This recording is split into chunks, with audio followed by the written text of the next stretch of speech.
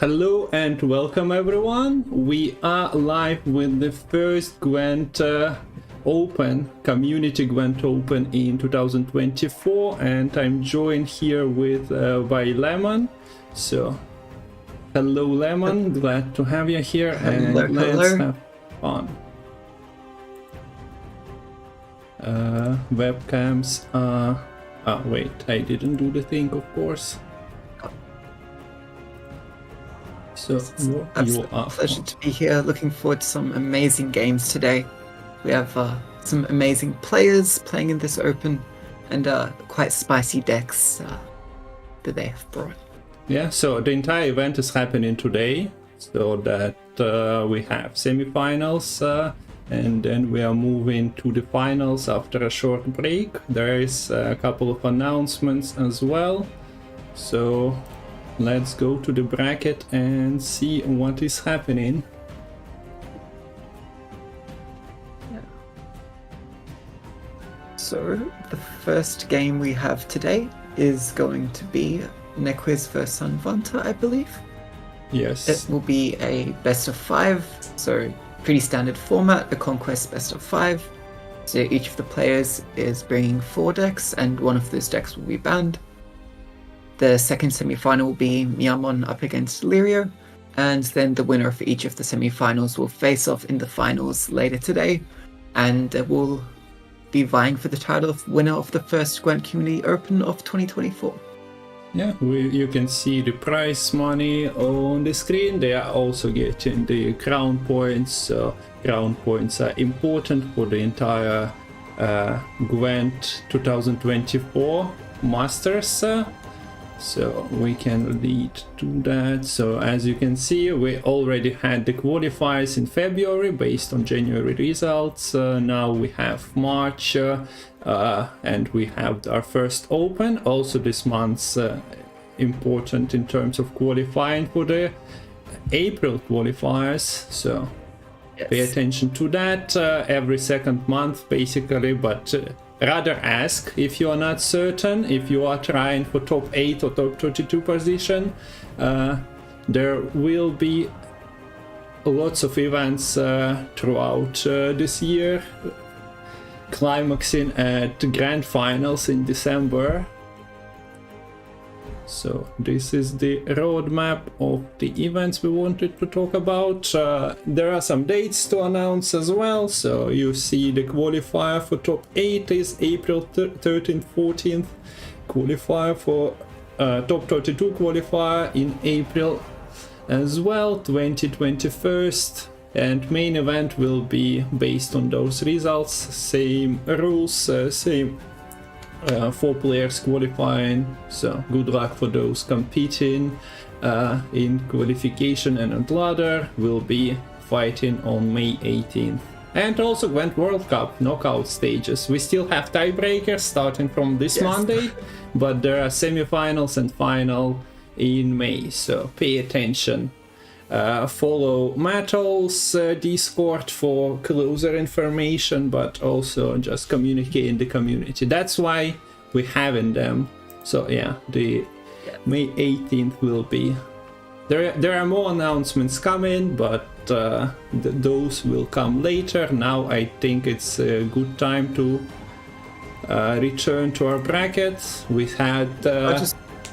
Sorry? I'll just quickly mention that if you do want to get the more information on all the community tournaments happening, you can use the command !masters in the chat, and that will give you a link to join the Discord where all the information is. But we can't really do that for you because we are on a delay, so yeah, just make sure you do that yourself.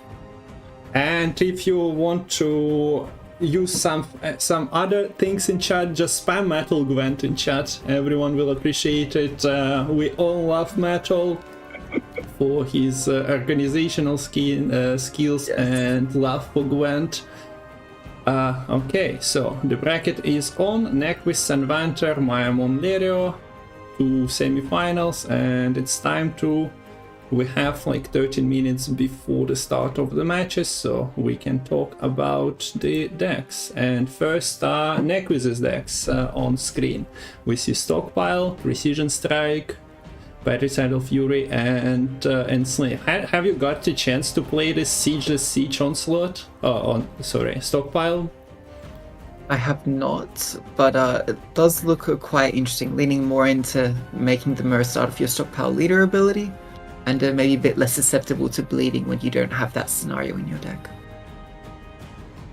Yeah, it's an interesting concept that, well, it's not completely fresh, but it's a bit weird to see in stockpile, seeing all the siege engines and not seeing the siege itself. But there is more than enough firepower in that deck, and I think Lucha took it to 2600 in like 70 games or less, so great results, and it's taken over, as you will see it more and more with Ladder, I believe. But we're also seeing like the siege version of it, so NR with stockpile seems to be quite good. Yeah, and there's quite a few nice control tools here between the heat wave, the muzzle, and the boiling oils, as well as a bit of cheeky ability to get used with the Terran infantries, doubling up on the casting contest with that as well. Yeah, this version is not running Flotsam, that also can reset order, but Adale is there for the infantry, and infantry with Radovid is playing for clean 13 points, and you can reactivate it multiple times, so quite a nice deck. Next one, Precision Strike. This is a rent-free deck. Means no specials, no heat waves, no answer to artifacts, but a nice point slam. And Precision Strike also means control. We see that leader is offensive, there are skirmishers that can be combined, there are random pings, and a little bit of toll punish with Geralt, so you can remove targets at like 5, 6, 7 power, combining your leader and some damage card. Yeah,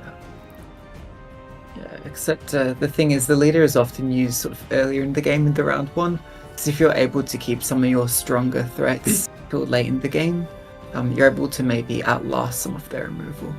But you do need to worry, because there is a lot of very strong point slam, and yeah, this deck can just throw its points and throw tempo around quite easily. So Renfrey was making an appearance. We do see that Nequiz is not like in Golden Necker, that tool vehicle for the deck building is not here, but Renfrey, another one, is added. Moving on, the classic Patricidal Fury, Devotion one with warriors and raids. So a lot of damage that you are also improving with each warlord. We see Freya's Blessing that allows you to replay another warlord, and you can Fukusha warlord as well. So that's a lot of damage in those bloodthirsty raid cards. But also top end consisting of soap, consisting of tier, providing a lot of points as well. Yeah, just a lot of control, a lot of raids. Not that much to say here. I will note that the toll punish can be something you can abuse playing up against Patricidal Fury, because Champion's Charge is their only actual toll punish, but it does require that Bloodthirst 3. So if their leader is used up, then you are kind of free to go as tall as you like. So that is, if you're able to get out of range of the raids, then you can actually try to do some things. And the last one, also a classic one, basically, Enslave with Tactics and Assimilate. A bit of a surprising addition. We haven't seen much of it recently. I'm not sure if any cards got buffs recently. Nausicaa's and all that is usually getting a nerf or two. Or like sitting on the seesaw going up and down, but here we see... except for that first Valence Council where we saw the surprise buffs to Vigon Brothens. But generally it's all been going slightly downhill from there.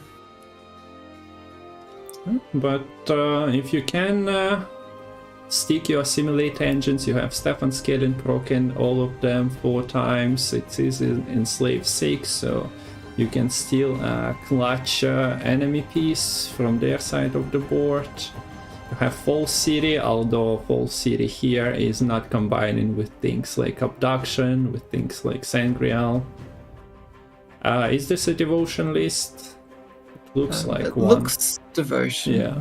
But it's not really running much, actually making use of the devotion. Can be handy if you do assimilate something with that devotion tag, though. But, yeah. So no reason to run tutors. You have your Culvate, so most likely you should be drawing most of your stuff. And Torres being like this catch-up card, you'd want to see it in round 1. It provides you with reach, it provides you with potential carryover as well. So this is Nequiz's list, and let's move to Sanvanter's. Sanvanter is a participant of Gwent World Cup as well, but after qualifying from top 32 qualifiers, is here competing, and once again we see the stockpile. No surprises. Deck is pretty popular, even if you haven't seen it much before. I promise you, you'll see now. This is the Musicians of Blaviken version. I'm not sure if Nequiz's was as well. Yes, it was. I believe Nequiz was as well. Yeah, Nequiz was, but there are quite a few other differences between these lists as well. You'll note that Sanvanter, I believe, is going a lot heavier on the Temerian infantry ability here, running the Adalia just like Nequiz, but in addition we see the Flotsam and the Garrison to either create additional copies or provide additional ways to refresh that order. And there's even a Dwimviandra here which can be used on the Flotsam to get yet another refresh onto the Temerian infantry. So we're able to maybe get upwards of like 5 copies depending on what cards are found, or 5 copies or uses of the order ability. Yeah. So we'll see, potentially even a mirror, unless this is a bad choice of players. So yeah, something new for NR. And next on the menu, Mahagam Forge. And well, have you been expecting Brewerhook making an appearance in Community Gwent Open? I cannot say I have. Over the last few months, I have seen experimentation with Mahagam Forge. Typically because that helps you with your what are they called? I forget the ones. The barricade boost by like in allies armor, but we don't actually see those being run in this list. Instead, it's more of a full-on wholesome dwarves making use of that Brewer. Yeah, just making sure you have armor on all your dwarves, so the Brewer is able to boost them all with his barricade. Yeah, not even seamless in this deck. There is a visual artifact, there is a Mahakam Pass. No Mastercrafted Spear should cost 10 provisions, but yeah, just pay attention to card names. They true pictures sometimes lag when you submit decks for the tournament. Yeah, we see Muzzle also being like here and there in players' decks. An interesting addition. You have less pinks here than in stockpile decks potentially to set it up, but well, with the skirmishers, you hope that you get value of the muzzle. Yeah, I mean, if you're able to float a skirmisher, you kind of have 9 reach on the muzzle, which that should be sufficient for most things. Next one is Magic Compass on slot list. Magic Compass is being sneaked in after the preventive nerf, as people were calling for it in the Balance Council. And Compass is at 11 provision so that it doesn't travel to 9. Not a big fan, but I understand the sentiment. Yeah. Perhaps it's fine, because we do see Compass being played here in the open. So a lot of thinning in this deck, which you have to have if you're playing that Compass. Wanderer is guaranteed to start in the opening deck, provides a sort of free, potentially 10+ tempo play. You have the discard package with the burner, and just the burner, because there is Musicians of Blaviken in this deck. Actually, no skirmishers either, because Musicians, so burners here purely for the thinning, not helping really with that tempo. We do see double abordage, however, newly buffed to 5 provisions. That should be able to help a little bit with the control and the thinning. But yeah. New cards, the Demon Pirate Sabotage is here. I'm not even sure if Skirmisher is at 4 or 5 provisions with the laugh of the community of buffing and nerfing the thinners. But yeah, this is the Blaviken version of it. Yeah. I think so. Yeah, a lot of control, and Commander's Horn does see play here. Combines particularly nicely with the Axle. Yeah. Raiding Fleet at 6 provisions as well, so you get your ships set up for Demon Smugglers, maybe potentially a bit faster, easier. Demon Smuggler is a very scary card, providing you on a slight condition 2 bodies at 4 power and 2 damage as well. And the last one, Madak, you must be happy. Yes, I am. But can you explain the Wilgeforce Renegade here for me? Unless there's something I'm missing, I'm not entirely sure why. Okay. Unless it helps, it's like a muzzle. If someone steals your Madoc, you can put it back in your hand and then play it from hand. But that seems like a lot of steps for not that great payoff. It's good at stealing Echo cards, like a Neomancy or even a Magic Compass if that's played early. But yeah, otherwise, is there something I'm missing here, do you think? I think Vigus Muzzle might be a reason, because we see it in multiple decks, and Madoc is on the rise recently, so that might be one of the motivations. Players. We also see a Master of Puppets in the Madoc list, which is not the regular edition, I believe, especially in a copy of 2, so you might also do some shenanigans with overswarming, so to say, with Master of Puppets if you use them with Illusionists, with Masha Truffles, Illusionist as well.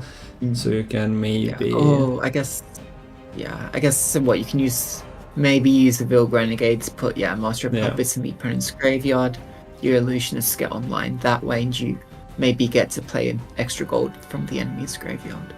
We see a Banish Bomb and Moondust as well, so Defenders and Maddox of your opponent. Usually Madoc Mirror is quite funky, since they delete one another's Maddox with heat waves and bombs, and then steal and trade bombs. So this is it. We should be getting banned soon. But I think the tournament was just started, so might take another minute or 2. So welcome everyone once again. This is the 1-day event, so stay with us and enjoy some competitive Gwent Community Masters. 2024 started a couple of months ago, but those were qualifiers and such. Now we have a first big one. So winner of this gets some prize pool and also crown points. It doesn't guarantee you a slot at the next bigger tournament. You'll have to qualify once again. So that's something important to note, because winning open doesn't give you a ticket to like the next big one. No, but it will help a lot in having enough crown points to make it into the qualifiers for the mid-season challenger. So the opens, you need to get in the top of ladder in the qualifying season to play in those qualifiers, but the challenger at the middle of the year, that does rely on crown points if you're getting your spot in the qualifiers. So all these players are already on like the higher echelons of crown points by making it into the first open here, and I'm sure they'd love to gain even more crown points to help them get that very coveted spot in the challenger qualifiers. Yes, that's true. So we are waiting for the bans to come, and then we can start with watching Nequiz, Sanvanter, then we'll have a slight break and the second player playing Myamon, Lerio. We are potentially getting Gwent Masters rematch if Sanvanter and Lerio are progressing. That would be fun, but also Sanvanter and Myamon, sorry, yeah. But Lerio, Nequiz are also great ladder and tournament players. We've seen them compete. And let's hope for the great matches. Are in, and invites are in. Okay, accepting invite. Can you tell me the bans? Players Squirtle are banned. So no Ren-free Precision Strike for Nequiz, and no Mahakam Forged Wars for Sanvanter. So apologies to any Dwarf enjoyers, not going to see any Bruverhoog here in the open. But hopefully there will be some other decks that you're happy to get behind in Barrack for. If you want a lovely deck to enjoy, I would recommend Madoc, but I am a little bit biased there. Yeah, unfortunate for the green faction, and now we're waiting for the card spinning and match starting. Who's going first? So Sanvanter is starting us out here on blue coin. I'd say you definitely don't want to take your Madoc. We've even seen in previous castings where players took Madoc on blue coin, had to even discard turn 1 because they lacked proactivity. Skellige Pirates, that's another coin I'd say you prefer that red coin on, as you can tempo abuse a little bit. I'd say the Northern Realm Stockpile is the most obvious choice for the blue coin here for Sanvanter. Most Northern Realms decks do like that blue coin, just getting to go first, setting up your engines, getting your siege engines on board quickly would give you a nice way to sort of just take over the round. And there is also Griffin Witches with Crystal Skulls for both stockpile decks, I believe. So yeah, they'll definitely want to be making use of that on the blue coin. Okay, so waiting for the rematch screen to break. Don't hear the sounds the yet. Other side of things, Nequiz, wouldn't be surprised if we see maybe the Warriors here on the red coin. Might have a decent time sort of dealing with some of the engines on the stockpile. Okay, I hear the sounds, but I don't get the picture, so... Okay, my predictions are pretty accurate here. So we do have stockpile here for Sanvanter on blue coin, and it is Warriors on the red coin for Nequiz. So Redanian Secret Services going back into the deck. We already see musicians coming out to play their music onto the board, and Radovid Judgment to start with that Crystal Skull. So interesting using it on the Radovid rather than one of the Griffin Witches in hand. Really valuing ensuring the Radovid lives, because that gives you so much carryover on all of your Temerian infantries. Okay, I'll need a moment to add the player info since the platform broke, so please take us through the first turns here. Okay, so yes, then we have Carabalista coming down, thins out that Siege Master, draws into Flotsam, very nice to see. As an artifact, Flotsam is one of the few cards that isn't tutorable with that Royal Decree, so you'd love to see that in hand, even maybe playing a round 2 to set up the resilience for either that round 2 or round 3. On the other side, Nequiz just playing out the first Warlord. That's +1 to all the damages on raids for the rest of the game. Likely the Blood Eagle coming out here from Vabiorn to play the second Highland Warlord. Yeah, you'd love to have access to both of them from hand, but if you have to do it with the Blood Eagle, so be it. It's a lot of control enhancement for the siege engines. Yeah, and at least killing the Siege Master, you deny the crew on the Carabalista, so it only gets that 1 armor. But very smart here for Sanvanter, playing the Reinforced Ballista on the range row, getting that 1 boost from the formation, keeps it out of range for Primal Savagery.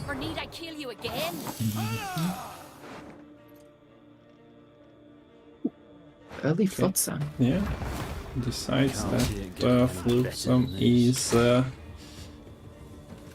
play here doesn't play the Witcher from hand, but gets an extra copy.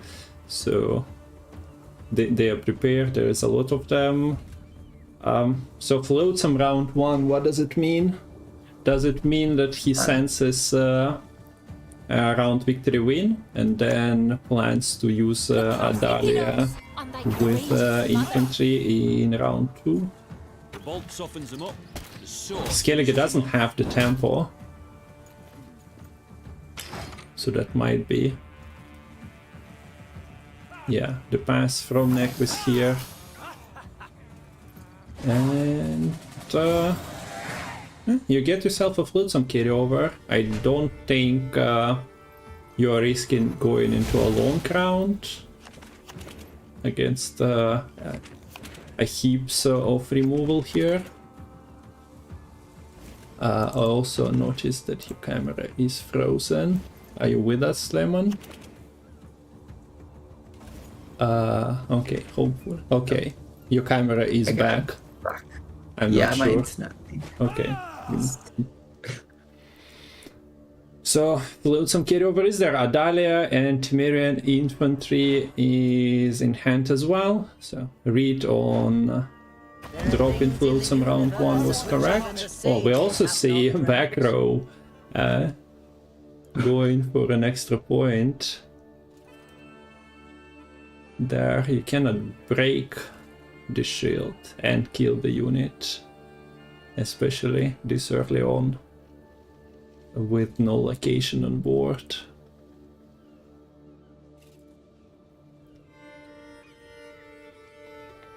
So nice, 1 extra point greed from Sanvanter, makes sense. All the random pings are not capable, there is just not enough of them to kill a full power unit.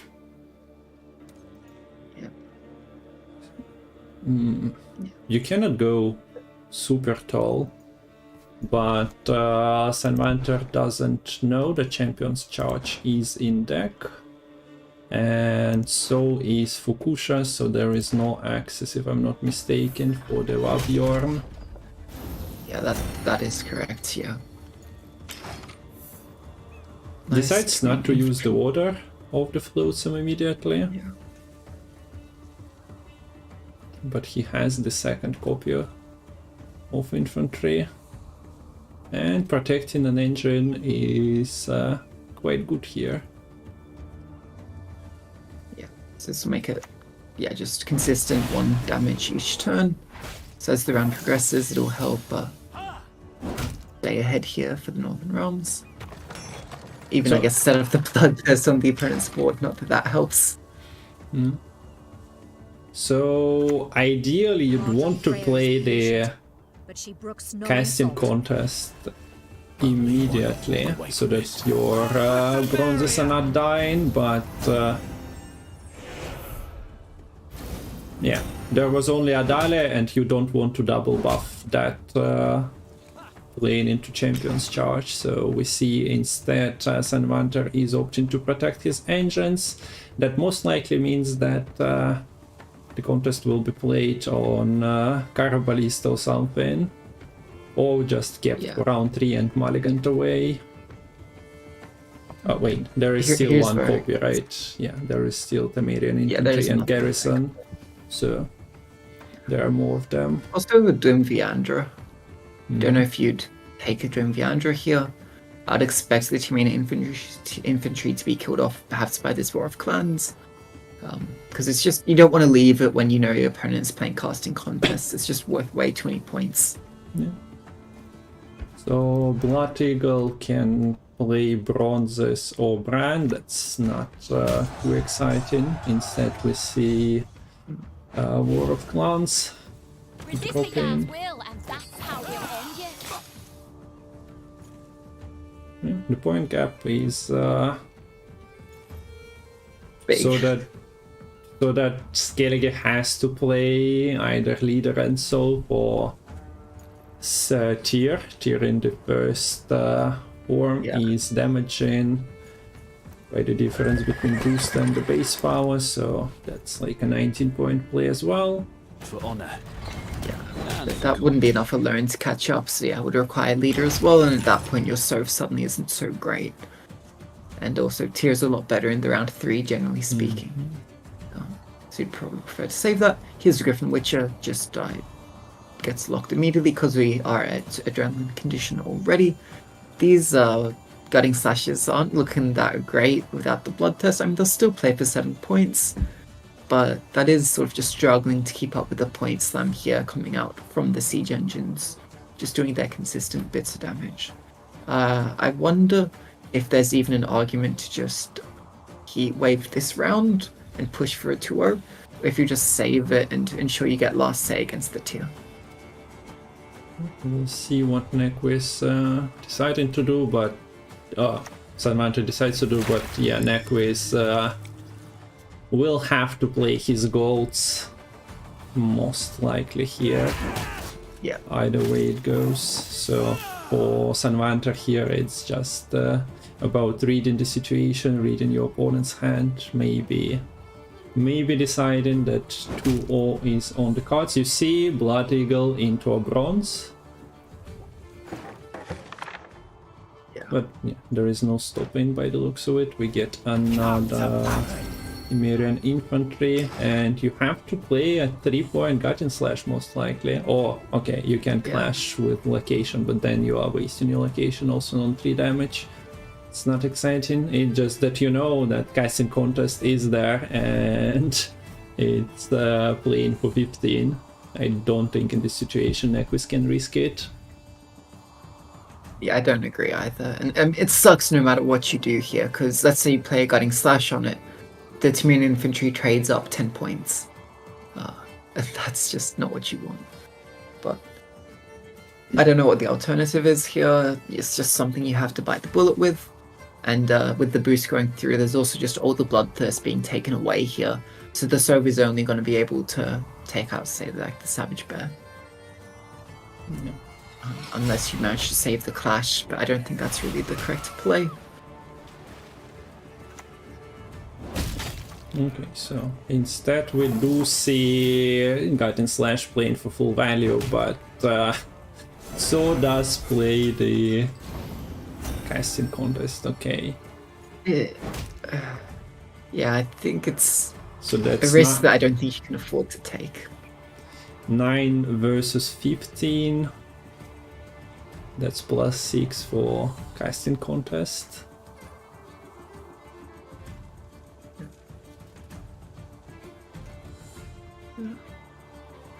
Yeah, and I don't think there's a way to get like the 6 bloodthirst here either. Your location is a way to activate it, or you just go for 4. Yeah. Got my scar? In addition to the slash, I suppose you could get it, but it'd be a little bit difficult to line up. So it goes for instant value. And see the almost catch up here. Problem is you gave quite a valuable heatwave target over to your opponent here. Whereas if you maybe delayed that a turn, sort of just played the Guiding Slash, the heatwave would have been a lot less good. But the pass does come through regardless. And I think it's just going to have to be the tier. Unless... Ooh, maybe... Okay, Guiding Slash is 9, you can get 6 points on the K troll. That's still short. Yeah, 9 plus 6 is 1. Wait, is it really 1 short? So we might see... Okay.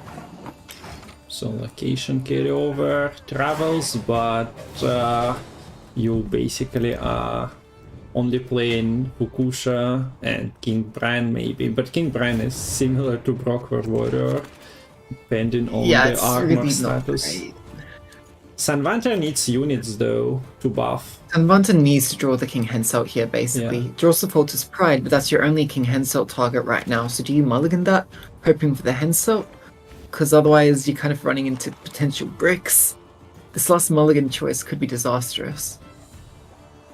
I got the visual back with Dwim Viandra and Polter Sprite. Was Dwim the mulligan target? I assume so. One. Okay. So, decisions. Do we want 1 power siege? Just holds, doesn't risk it. So yeah. Which is probably safer. Can go slightly uninteractive here. Yeah, most likely will do. I see no reason not heat waving. Yeah. With the big bodies already gone. And that's game. Yeah. Yeah. I don't really see a way out of it, considering leader advantage was lost for Skellige. The Falter's Pride, even with just leader alone, would be more than enough.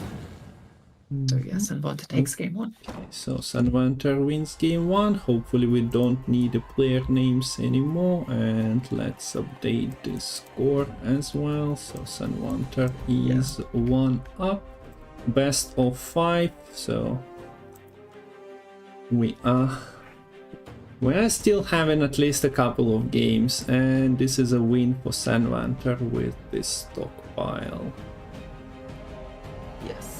So we see that winning, and now it's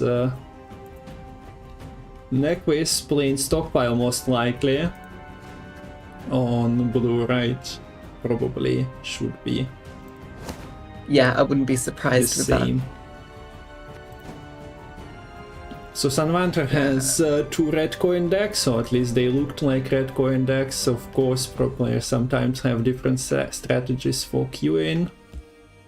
that. But Yeah, especially with like the Crystal Skull inclusions with the Griffin Witches, these stockpile decks are definitely on the blue coin side of things. And also there are quite red coin heavy decks with both Skellige and the arguably the Enough Gods as well from both players. What should Sanvanter take? Probably either the Pirates or the Madoc. What do you reckon? I think we'll see Madoc, but that's just a 50-50 honestly from me here. And it's a correct 50-50. Wow. Impressive. Okay. Alright. Will the Kingslayer be drawn here? Yes, it is. There we go. That's what the Madoc player would love to see. Ooh, don't love the Madoc in hand. Guess we'll see that going back just like that, Hubert, right? Good Adalia draw for Nequiz, quite skilled, as well as the Vigo being drawn for Sanvanter. Yeah, there is Heatwave in Nequiz's hand, so that Madoc might just make a cameo appearance here, not really staying for too long. Yeah, this is going to be rough for the Madoc. You have Heatwave for the Madoc, Muzzle for the Phoenix, Boiling Oils for Master of Puppets, or if they try to get them through Illusionist, you have the pings from Carballistas, which you can try to protect a bit on the back row, get them out of range of bombs. A bit annoying with the Redanian Secret Service drawn there with the Siege Masters, but the second one does come out anyways. But this siege, or not siege, stockpile is running a few tall units thanks to Adalia and Temerian infantry spam, so I wonder if Master of Puppets can still get the job done, or will they be all pinked away because Sanvanter is not playing that famous Masters deck with also Petri filters, so... I guess what the alternative here is, with the Madoc Scorn, you're just going to pivot hard into Master of Puppets, trying to use the Ramon onto Illusionist, once you truffle on Illusionist, even let the Kingslayer can get you another Master of Puppets, but it's Illusionists are also quite good on engines if you get them early. The problem is you spawn 1-point engines, siege engines, and they are getting pinged away with your opponent ones in the next round potentially, if there are still machines. Of course, handled with the stockpile, especially if that Radovid finds it home at Nequiz's hand later on. With 5 charges, it's a devastating board wipe waiting to happen. Yeah, although I don't think you'll get to 5 charges here. I think you would see it at minimum like a leader plus a bomb killing the Radovid when it's played. With the Crystal Skull going here in particular. Also, Radovid needs to be found because it's currently not in access. Wars are won with discipline. Okay, so bombs are not amazing, might as well being on red coin. Play them out of your deck. Yeah, especially the 3 damage bomb, it's not going to kill anything. And it's unlikely to sort of get the death blow and then go on to something else as well. So what can Sanvanter grab now? Heatwave? Considering you'll have Temerian infantry playing on deploy, boosting to like 12. You also have Hanseld growing, but once again, like everything probably cannot be controlled, but a lot of things can be, thanks to leader. And we see the Heatwave grabbed. And Master of Puppets traveling to your opponent's side of the board, but not on board, straight to the graveyard, activating the Illusionists. Yeah. Does it have an agent tag? It should, yeah, it does. Yeah. Doing the work. Alright. Yeah, and the other thing is, I don't know if I mentioned, the Phoenix is quite sketchy up against the Vigo's muzzle, because not only does that deal with the Phoenix, but then it actually becomes active for your opponent here. So unless you're able to maybe boost the Phoenix up with like a Mushy Truffle or boost or something on the same turn, it's quite awkward. Yeah, I would agree. Okay, so we see that not all Temerian infantries need to be played at 5 leader charges. Your opponent can stop that, and also you have to play something, draw dependent. It's more that. Yeah. Because what do you play here? Do you play the Redanian Secret Service? That's really bad. You want to have that for next round to counter the Imprisonment Leader. You don't want to play your golds here, so then you're literally only left with Temerian infantry, which is, yeah, not ideal. So Sanvanter needs to close a 20+ point gap, meaning that he either needs to rely on his Master of Puppets starting right here, right now, and he can do that. There are no active charges on Carabalistas, but besides that, yeah, this round is doomed. And he will be better, just passing. No idea how this matchup goes. This deck got on my radar basically 5 days ago when people started like jamming and showing good results on ladder with it. The stockpile one. But I haven't played it myself for more than 2 games yet. And the other thing is also, I don't think most Matol decks run the Master of Puppets. So this gives Nequiz something quite valuable to sort of pivot into here. Oh, sorry, Sanvanter, something to pivot into. So there are no crew machines in deck for Nequiz. At the moment, Carabalistas were played round 1, and last Mulligan brought Foltest Pride. Foltest just wanted to at least participate in this hangout day of other kings. He wasn't invited himself, but at least he sent his pride. It still irks me how yeah, Foltest Pride works best with King himself. It's understandable. So Sanvanter is not burning his leader charge here. Maybe expected Nequiz to get out of the round. I don't know. But leader... wait, he also didn't see the second Redanian service, so you'd need to like use 2 leader charges. Makes sense. Yeah, I'm super surprised that this Radovid was allowed to stick. Like, you could have dealt with it with the bomb and leader. Yeah. But I suppose that might have been, but I don't know, maybe that's the next level. Like, you know that your Radovid is not going through, so maybe you just threw it on 7 cards and you are planning to pass, so I'll play my Masha Truffle as a kid over. No idea.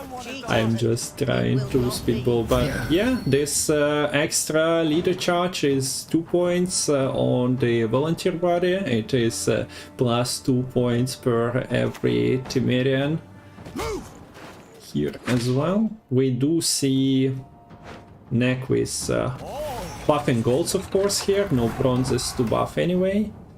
but important to know that Master of Puppets cannot swap with gold, so Yes. a And big caution. currently this Roderick is only finding a Phoenix here for Sanvanter. Look at this. Look at this synergy, muzzle plus retain and secret service. You steal something and then you can use it immediately. Also, as you mentioned, good at stealing phoenixes and also keeping that vitality. The card would have been pretty great in this match. Either way it would go. Unless protection with artifacts going to be happening to the important targets, which it wasn't. Yeah. So, what is? Yeah, I would think your best choice is going like Roderick Phoenix, then Kingslayer Phoenix. Like it doesn't matter if the Phoenixes get killed; they still get their resilience through here. But looks like worried a bit about the points, trying to get the more illusions on board. This does give engines to help you contest this properly. Well, setting up Phoenix is nice, but if your matchup will require you to play Mashet Raffle as well, it's 6 points lost. That is true. But Ramon is also quite a big commitment. It does force the pass at the very least. But that was kind of inevitable for Nequiz with the Brick 10 out in hand. So there's the Phoenix. Yeah. Not much left in the ways of illusionists. Though I guess Vigo can help get another and perhaps the safe drive if it is found. Yeah, we have... Both mulligans are forced here for the Northern Realms onto the Pride and the Hubert. Luckily, it doesn't draw the Decree. That would have been disastrous if that was found in those mulligans, because that wouldn't have really had a proper target. But stays away from that. Okay, so what are we setting up? We are setting up Masters of Puppets immediately, but yeah, that's no concern for Nequiz at the moment. Deals with Illusionists going one on the board, dying, and then the next comes is not as scary as you can just kill off their create targets. What are you doing here with your boiling oil? There is still, you expect at least one more illusionist to come. Yeah, minimum. So you cannot kill that? Yeah, you need to basically get value with your siege engines on deploy here, I think, because between the bomb potential and the leader, you just need to get them through straight away. Can you Alternatively, try to play Reinforced Blister back row as well. Can you go for Hansel now? I guess on this rope not anymore, but you could have I don't tried. think there's a rush to go for the Hansel. I mean, these Master of Puppets are useless if you don't have any bronzes on board. So luck is fine. Okay, so you just You leave need the to be Hansel for careful, finisher. though. Actually, the luck is sketchy because now Sanvanter can play, in theory, like a Master of Puppets or something, just next to the lot Master of Puppets, and then oil wouldn't be a viable choice to kill the second one because it would purify on the death blow. So what is the Sapper bringing? Anything bad? Not really, but the bombs are not amazing. So let's see. It is the Sapper here. Stop your yapping and start. Okay.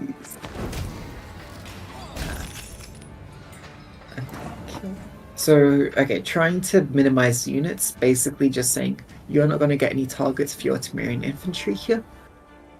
You're either going to give me a chance to kill it, or just have to boost bronzes, then my Master of Puppets can do things. But the so maybe this gets to stay alive. And Masters of Puppets are sadly dying.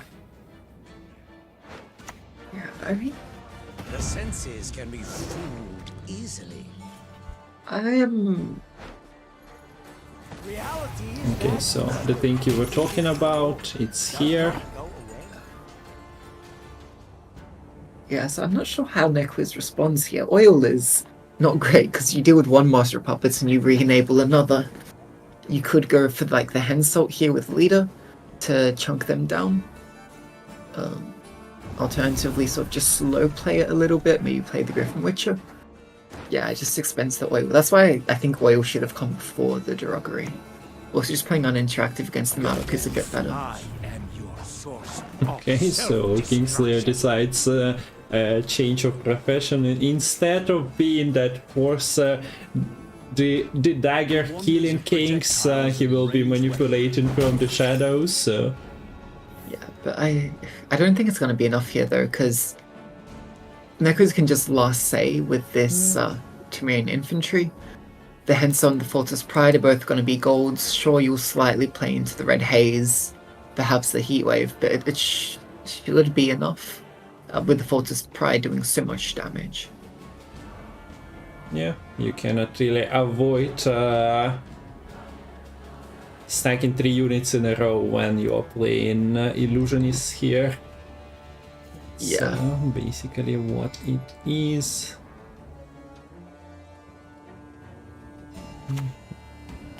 Yeah, value bomb here. Sadly, the top deck could have been a little bit better with Slave Driver, I suppose.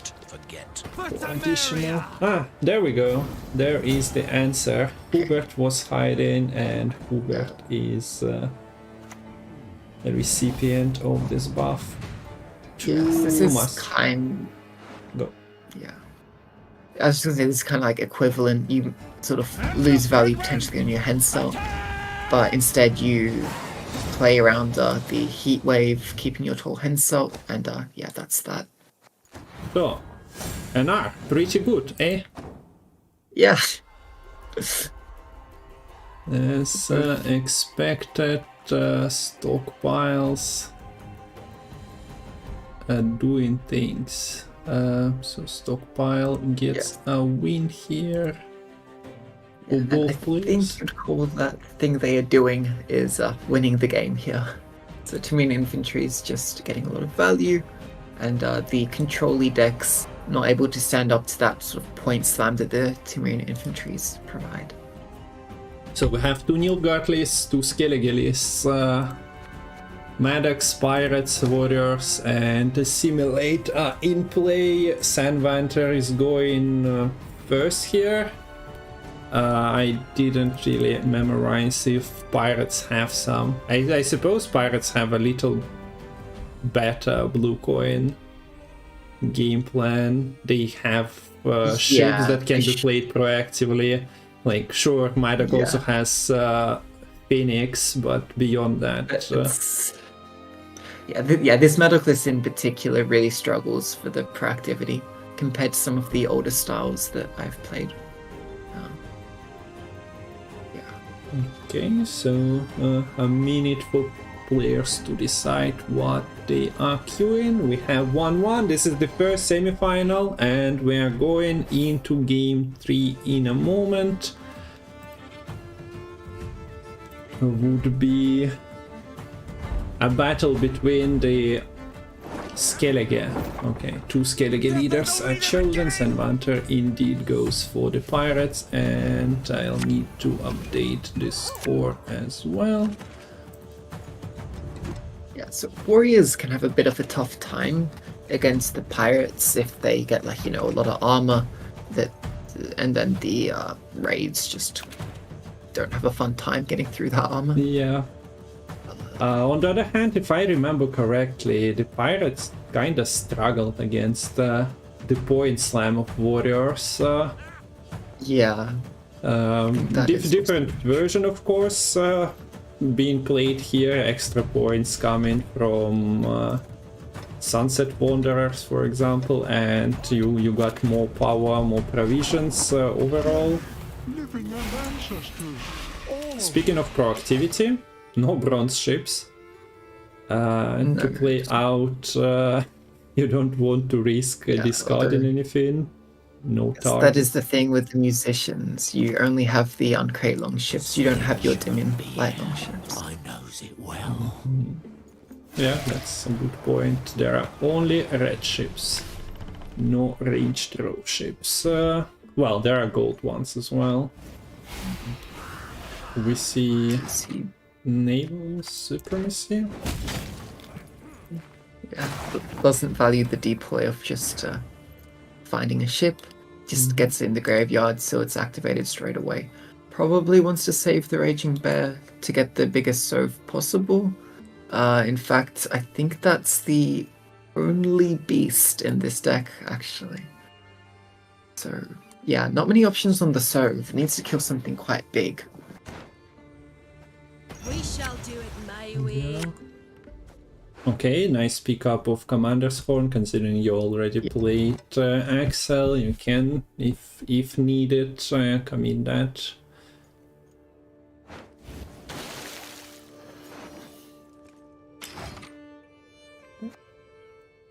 We also have like a card I haven't seen in a while, the Feral Bond, so nice to see.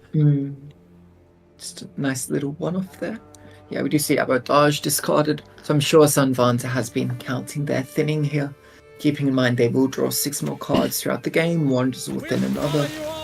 So really only needs, I think, 1 more additional thin to get the compass online. I haven't thought much about thinning here, but I don't think there's enough to do double compass in this deck either. But Yeah, it looks more like a one-off for Fukusha or whatever is it that you're fancying for round 3. So finds the pies pattern here. Of course, warriors playing slowly, setting up the graveyard, setting up the raid damage carryover, are in need of some extra points here. Tallest unit you can kill is a 5, so that is not getting you anywhere. So how much would you need to spend on catching up here? We can go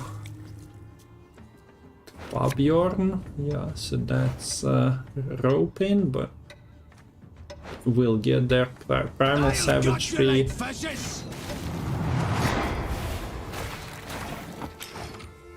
Okay, waiting for Lemon to return as well. Something's up. And are you here? I think so. Yeah, Sorry, I'm not okay, sure what's welcome happening. back. We have warriors throwing not everything, but a lot here for catching up, and we actually see the bleeding going through, and Warlord creating some extra carryover there, dying from bleeds, but coming back after a little Skellige ritual. So, main cards preserved here for Nequiz. Sanvanter will have room to play his carryover, but I'm not sure if there is anything for the carryover, considering Kyle that didn't make the cut. Okay, and he's back again. Hello, hello. Alright, sorry about that. Yeah, no problem. People will understand. Matol, when are we having on-site tournaments with all the players and casters invited to Poland? Yeah. Just love to fly all the way across to Europe. Yeah. Able to, yeah. Note that for a deck that is kind of forced to thin to play out your your magic compass here, you do need to play 3 cards from the dry pass, because otherwise you'd have sort of extra mulligans rather than those cards being played from hand. You'd just have too many cards in your deck at that point. Do you abordage? I think you need to keep the abordage to have enough thinning, if I've counted it correctly. Or Sove would also thin by 1, actually. It's whether you want to try to... You cannot damage anything, though. Yeah, that's the problem. So, that okay, so Sanvanter decides that he'll thin enough. He throws 3 sunset throws. The other problem here is there is only the Raging Bear that can be used with the Sove, and you'll have the Averdage and the Sunset Wanderers both top decking here in the round 3. So you kind of need to play that Sove before those go through. That is if you at least find the Sove and not the Raging Bear. Okay. There it is. But, The last mulligan. Just jumping in the last card here. I know. Cards are probably not what Skellige uses for commuting most of the time. Yeah. But, to be fair, that should have been guaranteed because there was only 5 cards left indexed, even though it was the bottom card. Enough thinning was found to make that guaranteed. And yeah, with no Warriors Purify or anything, it is fine to just lead out with the Sove here. Yeah, not running into any of those top deck problems. Yeah. Okay, so Kair Trolled is landing here, and Red Ship. How much of a problem is Pirates all armored up, besides the newly drone Demon Pirate here?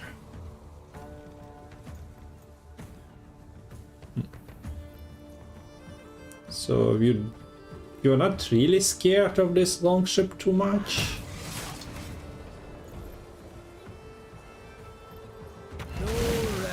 But it gets answered nonetheless.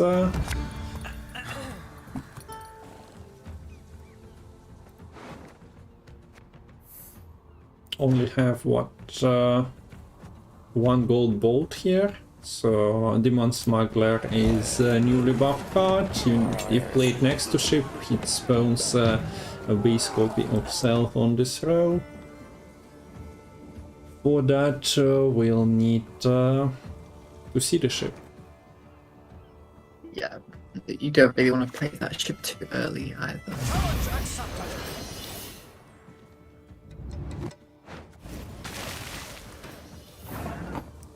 Actually, see another coming of the uncreated longship here.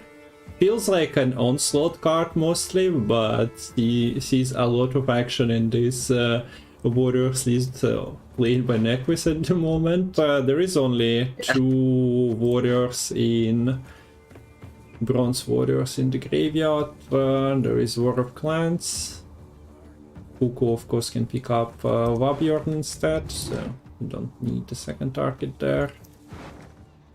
And the second War of Clans is what you'd want from Vabjorn, so you have to pick up something that is not a warrior from your graveyard then. Yeah.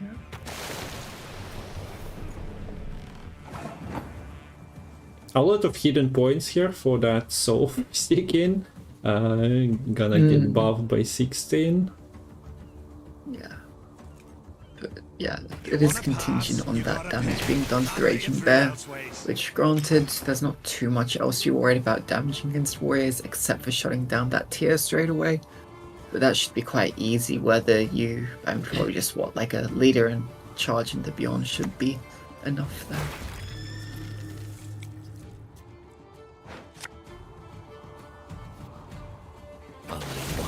Away from this. I'm fine on the Discord side of things now, I think. You should be, yeah. Is your game okay? My game is... No, my game is stuck at the start of round 3, basically. Okay, sorry about that. You'll have to... I guess you cannot really restart it by any means. I can try and share you the screen. If it doesn't mess things up, otherwise just focus on the game. Okay, so it might mess up the camera, so I'll just hide your camera for this game. We see the compass played for Fuku,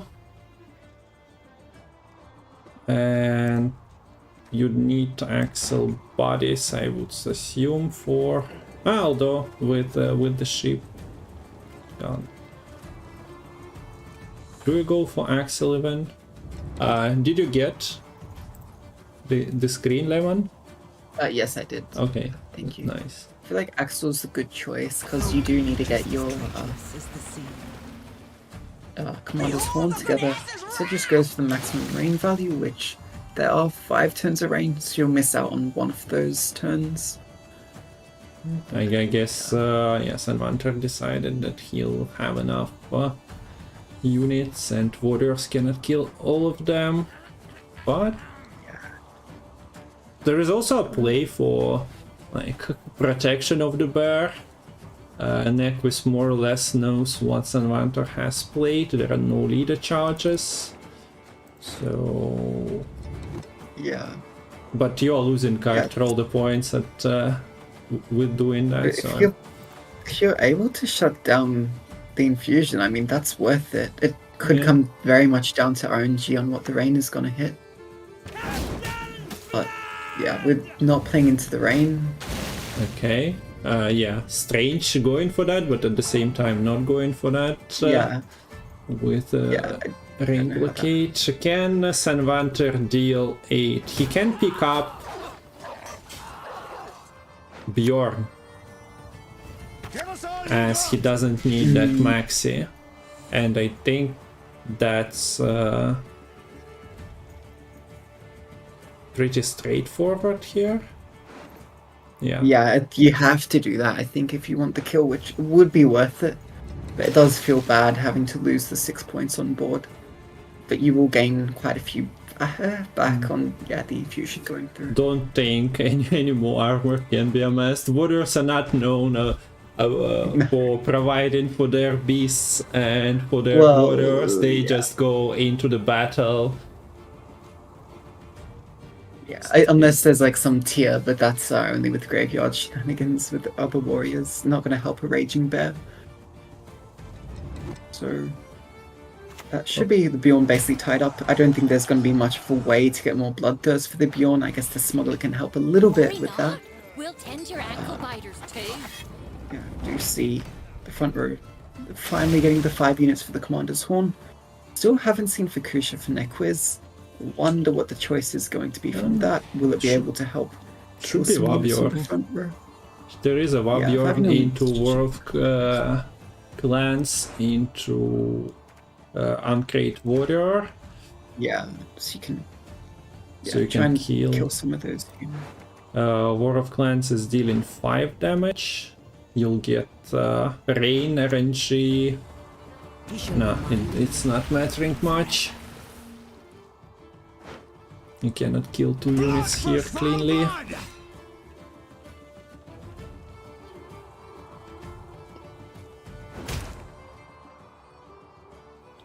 And the only target there doesn't even go for the kill. Just takes the points. So Sofa is beefing up a little bit here. He was on a strong diet for most of this round, but in the end he gets a plenty of bear meat by the looks of it.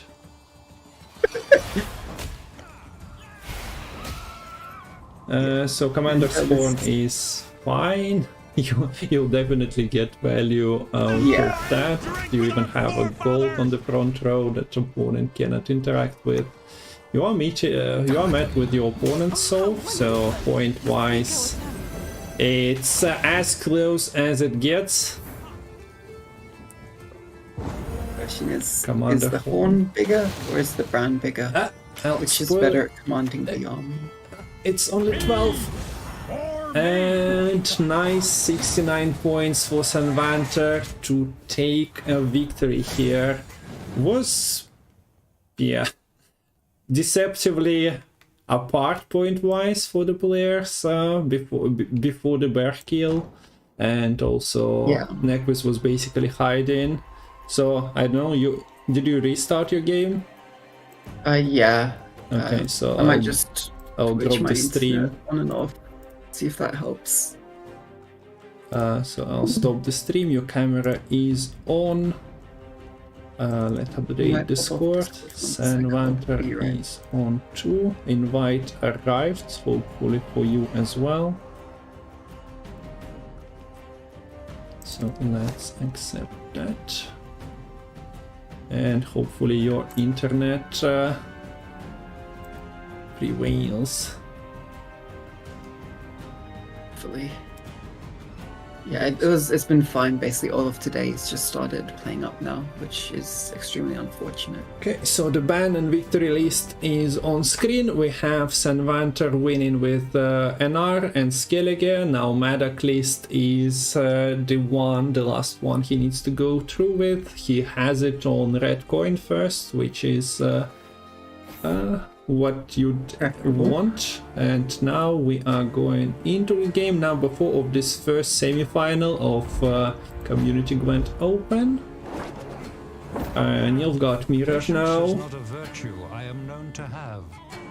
Okay, seems to be updated everything. Yeah. Huh. Can Madoc do it against the Simulate? Been a long time since he met with the Simulate, most likely. Yeah, so this is when I was running Madoc a lot on ladder. Assimilate was my most scary matchup, especially if they found the Taurus round 1, because then they could copy your Nausicas, which we don't actually see here, but more particularly they could copy the Ramon and the Slave Drivers and Vigo, and it was just not a very fun time. But the Taurus is missing here for Nequiz. All the bronzes and Artorius accompanying Calvit on his endeavor. Big and beautiful. Okay, Madoc is there. So you can seize the Madoc, but you'd much rather seize the Kingslayer Madoc if the opponent does have that Kingslayer. I would expect Roderick to be, yeah, not guaranteed. You probably don't want to roll here. It was lucky that the Renegade did get drawn, so the Roderick is now slightly more consistent if you want to risk it. But maybe that's not a biscuit you're willing to chase. Okay, so we do see Master of Puppets landing. It's you need to keep in mind that you're playing against Nilfgaard, and they have things like Duchess's Informant to copy the Master of Puppets later and just overrun you with your own tactics, although Sanvanter's list is not really going tall, especially since you mentioned no Nausicaa at all here. What else is there? Okay, we do see Kingslayer. Let's find it. It was a 2 and 3, so you would think it should be more likely than not. It does get ahead here, though I would not be surprised to see actually no leader from Nequiz just yet. Maybe not rushing. No heat wave for Sanvanter. He has Vilgeforce to provide him with that heat wave by the looks of it. I mean, there's no heat wave in either deck here, no? No, I meant like we've seen that Renegade yes, used yes, for the in heat other wave before, matchups. so he's just relying on the opponent, so running heat wave, no luck here, so no tall punish means Nequiz can go tall. Still the Vilgefortz, but that's not going to be coming for quite a while, I think.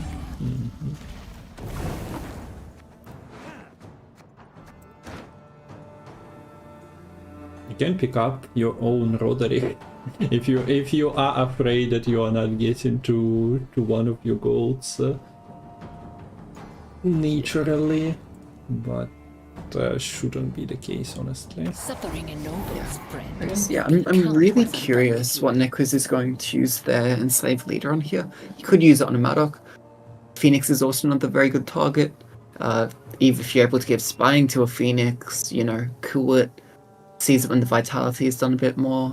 Get it from Terra Nova, you can get potentially like 3 Phoenixes all at once, which is a bit problematic for Madoc, especially if you only click them on your last turn. That doesn't give a lot of time to interact with all those points. But Nequiz is happy also to get Ramon Spine for him, so that those Nausicas. Everyone loves some good old Nilfgaard Nausicaa spam. So if they can get going, that's nice. It also might be not true statement at all. Not sure. Obey. How many fans are there of Nausicaa? The other thing is that the Terra Nova the Ramon being played from Terra Nova gives quite a nice outward target for Nequiz if the Ramon does stick for at least one turn. True. Yeah. So Okay, Master Puppets clicked. Seizes that Assimilate engine. If it sticks for one more turn, could be used by Nequiz to reverse that seize. But wonder whether we will see playing into this still. I mean, you can at least just keep building up on this Calvi. You're not worried about a toll punish. But it does take the loss on even and decides to let it go through before going down to 4 cards. So leader Has a kept, chance to defend, I believe. our thoughts set up, and you play the Calvit. So now you are defending yourself with the best cards you got. Yeah. Notably, there is no Lydia, right? The card that people were like pretty excited about, and there are lines of Lydia still in Northern Wind, but not the case in this particular lineup. Is I'm really not sure how you'd sort of efficiently lead a bleed here for Sanvanter, because what is your proactivity? Like it's Renegade, Veiled bad Renegade, cards. which doesn't have anything good to pull. You can play Phoenix, but that seems a bit questionable against this leader. Yes, if you want to get it out in a round, you can drop it. Instead we see the carry over setup, playing the dead bomb, but what is that might never die, but comes back with 2 medics. This is like very nice sequencing with the Medoc. You can do this either with like more typically a Sapper. If you play a bomb that only targets enemies, the Sapper won't kill itself. Also works from a War Council. A very handy trick to play around Graveyard Punish, although there isn't any in the Assimilate list here. So onto here with the Brothans, pulling out the Emissary to protect it. Again, no toll punish available for Sanvanter, so if you're able to keep out of range of the bombs and the cataclysms, you're doing a pretty good job. Okay, we're not clicking medic apparently. It's fine. Yeah, I don't understand why you wouldn't there. Maybe Sanvanter is new. Maybe he wants to threaten both rows, but yeah, looks like now he remembers. But yeah, might have just been a memory. But I don't even understand why you wouldn't click the other Maddock to try to get that to roll onto the back row as well. Yeah, I'm not sure if there's just trying to force little throws or something. Having 15-point unit, you would want to cataclysm it as much as possible. Yeah, I agree. Yeah, but still, nothing great in the graveyard for Renegade when your opponent is just spamming spies. Now, potentially, if you kill Artorias. Which, okay, maybe this is all a bait by Sanvanter to make Nequiz play into the same row and build up this red haze, but you do see the red haze being played around. It's not very good here. Yeah. Do a double leader. Vilge forts. Okay. That was Phoenix discard, so that there is no interaction with Enslave. Yep. And you still get it back in round 3. But yeah, Sanvanter has probably no illusions of winning and getting an extra card. Winning on even allows you to bleed as much as you wish, but... yeah, I guess do you just vibe for Witcher, Clog and Emissary here? Or just take the sort of more patient route of the light cavalry. Okay, takes like cavalry, back rows it. But yeah, it's hitting armor at the moment, so not really impressive. Plays into red haze. Like also not impressive value for the red haze, but it's something. But yeah, here's the problem though. This is getting really awkward for Nequiz on what you throw away here. As we've discussed, the Terra Nova, Artord, and the Nausicaa are all very important at working together. If you want your Terra Nova to not suck, you need the Nausicaa still in hand. Because Nequiz only runs one Nausicaa in this deck. So you need to keep that in hand, which is why we see the Stefan being considered the least valuable card here. It says Terra Nova is currently worth more than Stefan. At least this Torres is online if you want to play on a Sergeant next turn, but you'd prefer to keep that for a 1 later on. Yeah, and the bleed continues. For the person saying that there are no drops, that's not true. Lemon's FPS and webcam drops occasionally, so not particularly true in that regard. But yeah. Ouch.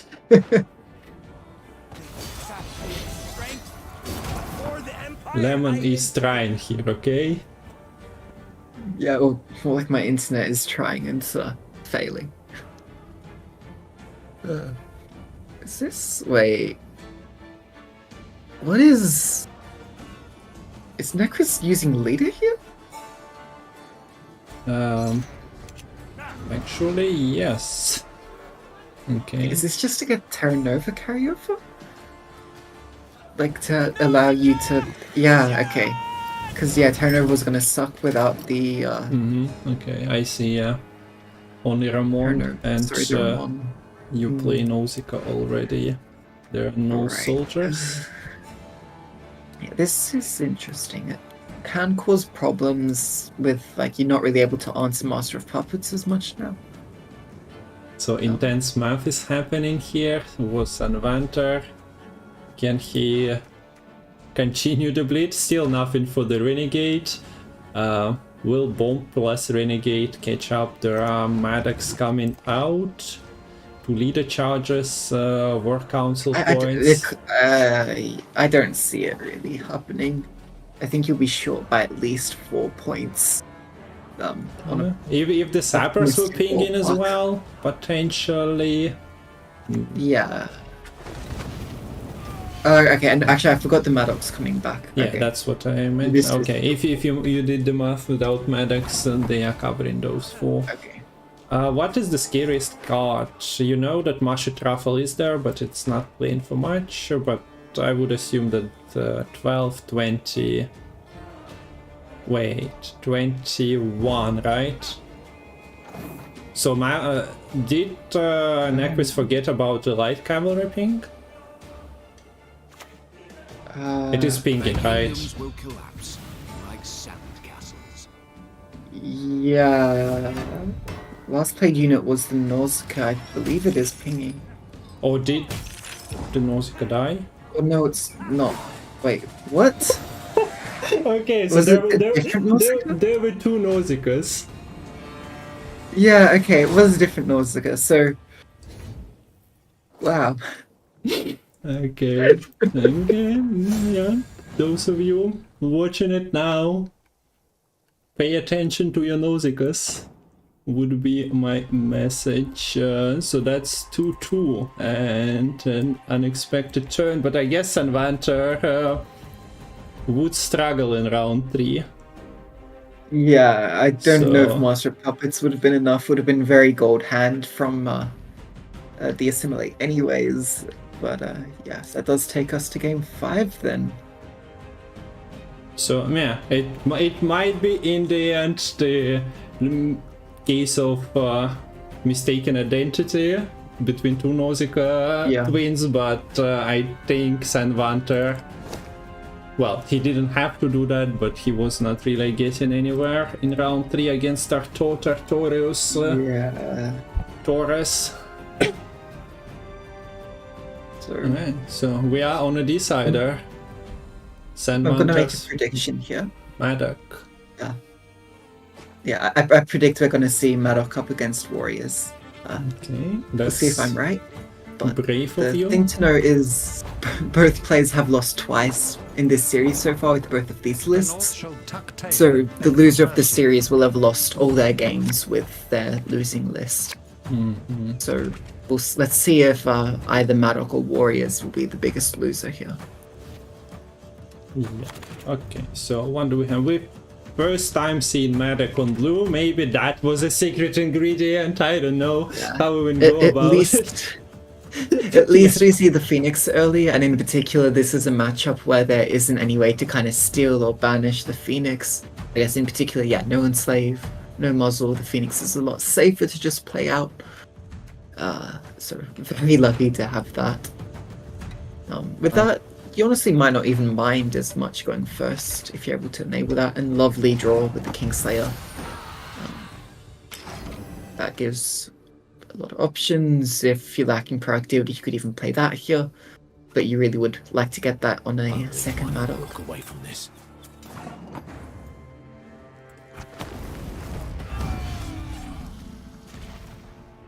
Yeah, I was just checking. Oh, we see the Madoc protection as well, so that you are guaranteeing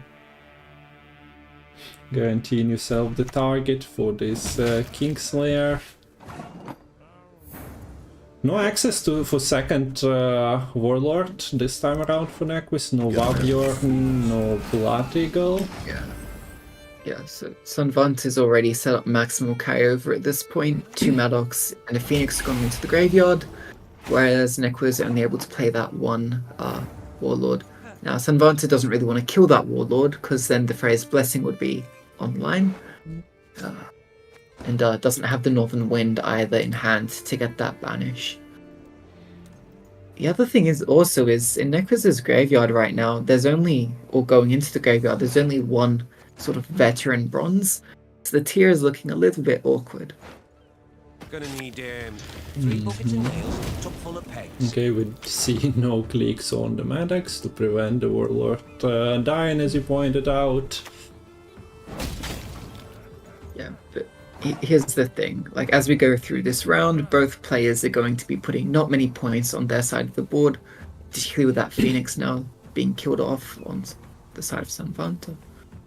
So it's basically a game of how long are you happy to play into this round. We see, the Sapper is sad. He came into this match trying to do his best job, but he's not allowed to, because his job will be the worst case scenario here.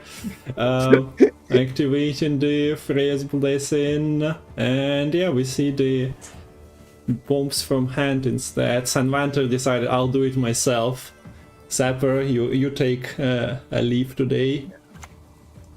So there's an argument as well to kind of save the Sapper, especially in this kind of matchup, because it can be a bit inefficient to kill a whole lot of Sappers at once if you're able to sort of spam them. Yeah. Awkward day in the Madoc world as well, because the Madoc on front row would have liked to jump here and there, but he is buffed to 6, so not a lot of motivation in there as well. Okay, you can banish the Warlord then. Northern Wind. Is it happening? Or decides that Brockwar is less of an issue. Still allows to replay the Brockwar though. Not the best Brockwar value, and there is another one in hand, but nonetheless. Yeah, I think it's to ensure that this 5-power Madoc isn't killed, you actually get the Cataclysm value.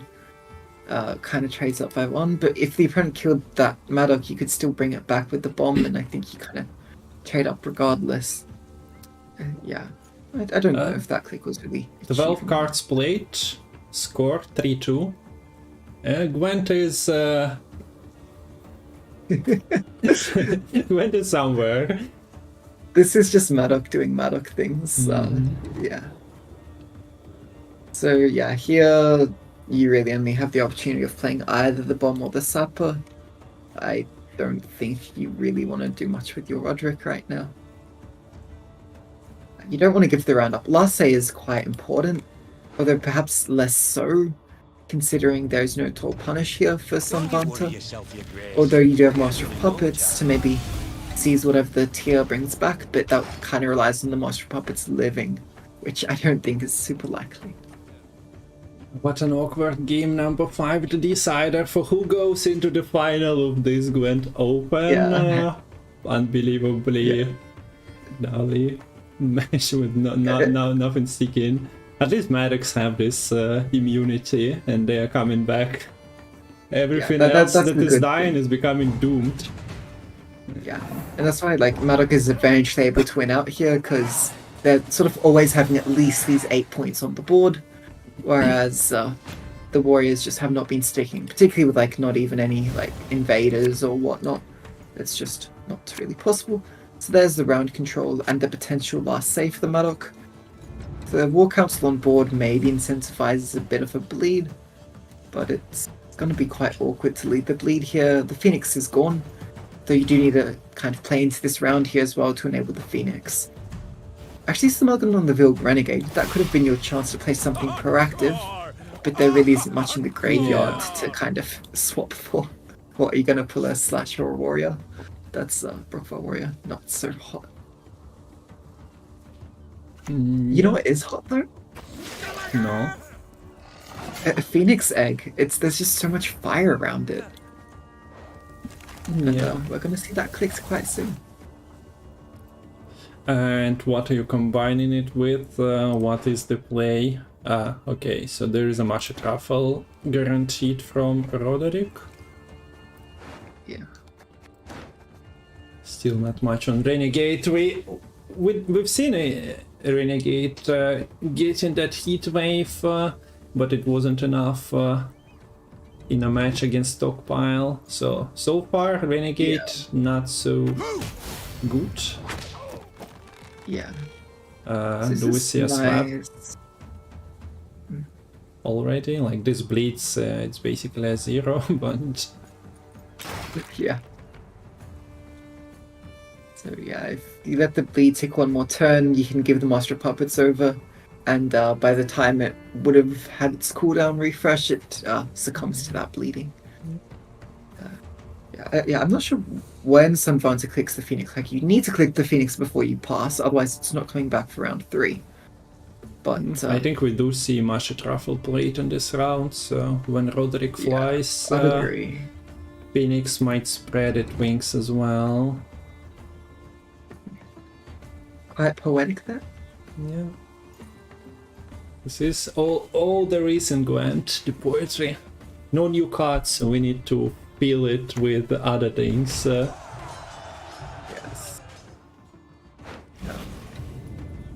And I hope that other thing is not puppets, because those puppets are all being sent to Sanvanter's graveyard, and that is very much not the graveyard that Sanvanter would prefer. That's quite grim as well, sending puppets to the graveyard. But Gwent is a pretty dark game after all. Okay, so we do see the clicks, maybe no Masha Truffle in this round then. Will you die already? Or need I kill you again? Decent lead here, likely a pass. I don't see much reason to play into this. If you click the War Council, if you are bringing the Masha Truffle in now, might have done it. The War Council click this turn. Yeah, because then you would have had a soldier for the extra points. But you kind of want to. Sorry? I was just going to say, like, if this was a pass, it would require 10 points to catch up, which isn't easy. You'd be required to either go like Blood Eagle into Bran, does it? Oh, Bran. Babjorn. Yeah. You can set up Babjorn. Yeah, I think you'd rather keep the Babjorn as a potential. Yeah, it does 3. You can kill the Maddox. Yeah. Yeah.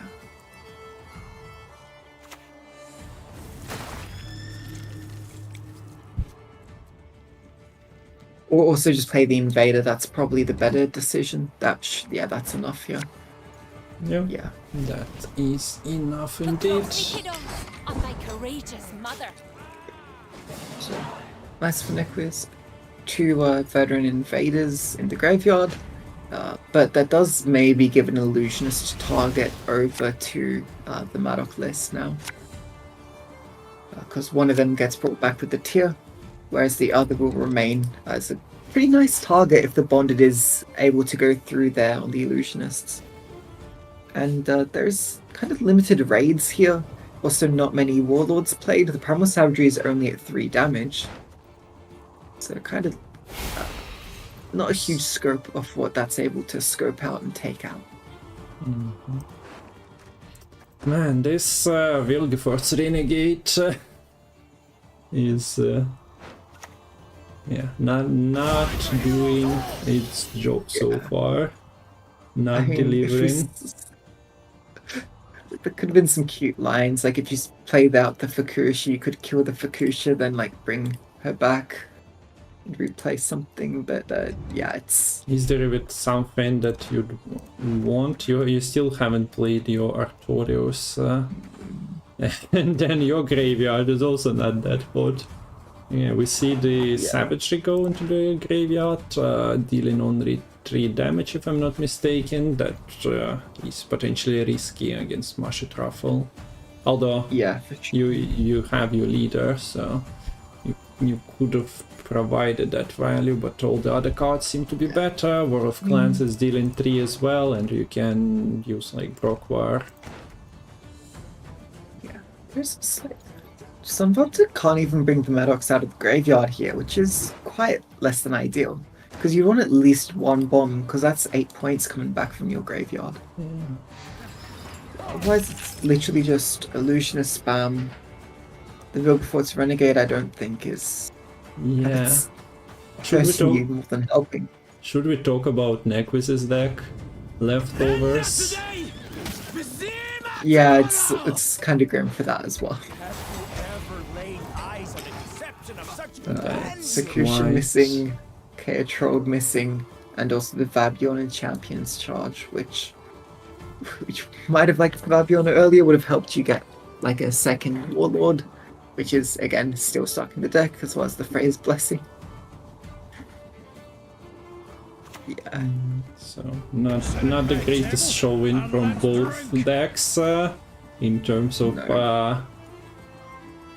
showcasing its best potential. No ideal matchups found as well. These illusionists can't even get Master of Puppets, so I guess you just go all in on the illusionists onto the 6-point invaders. You will not regret this, sir. Have the bonded now. Yeah. But the problem is these 1-power units help with the Bloodthirst. Yeah. So the Half-Brew should come through on the Soap.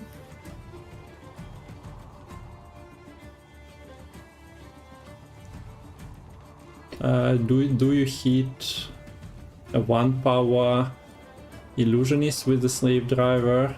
Does it matter? No, I think we see I don't think there's much reason to. Yeah, I think we also see the Sov going through now, so it wouldn't matter. Yeah. Wanna know why I got my scar? The hidden Fukusha is not being shown here. 6 damage is what you are doing. Point gap is there. You have 16-point invader. Are Skelligers even happy if the things start looking sunny for them? Do they feel happiness, or do they prefer stormy skies? Make a fine tanker. I mean, when you come out of the storm, maybe that's the best feeling, you know? You've carefully navigated, maybe had a raid, your shipper successfully sunk the enemy. I think it's looking pretty sunny though for the Skelliger here. You have this Slave Driver which is running out of space to get any good illusionist shenanigans. Maybe some will be freed up here. It's not looking like it. And even if people ask you to play round 4, you still have Fukusha, Vabjorn, Kairtrol there. So you are all set Yeah. with that loot that you mentioned. It's probably those cards that Gallagher's got. So Illusionist spam. actually, Still hope they'll paint a picture. this Wilberforce Renegade is good. It gets rid of the slave driver, which didn't have enough space, and instead you get an 8-point invader. Clutch. So it's good.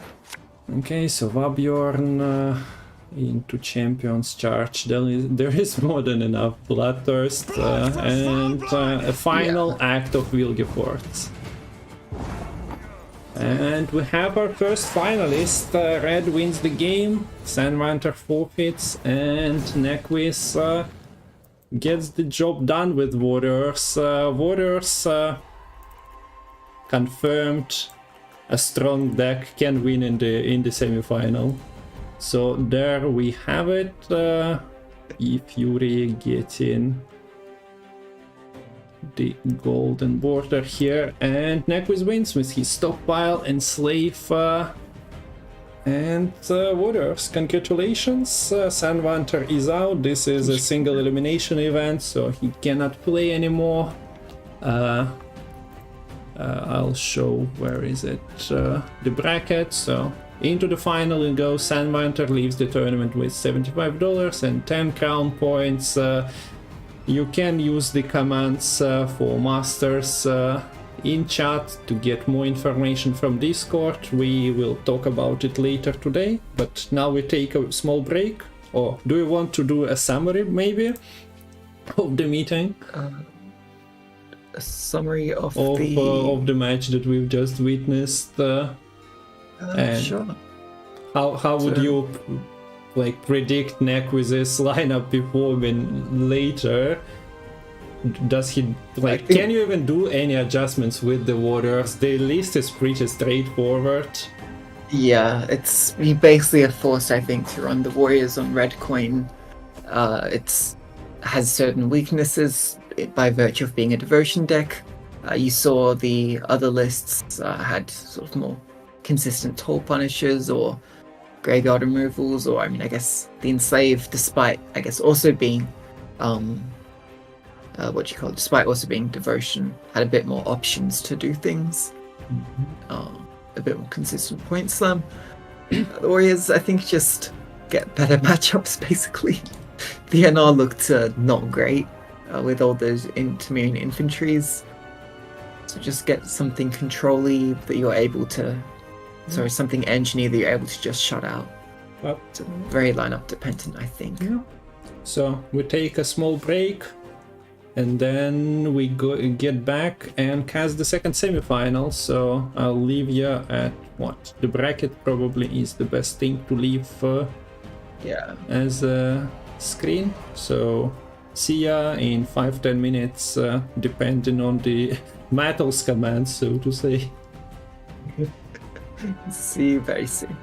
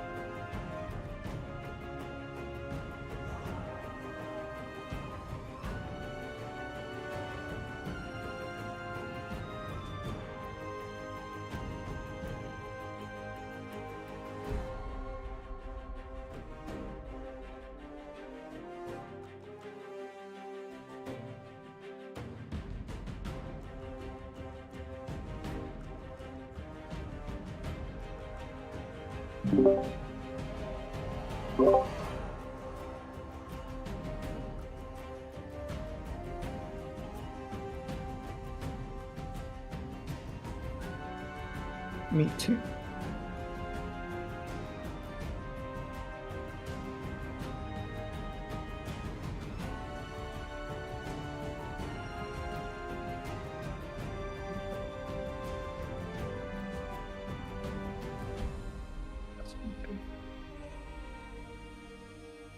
Okay, and welcome back.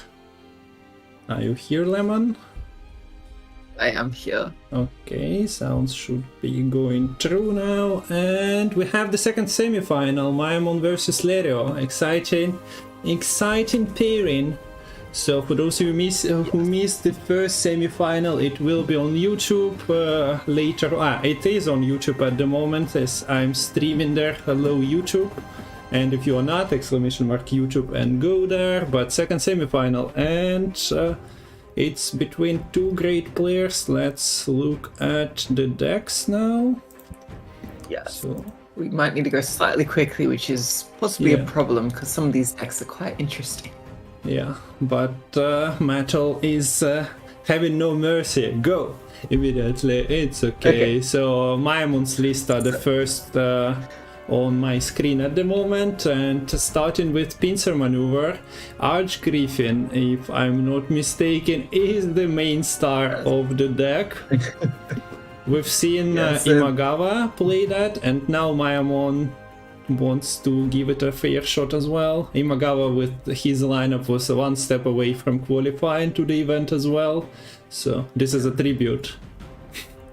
Yeah, and I believe Myamon and was actually playing up against Imagawa in that qualifier as well, from memory. And Sanvanter later, so Imagawa, was bringing this. I'm not sure how much of a difference is there between the lists, but Erland, Archgriffin, you have Sigismund Dijkstra as well, trying to double up on boosts. Yeah, I think this is less all-in. I think the Imagawa version had like the ranged griffins, whereas here we have Archers as students, as well as retaining agents to get value on the Arch Griffin. So you're stacking a lot of boosts, and then after the opponent passes, you're able to play out that Arch Griffin. Also gives you an alternative target of the Temple of Melitele. No, this is not a ship version, so a bit less control tools, but potentially a lot bigger off an Erland playing around that Arch Griffin along with that Sigismund Dijkstra. Moving on, let's do a fast review of not fast, but not rushed, but fast of all decks, and then if we have time, we can talk a bit more. So the next list is the Onslaught Pirates. We've seen them before, and now we see a different version of it, a little bit modified. We have funeral boats among other things. Yes, this is not a musician's version. We have a tier in here actually, who I'm not entirely sure how the tier has any bronze warriors to work with. Is it bronze unit or bronze warrior? The tier was bringing the ship before, so it's a bronze unit. Oh, okay, cool. So that's a lot more better. Then, so you can use that with the Demon Pirates. Yeah. Okay. So then, yes, that tier can be quite strong with the Demon Pirates. You have the Serve, which can be used with Scrolls, or I guess a Seagull in this deck. Merchant Nix provide you with around 1 tempo and thinning. Hyun Kaduk actually seeing play here, as well as the KO Trolled, with the newly buffed Bear Witches on the Hyun Kaduk. That's quite nice. Yeah. And otherwise, just a solid Pirates core with the leader, Terror the Seas, and the Beyond. Okay, moving on. Do we rely on occasional Demon Pirate thinning? Discarding cards? That doesn't seem so. Abordages need to be taken advantage of. So next list is Tussonte's Hospitality, and that's another interesting deck that we've seen variation of during the qualifiers. Mangonels are there, Rod Tossers are there. We do see Petri's Filters, so you can capitalize on your charges from the machines immediately. And you do those with Combat Engineers, but the top end we have Renew. I don't remember if it was there before. Yeah, I'm not sure, but I guess it's just super valuable to be able to potentially renew either a Combat Engineer if you don't think your Rot Tosser will have the Zeal, or even just another Rot Tosser. Yeah, so aiming to go kind of tall long, boosting off the opponent's units with your leaders and boo hurts, and then just poisoning them all with all the cow carcasses. So, yeah, quite a toxic list, literally, but potentially very strong if it all works out. Yeah, and the thing is, if you have Petrus filter on the board, for example, then you can quite freely let opponent be 50 points ahead. Unless their units are veiled, you just evaporate everything with the coal carcasses. Need to be mindful of your opponent filling the row quite fast though, because your cows need space. And the last deck from Myamon is off the books. Anything to say about that? It's not. So this is, I think, the more often older style of the Vice lists. We're running the Acheron here, although we do not have an Ixora here. Instead of going a bit heavier on the tributes than a lot of those Ixora lists, because we see the Salamander Mages, one of the Cleric of the Flaming Rose as well, even Arena Ghoul popping out here. So kind of similar, but a bit of a different take. Yeah, rest of the core is quite similar. Yeah, actually, oh, that is quite surprising here. Yeah. So. Wow. Okay, so we'll see. But the cards are familiar, besides the Arena Ghoul, I suppose. People still remember what Acheronte is doing. Moving to Lerio's lineup, it's NR, Skellige, Imprisonment, Nilfgaard, and Blood Money Syndicate. No monsters in this tournament at all. Sadly, for the monster fans, we do see Stockpile as the first deck. We've seen the Stimerian Infantry King Hansel list before. This one is also running Flotsam, but notably no Adalia, unlike the previous one. So a few changes. Cadveni Revenant makes an appearance. Great card for... You can set it up with all your machine pings, basically. So if it sticks, you can more or less guarantee it's spawning a couple of brothers. Next list, Ursen Ritual. Also, I just want to mention there is an Amphibious Assault in this list, which wasn't in the previous stockpiles we saw. But yes, moving on. Okay, you can talk us through Ursen Ritual. I'm gonna go grab water. I didn't have time, so... Alright, I'll just talk through the rest of the decks then. So we have Ursen Ritual. This is not the Neomancy version. Instead, we have the Portal for thinning and your sort of consistency in that sense. Also, the Matter Fury, which can give you access to your highest provision card still in deck. So that's typically going to be either the Svalbard, the Portal, or the Chaos Troll. Quite nice, the Matter can give you access to the Portal, which helps you with that additional thinning. Otherwise, we have our big threat of the Svalbard along with the Svalbard Totem to have that potential board wipe, and then a lot of the self-wound, either big damages or don't get damaged in like the Draco Turtle, the Olgid Immortal, and the Sigvald, which you want to be combining with the Chaotrold and the Canute to be chucking a bunch of damage into them. Do see Field Call as a bit of an efficient tempo play, Double Doom Viandra to double down on the Chaotrold, and Svalbard Priest to help you with that round 1 control, particularly with the Adapts and the Drakars, which can come out of the portal as well. The Imprisonment, the Murdoch, again, a bit of a different flavour. We have the Ankle, which can be quite hit or miss. But if you have a quick look at Sanvanter's lists, we can find Garrison against Stockpile, can find Mahakam Pass against Dwarves, doesn't have an artifact against the Pirates, and can find Mashi Truffle or War Council against the other Murdoch. Oh, sorry, no, Sanvanter, sorry. Yeah, it's Myamon list that you have to be looking at. There is a temple, there is Chaotrold there. Temple, Chaotrold, Novigrad. Toussaint has Arcane Term, which is not bad if it can help you get a bomb to kill something important, also Petri's Filter, but that's not amazing. And then either, I guess, Novigrad against the off the books. Okay, but yeah, otherwise, pretty standard Murdoch.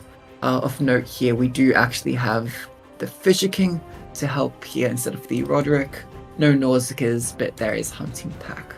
And actual Heat Waves, there's a Talk Punish in this deck. Lastly, it's a Blood Money, Golden Necker Bounty, so I mean to get a lot of poisons and bounty statuses combined with a big playing the Golden Necker using the newly buffed Witch Hunter Executioners to help control out the board. Ignatius Hail is your 18-point finisher. Yeah. So we finally see some Golden Necker shenanigans as well. People were staying away from them, but it arrives. There is no although, yeah, looking at the decks, not enough rent-free lists. We only seen one, if I'm not mistaken, if at all. Yeah. Golden Acre as well, so people are opting for other decks. Invite, oh no, Invite is in, and I didn't notice that. Mine hasn't gone through yet, Okay. so it should be fine in that regard. Okay, so back Be to right the back, just need to get it back. Yeah. One second. Okay, so the bracket is here. Nequiz is waiting for his opponent, be that Myamon or Lerio. The final is happening today as well. Don't miss out, and yeah, hope you are enjoying the event provided to us by Matol. You can also use exclamation mark crowdfund to find information about how to support the events provided to us by Matol, and join the Discord where we are sharing information about the events. So we are waiting for the next match to start. Thank you everyone who supports, who follows. I've seen a couple of gifted subs. We don't have overlay on at the moment during the official event, so that things are not getting cluttered on the screen. So now we are waiting for the match. And we got our bans, no Skellige in both players lists, so Onslaught is banned as well as Ursine. And in we go. I need to change the scores. So no Skellige in both lists. Expected. Nobody is banning Madoc apparently. Not scared of that. So we'll see if it goes better here for Lerio. Madoc on the red coin to start with. I don't think we should be surprised. Can be a bit of a rough matchup against the Erland with all that immunity. And not a whole lot of engines that you care about killing. But at least maybe with the red coin you'll be able to push forward on even, especially with the lower tempo temple coming out. And with the heat wave, the opponent can't kind of just play Archgriffin too early or willy-nilly. Okay, so Temple straight away. Your high is amazing, I would say. Second one, not so hot. Maybe a Foltest. I don't think Priscilla's doing much of this. Hypeota can be cute. Maybe protects against the Madoc. Okay, yes, so it is let's see. And Foltest. The Foltest. Foltest can help also with creating a couple more units in the deck for the Erland to buff. So you play a beast in Archgriffin and you are hiding it from me, says Lerio. See my phoenix just rising high and tall here. I'm not afraid to show you my beast. But if I'm telling the fortune correctly here, we might be running into a bit of a problem. Yeah. Because that fortune teller can give doomed. Yeah. But that can also be given to a Madoc as well. Probably care more about providing that onto a Madoc. Or not. Or not. Guess you can squirrel the Madoc, although for that you need to kill it and keep it in the graveyard, which this deck is not really well suited for. No. But you do have offerings to maybe kill the Madoc straight away. You can at least delay the initial copy with the Kingslayer. The Letho. There's possibilities. Archgriffin is immediately buffed with the Temple, so that for those of you who don't see this card too often, at the end of the round, this card is shuffled back into the deck, keeping the boost. So unlike all the other cards going into the graveyard, resilient cards staying on board, Archgriffin has this nice mechanic. So We do get occasional newcomer to Gwent, and maybe somebody's soon enough to not see in Gwent for years. At times I'm forgetting to give those explanations as well. So those rare cards, I think, need to be brought to people's attention a little bit more. Okay, so this is the Madak, and now you are hoping for reinforcements potentially to get another fortune teller, but no, into the graveyard it goes. Also makes next bomb suboptimal. Like, you want the Madak out of the graveyard immediately, so that it's not you just want to get squirreled. the copy. Yeah, you need it out, yeah, for the no squirrel, and also to get the copy through. So you force your opponent to play 1 point bomb. And if they delay it, sure, they get, and by the looks of it, unless the sapper is taken. Yeah, you could just, if you don't think Red Haze is going to be amazing in this matchup, you could sort of just play the sapper. The Red Haze isn't really going to lose value because the sapper gets the kill anyways. But Okay, so Madak is living another short life, by the looks of it. But Squirrel is for tempo play, so knowing Archgriffin though, they can survive with that and then just rely on immune Erland later on, capitalizing on that chicken buffs. Arch chicken. yeah, and I think one thing to note here is that no matter when the Anglim gets played, it's always going to create a first form temple, because the temple requires to have sort of previously existed to evolve, whereas the Anglim is always playing that round 1 base copy.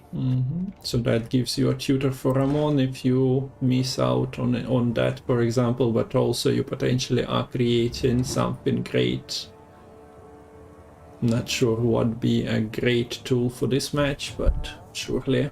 Knowing Temple, it always leads to unexpected synergies. Okay, hopefully Lemon comes back to us once more. It's internet behaving weirdly on the tournament day, unfortunate. So we see here a Sapper, Angulim coming, so we do see a little bit of rope this time around. Lerio not known for roping at all. He's roping out by the looks of it. I'm not sure if there is any we can trust you. Any reason to not kill the squirrel.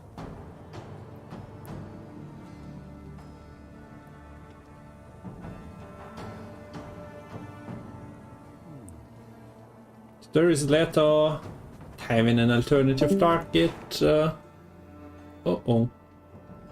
He's gone completely. Unlucky. So here we have it. Nilfgaardian Temple of Military.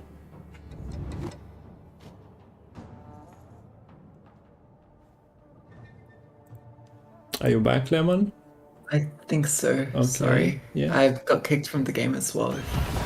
Unfortunate. Okay, then I'll hide your webcam and share the screen with you. So sorry. No big deal. It happens. Hold on now. Okay, there you go. Should be fine. If there are any problems, let me know. We lost the picture, but there is the voice, and what is more beautiful? What can be more beautiful than Lemon's voice cracking puns and jokes? I'll have to think up some good ones on the spot now in response to that. Okay. Maybe I'll have to hunt some down, just like this hunting pack, which might be played soon if a status can actually be given over to Myamon's side of the board.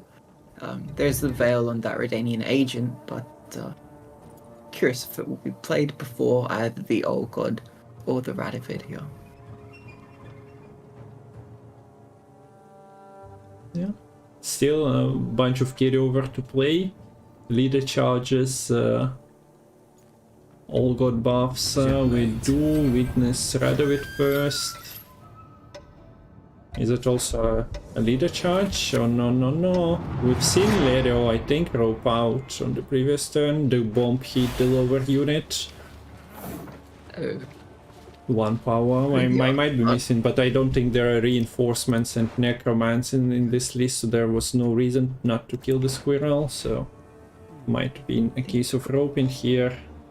Suppose it's fine. The Arch Griffin back, I think, is reasonable. I mean, unless maybe the Erland was better to put back.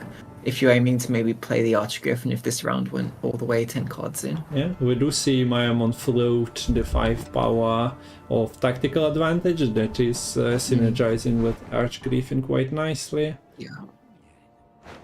But for now, oh, okay, yeah. Okay, that would explain something, that. we were reconnecting you. Something to note, there is a Schiller being created from the temple. And I think if you've seen the qualifiers, you might have witnessed Sanvanter versus Imagawa, guys, where that Schiller was quite toxic towards the innocent Archgriffin. Yeah, the Arch Griffin became a regular Griffin, and a heavily wounded one at that. Yeah. Okay, so is Lerio actually dropping? He's seen the leader charge being used. And that should lead you to some conclusions that maybe your opponent is playing it as a response to your temple roll.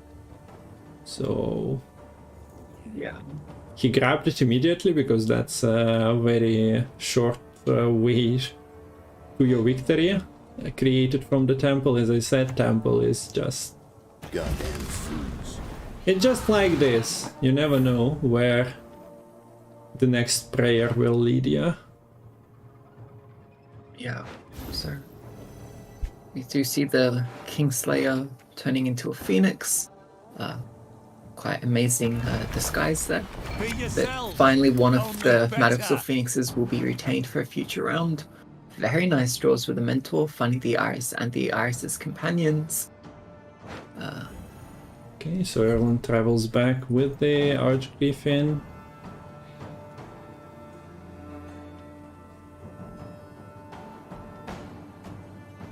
Yeah, awkward position for Lerio. Imagine how happy should you be to get that Schiller, but you probably know that the Archgriffin is gone, so you just have to sit here, and now you are not pincer maneuver to just shuffle your cards back into your deck. You need the heat wave potentially as well if round 1 goes successfully for you, but by the looks of it,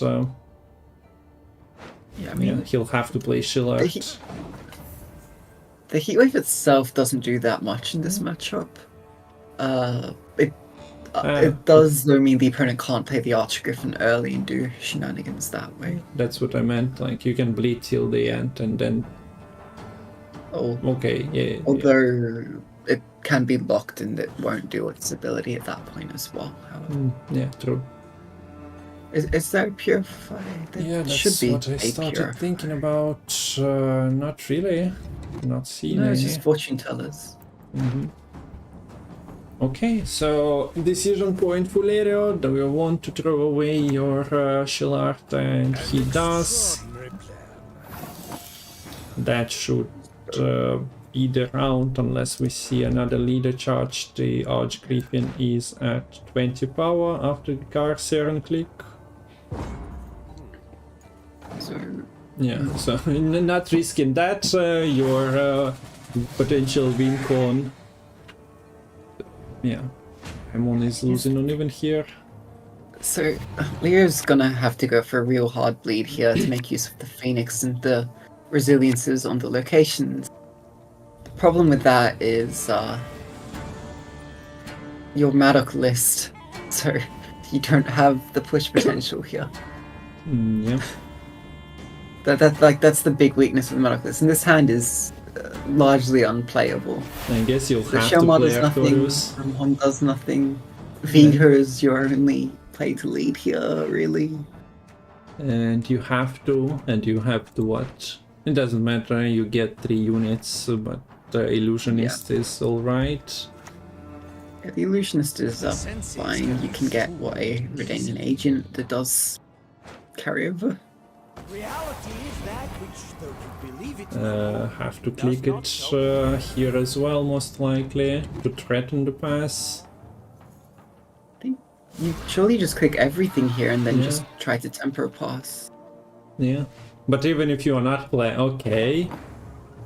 I'm not Shelmar is playable for like 6, and then you can do that if you want to bleed further. I don't see what you gain by holding on to the order. Yeah, that's a good point as well, yeah. Myamon not respecting the potential pass here.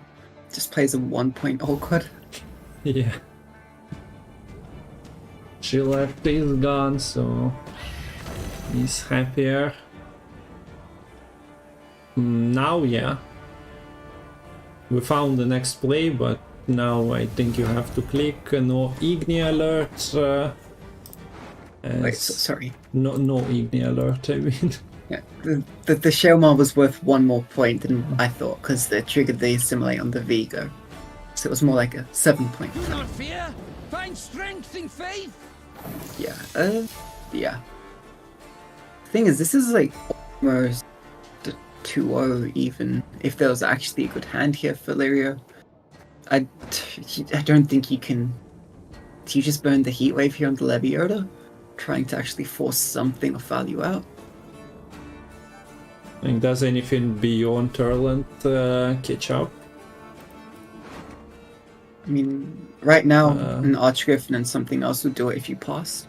But Heatwave could, yeah. maybe force that Erland. Yeah, you have Dijkstra in the deck for, what, 12 boosts, so if you can prevent yourself from playing Erland, you have a good chance. You're facing freaking Medaclist with no carryover for round 3 barring the Phoenix.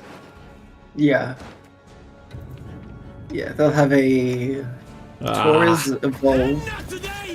Oh my gosh. Not tomorrow. I guess it's just to threaten with the Heatwave, force Myamon to not be able to play anything too big here. Yeah. Maybe just... I don't hate it, because it could mean that the Erland just gets played. Problem is, there's still so much carryover. Unless the Erland is actually clicked. So Gerhard is what, 16? You have 2 leader charges, you can make Gerhard 19 as well with Kair Seren.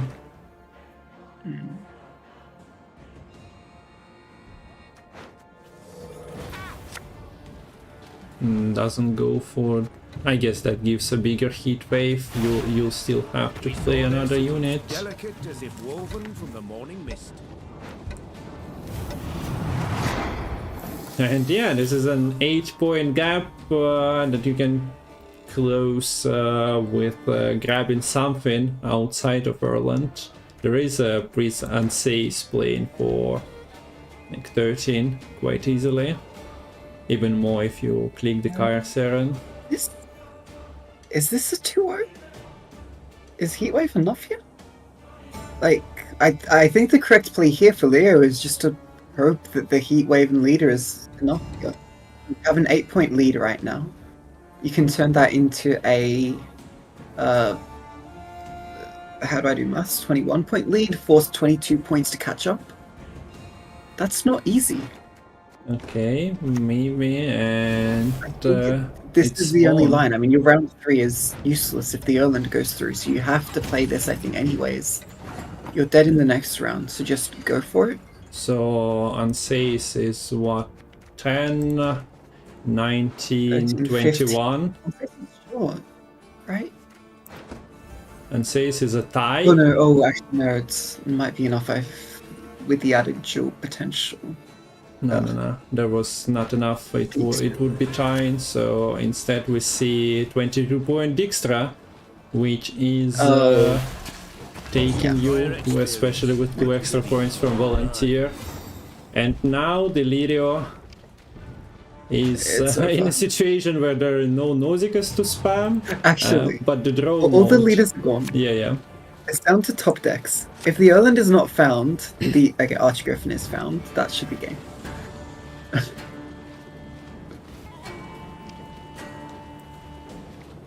Okay.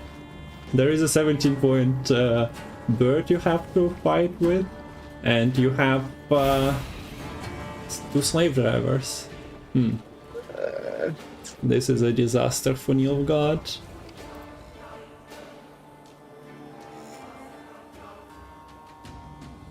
Yeah.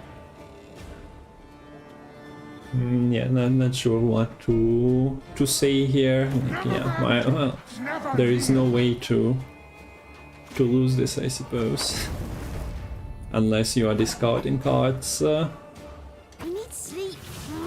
Yeah, I Another test. think the point of these newer Matol lists is they're meant to be better in like the round 2 with the illusionists trying to actually get a push together, compared to playing the Nausicaas, which suck in a round 2 push. Yeah, Because it's very easy to win the round 1 as Madoc, but if you don't draw the illusionist, you draw a Victor 1, you can't do a whole lot. And then you just limp towards the round 3 with all the stuff you had to spend early. Okay, so Myamon takes number 1, and NR is dominating. Whatever NR that is getting played here, it's getting a win immediately. So we had Skellige bans, and now the first victory of the day for Myamon. Yeah, we get NR through. And now he has to Santos Hospitality with the machines and charges and Syndicate without the Madame. Lerio still has all 3 decks, so we are waiting for invite. Hope you get yours again. I do. I'll try putting the webcam back. I don't think it's making a difference in terms of my internet, but it's just... Yeah, sometimes my internet is just deciding to stop working, so... Sure, I stopped streaming the game. Invite is in.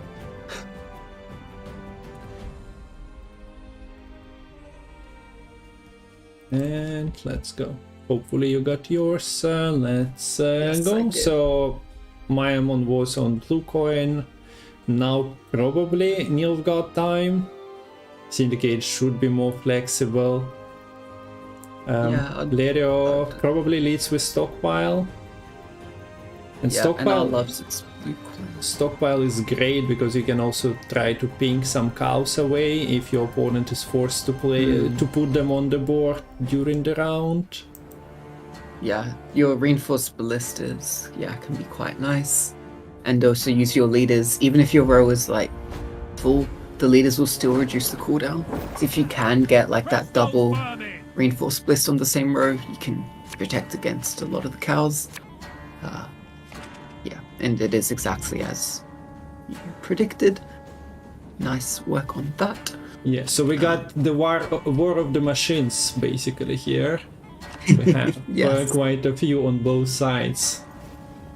Some old battle enthusiasts in chat should be excited to see Faulty Sprite, Hefty Helga, all those legendary weapons in action. Yeah, and some of them were dishonorable rot tossers as well. They're here. Yeah. You win so double war.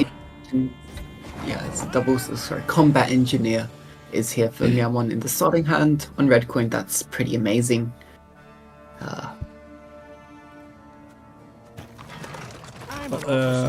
Very old question for this as well. Do you kill combat engineers to prevent teleportations and allow necromancy, or do you keep them on board? So we'll see what... later also doesn't have his boiling oils. There's only one oil in this list, and it's not found in hand. I think you'd kill it if you can, but otherwise you can't sweat it too much. I don't think you'd heat wave or muzzle it. The senses can be fooled. And this one you'd kill. There are more of them. I think. Yeah, like the teleportation would just be worth way too much. Yeah. Myamon is also fine pulling the teleportation from the Arcane Tome. You don't care giving the opponent a chance to play their specials because you're just on the red coin here. Just getting as much carryover as possible. It's basically playing the same as cultists here in this round one. They're not aiming to win the rounds, just to spread, in this case, as many charges as possible.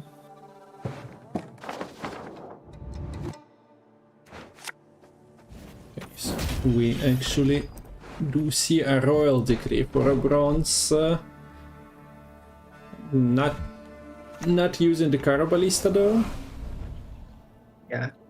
So the reason is that you're able to maintain 4 damage between the Carabalista, the reinforced ballista, and the additional ping from the ballista with the Siege Master. But does actually use the Carabalista now, which would mean that a combat engineer would be able to stick for at least 1 turn. This one cannot be teleported though, as it's doomed from necromancy, so you'll get your shot at it later, and then the cooldowns are going down. This would still give, if the combat engineer was played here though, it would be able to just get teleported, however.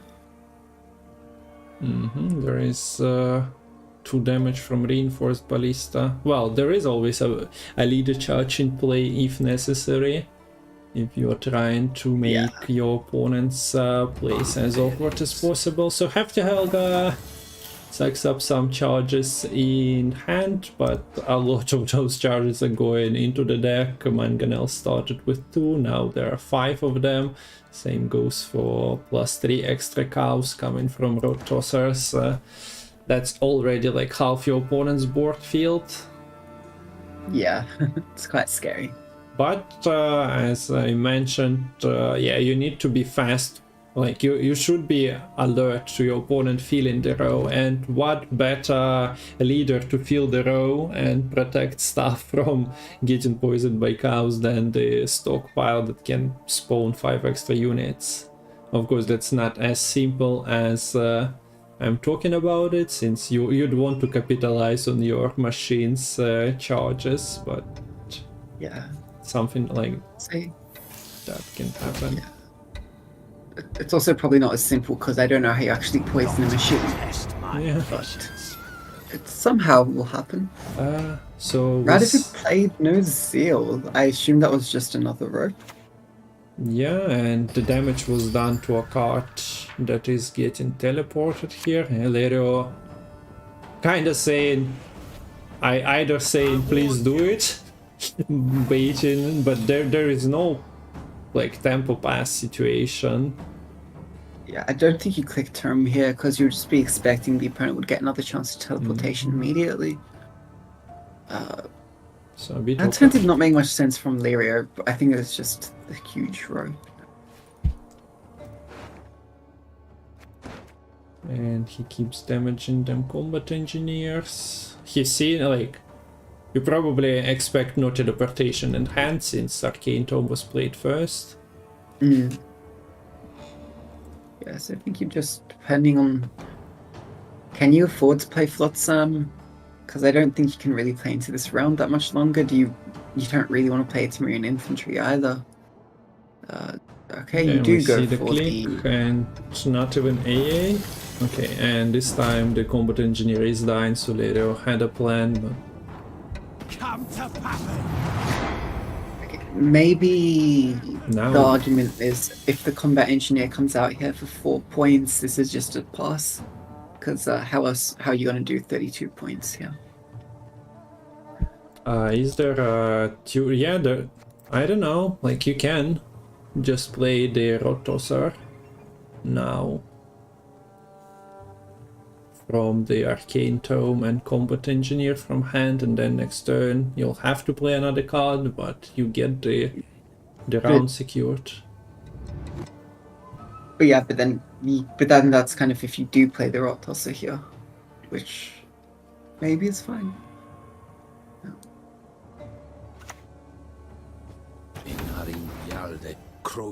So I don't think Myamon goes for it. Okay, that is yes, super duper slow. but that is 8 charges now on the Mangonel. That should be 7 on the Rot Tosser. Yeah, Hefty Helga is also happy if she ever sticks, although those points are kind of deceptive half of the time. It feels so cool to have so much damage, but considering you have other damage and like siege engines, and you try to actually poison your opponent's cards. Yeah, I mean, at that point, if you're just board wiping them, you just win the game, right? So it's not too amazing for Hefty Helga. Also, we might just see her dropped here, if that's the way, like, Myamon probably goes... Like 18 points, that will take you up to 28 if you play 2 cards down here. Yeah. We do see dropping. There is also a little bit of armor on the board, but charges will be played.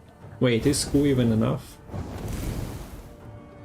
I don't think so, really.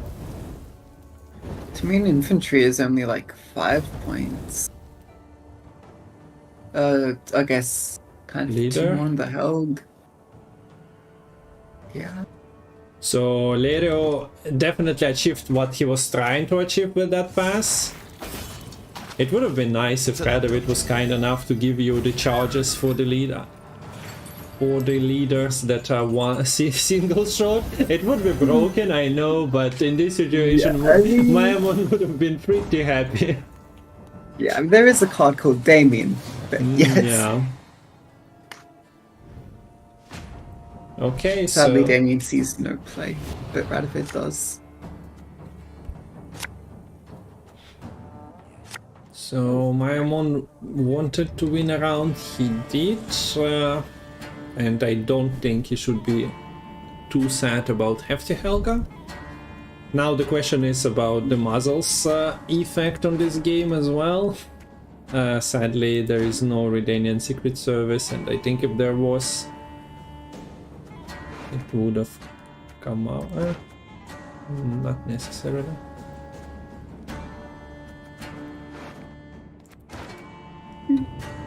Interesting. I think you need to heatwave the defender here for Lerio. You don't have a purify. So do you throw away Flotsam here? Probably, unless you Not really sure. think you can get some good rolls on it. Yeah, that's not like everything else you have is better. Yeah, I'd say so. Okay, maybe you could have dropped verification if there was a target, but yeah, you get your carry over here. And you get a card, full leader, need to mulligan Folter Sprite, and need to find AA. Yeah. Is You don't, Arcane Tome of any relevance? Yeah, there is an Aeromancy still for Myamon, so I suppose you don't want to. yeah. Distinct lack of Rot Tosses in hand right now. I mean, you do have the Decree. Although there's the Roderick to find the Neomancy okay, anyways. Turns out the turn would sort of be useless there. Going on to Myamon's side of the board. Unless you want to play Buka, but that seems... Oh, it also wouldn't have anything in return. Not found. There it is. Yeah, so there is one Redanian Secret Service in deck here. Curious when it will pop out. At what point, what will provoke it? What kind of intel will she be chasing up on?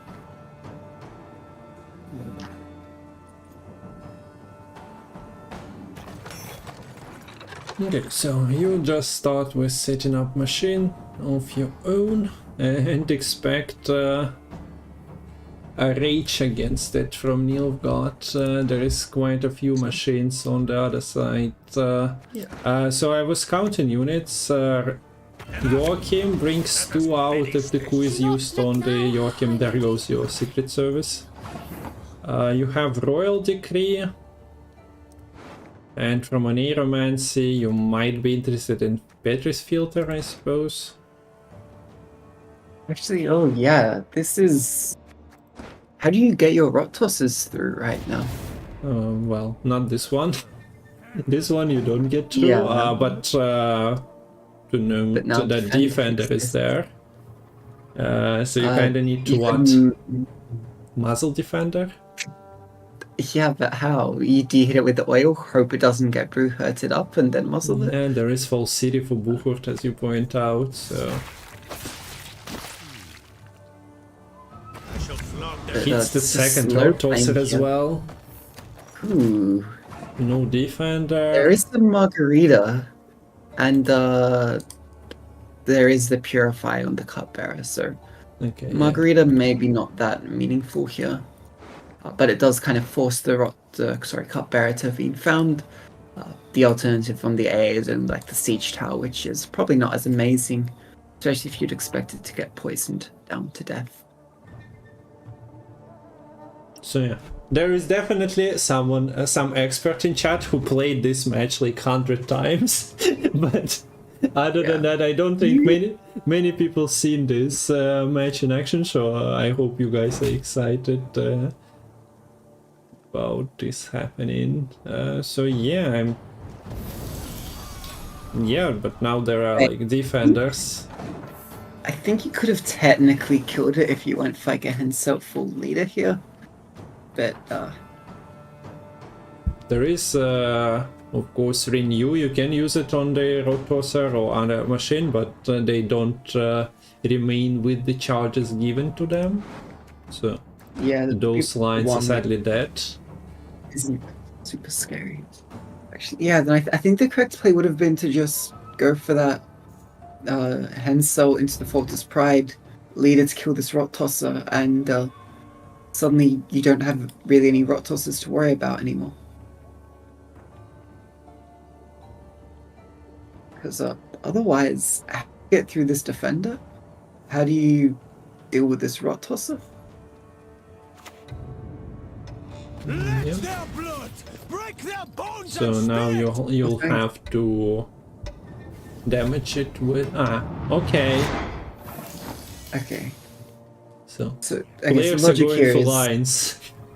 yeah, Myamon is fine if the defender is killed, because then the renew just brings it back up. This is basically saying, okay, if you're going to go for the muzzle, you have to muzzle this one power defender right now.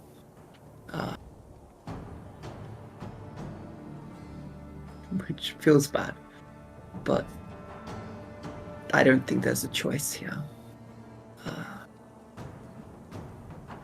Is there a choice of...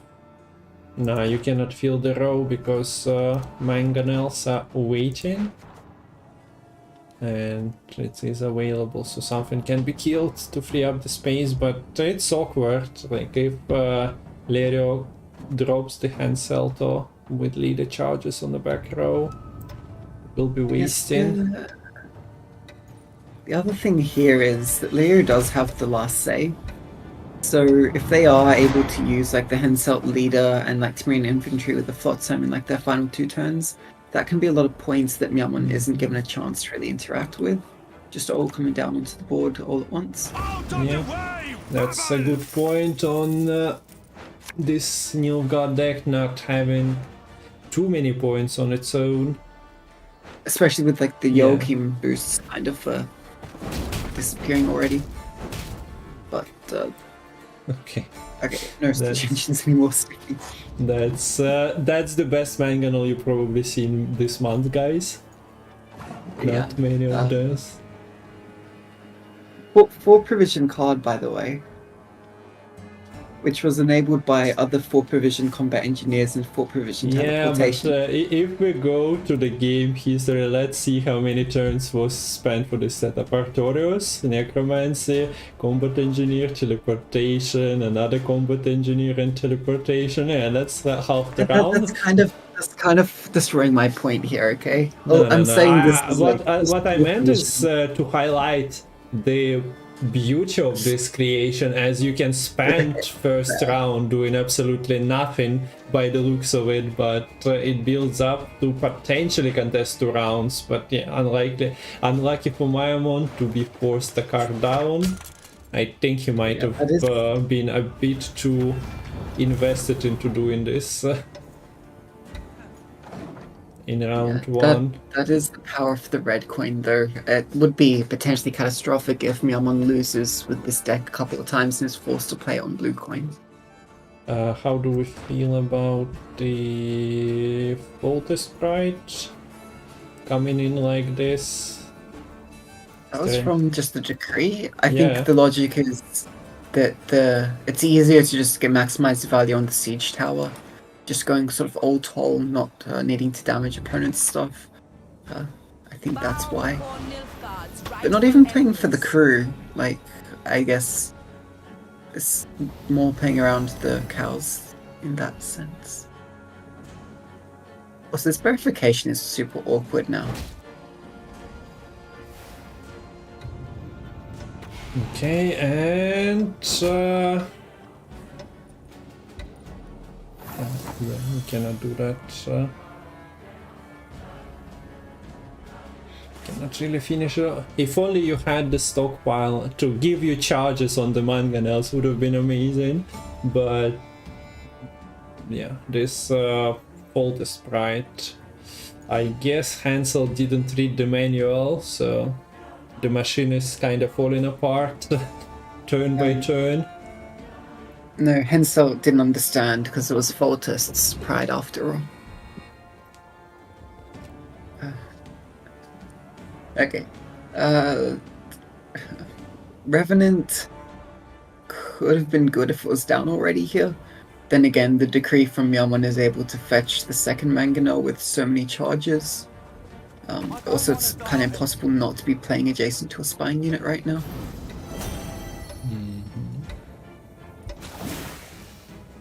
Okay, we don't see load some click here. Just thinking, can you do something with Revenant Flotsam? Is there was that a line Lerio was considering, just activating it immediately? Like one order is not world changing for ya, so don't think so. Oh no, another combat engineer. And that assimilate on Vigo, kind of meaningful as well. That might just force a muscle. There is a lot of cows coming up from the rock, so yeah. So Royal Decree is what, for another mangonel and spine units everywhere, so yeah, as you pointed out, no way to avoid it completely. Although you can do the leader charges right of the Roderick and then play something there, but that defeats the purpose of Hansel. For the king! Maybe no rush on the muzzle in theory, because you're fine if all the cows get clicked right now, so you can just wait a little bit more, set up the Revenant to either, you know, force the opponent to kill with the mangonel, and then maybe you're happy to muzzle that mangonel instead. It's a bit of a back and forth here. But I like those types of matches that you don't see too often, and we can see that players are also trying to figure out what to do exactly in this situation. Yeah, so the thing is gone. We were talking about Redanian Secret Service, it's already out after the Joachim was landing, so we cannot really get anything out of those charges.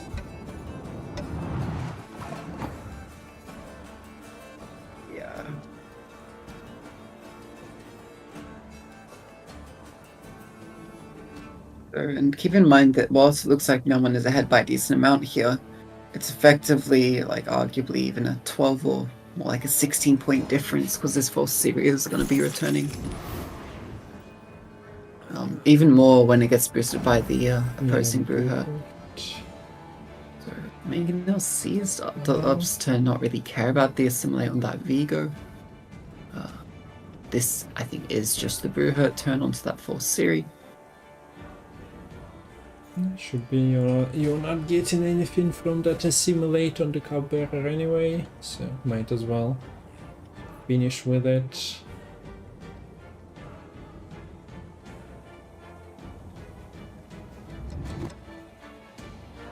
Now, what of the turn switches? Lerio cannot pass a turn early, or can he? No. Eyes closed. I mean, he No, can, I but mean- we do see Myamon dropping the counts immediately. And Actually, wait on the full Siri in the brew herd. That's interesting. and we see But it is- that everything was lying, and that cancelled combo with Siege Tower is not enough by Lerio's calculations here, so Myamon is 2-0, right? Yes. Is up That's to the first 2. loss of Northern Realms in this open. Yeah, nice lead there from Myamon. Now just needs to get a win with their off-the-books syndicate. Has 3 chances to do so. On the other hand, Lerio will have 2 red coins and 1 blue coin to get a win with all of their remaining decks. Wouldn't be surprised to see the Matol leading out here, or maybe the syndicate to swap it up a little bit. That was probably the most memorable game. I don't know. It didn't play out till the end because of the forfeit, but that was awkward. Yeah. That was interesting to watch, and that's a plus to any event who have those like non-popular decks featured, because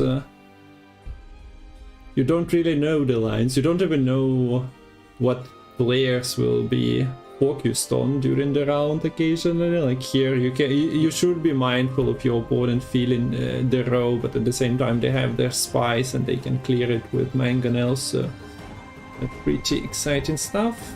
But yeah, Lerio has to reverse sweep now. Myamon only 1 deck remaining, so into the game we go, and you have to reverse sweep Syndicate. According to multiple Reddit, not Reddit, Twitch chat comments that I've read in the past week, Syndicate is like completely trash and not worth considering, but let's see how it fares here. Crazy what a couple balance council nerfs does to Twitch chat. Like on golds at that. Like it wasn't even on bronzes, it was just on golds, which is like the ones where it's like barely impactful. Yeah, but I guess the stats speak for themselves. That is. But I'm not sure. I haven't been to Gwent data recently. To Gwent data might be fueling those, but there are always some undercurrents with extra information being hidden. So Syndicate versus Madak.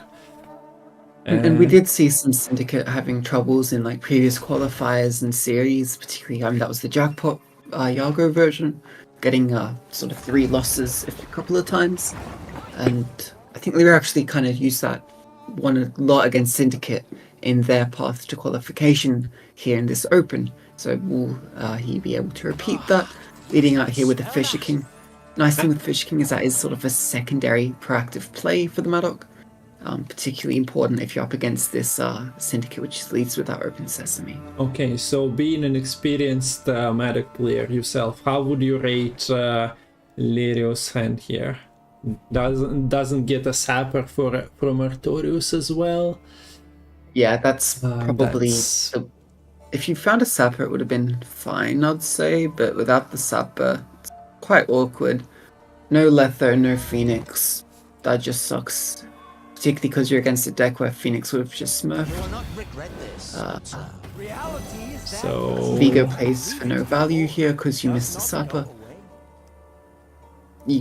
I don't think you really have the strength to win round 1. Like, ordinarily you could be pushing for it on even here with the Matol tempo. yeah, that's what why I'm asking. Like this looks like a disaster in the making by the draws of Automatic once again.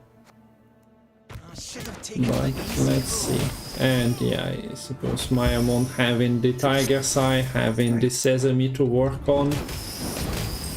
Snook Worms here of spending some coins.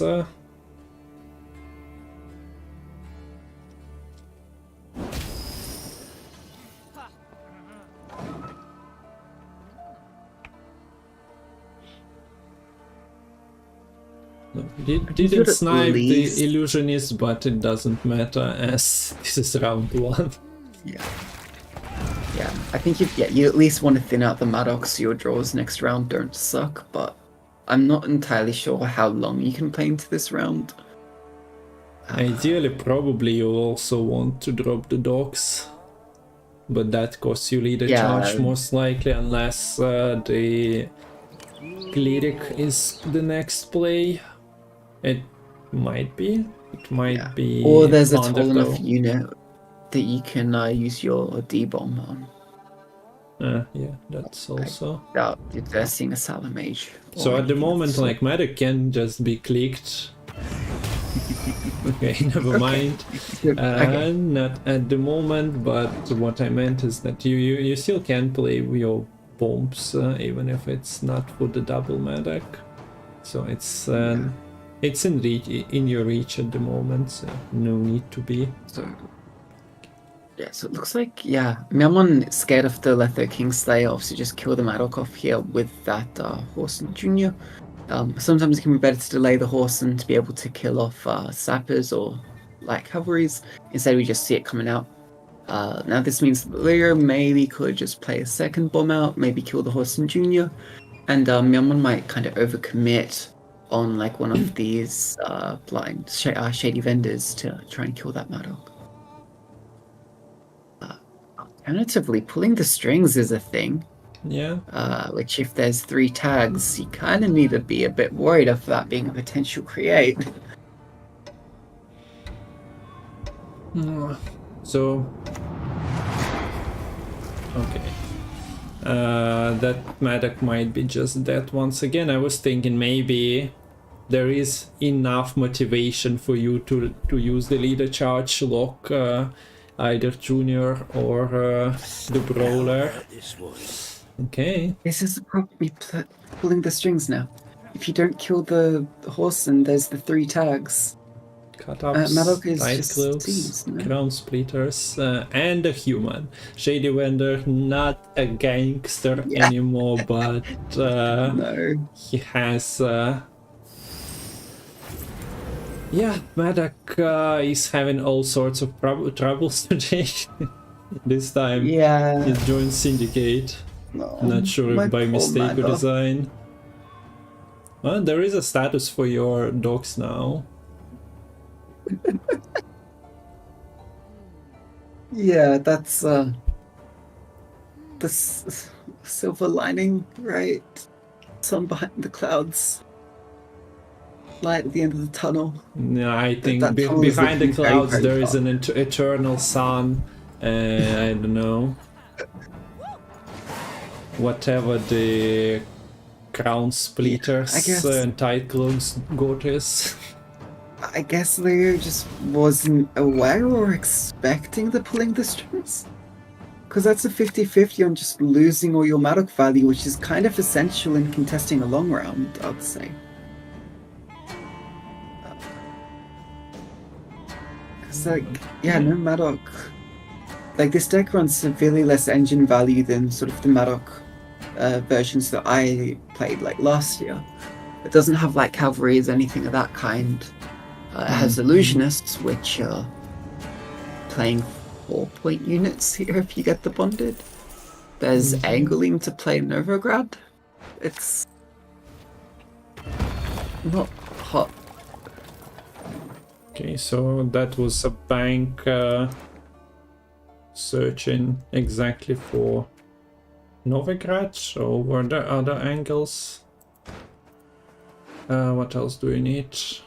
Conjurer's Candle, I suppose. You're happy to just set like any of that resilient stuff up. And on the flip side, it could just be double location coming out here. For Lerio, I think the second hunting pack is in hand right now. No, it's actually mulliganed as well, It's but my bad. isn't active because no provide unit. There's status, but yeah, not a unit. Okay, so you were spending your time at this table discussing the strategy for the next battle, and then you just grab your mates and go to the Mushet Raffle to have a good time there. That's it's nice storytelling from Lerio there. Good plan needs some good beer, and that's why you pick up the bare knuckle brawler up at the tavern. Okay, so yeah, you nice deny it wave over. on Team denies that carryover, but yeah, no Phoenix would. Yeah, Phoenix would have been nice here, a lot nicer than the locations, which still would have been decent in the round 3. So now you have your bombs, they're not supporting the matter. Kangulim would be alright. Definitely better than a couple of dogs. Phoenix with its vitality at least is not playing only for 5. And we see on the other hand the ship invasion. The second ship in hand is not what you love to see. 1 is more than enough. So there is a eavesdrop line, but that's not guaranteed, and you might just pick up Kings of Beggars anyway. Mine does not go for that.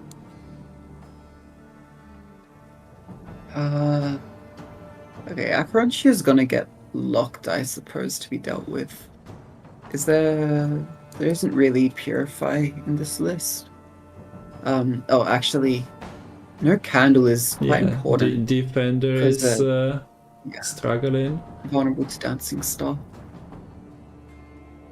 So yeah, until Candle comes out, Lerio should be holding on to one of those Dancing Stars.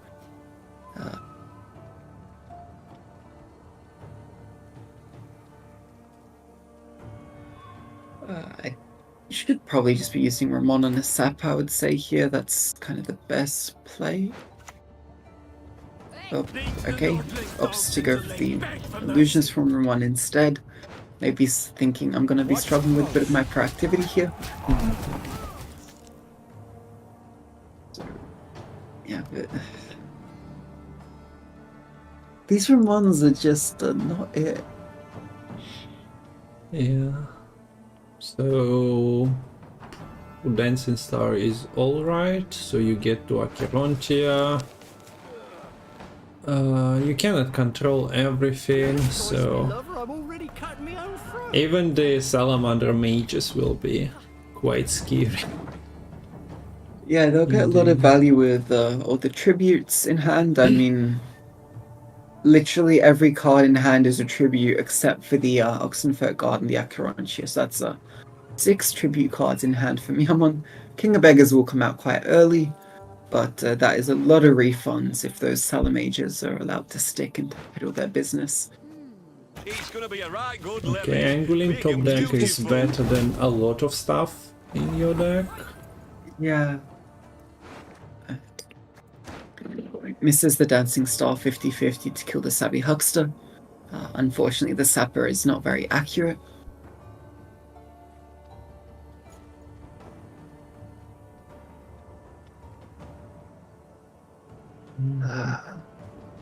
So without the candle, do you just throw Defender, or you don't really want to sacrifice Salamagers? On the other hand, it acts as a bait for the leader.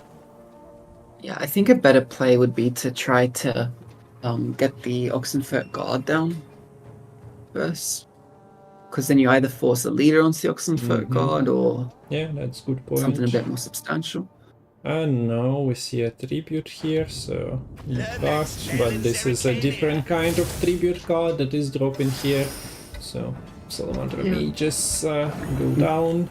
Theory, this is optimal sequencing if kind of everything sticks, because Azar is himself a tribute. The Sapper RNG will be testing us multiple times here, I suppose, because with 4-point damage bomb and with another Sapper incoming, things can be I think- achieved. But first, Angulim. Okay. So it doesn't care much about trying to hierarchical into the Salamage. Instead develops the Angulim. Okay, the Angulim can, with the coinage from Novigrad and the Illusionist, to find another Banacle Brawler. I guess this is why the Myamon was used on that. Yeah, you can actually get a bit of guaranteed damage through that. Knock the Salamage down into death range with the bomb. Not the West. Nicely playing around potential second Salamander Mage. Artifacts allow that, break the damage. Yeah. 3 adjacent units, also armor coming from the War Council. So, is it second? You've seen your first Salamander Mage succeed. No, instead we see... Well... Would have found the eavesdrop. I feel like it's fine to go open sesame here. Yeah. The semblance of them. Against the coin. Yeah. You only had one gangster there. Pulling the strings wasn't even a consideration to even seize that happen. You cannot be relying on King of Beggars, but might as well try to get it out of removal range and force a leader on it if you are concerned about spenders. But yeah, you have what, 2 spenders still in hand: Oxenford, Jacques. So you cannot log them all, and there are no Albas in this list. Yeah, with Heatwave gone, there literally is no way to deal with the Jacques if it goes tall enough, because it's not vulnerable to a lock. And as you pointed out, there is also the line with the Oxenford Guard, so you might be forced to answer that. Otherwise you're not answering Acheronte, but if you waste your second leader charge on that, how do you even get... what do you even do with Acheronte? It is a line where we just opt to kill all the spenders here. Okay, sure. I don't think it's gonna go that well because Jacques exists. Best not play with fire, liable to kill birds. So this could run into problems with the over-profiting unless you play the Oxenfurt Guard as the next card. But yeah, Myamon just kind of trying to optimize value out of all the tributes here. So while you are having those Salamander Mage shine, then yeah, the candle is amiss somewhere here. You cannot really complain about... I'm not even sure. Was the candle missed from the bank in round 2? But it would have been heat waved instead of Novigrad. But yeah, for round 3 you would have loved that instead of your cleric in hand. Would have solved a lot of issues here and probably would have been easier sailing for Myamon. Yeah, the thing here though is Myamon has a finisher in the form of the Open Sesame and Graveyard. The Jacques and the Acheronte, it's going to be playing for so many points. Whereas the stuff that Lerio has in hand, it's really not doing that much, like card for card here.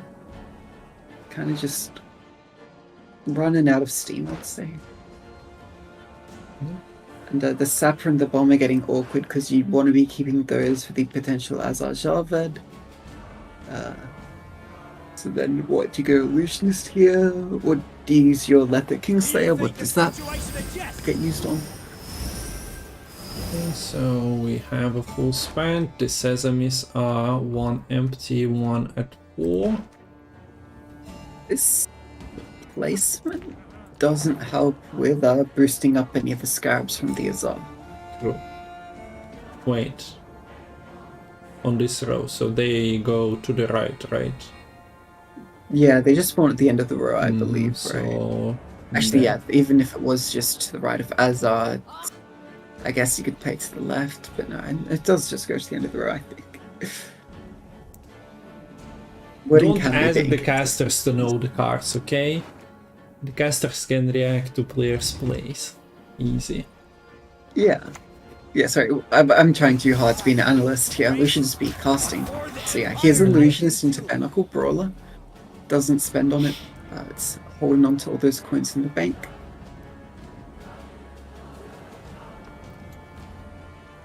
And Okay, the question is boring. You need to analyze instead. yeah. you literally went 1.5 sentence and was like, no. Okay, so Chironte is getting boosted.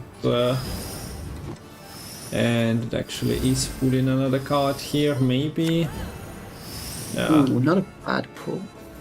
There are no top punishes, so we spend. Do we spend more? Cannot really get. You can't get another, so there's no real rush. The Sesame triggered already.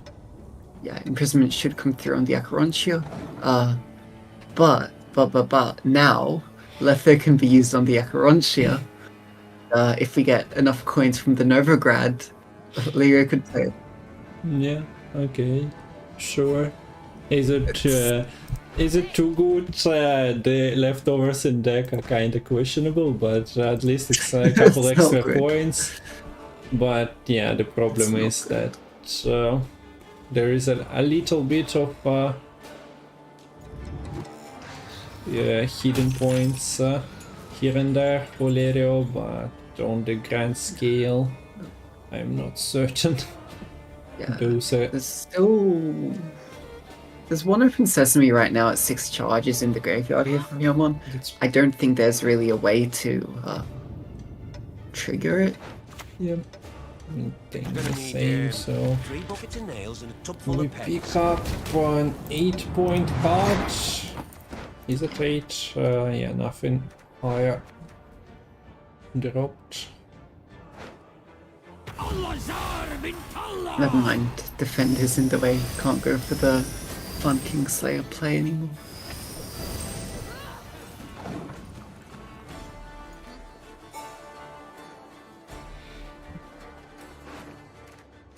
Yeah, no way through the defender, so what Kingslayer can copy an allied unit, it doesn't really achieve much.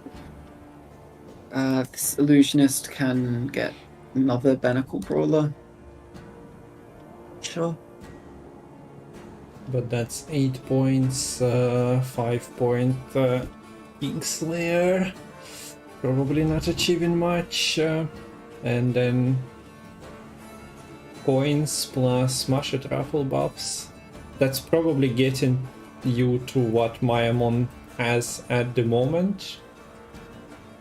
Maybe like 5 points ahead, and Myamon still has 2 cards.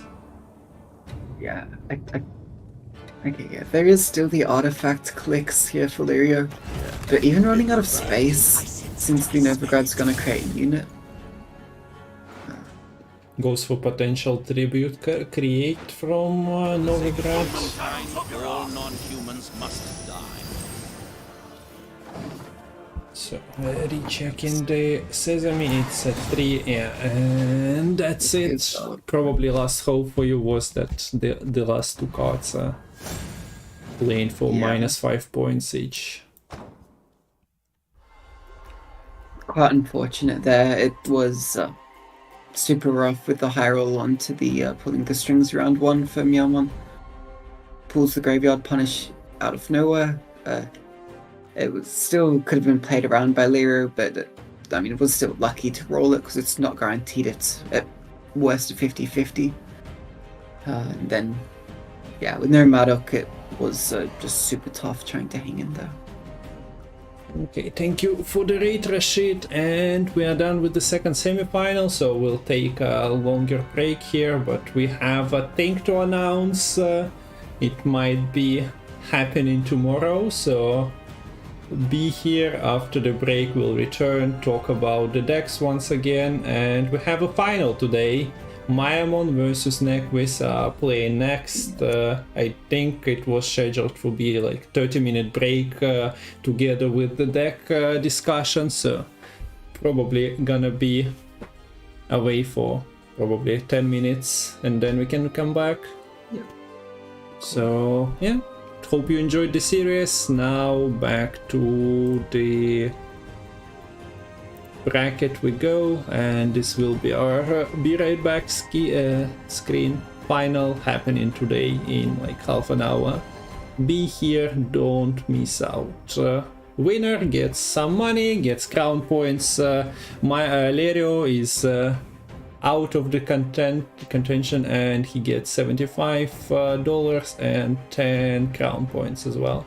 So see ya in 10 minutes or so.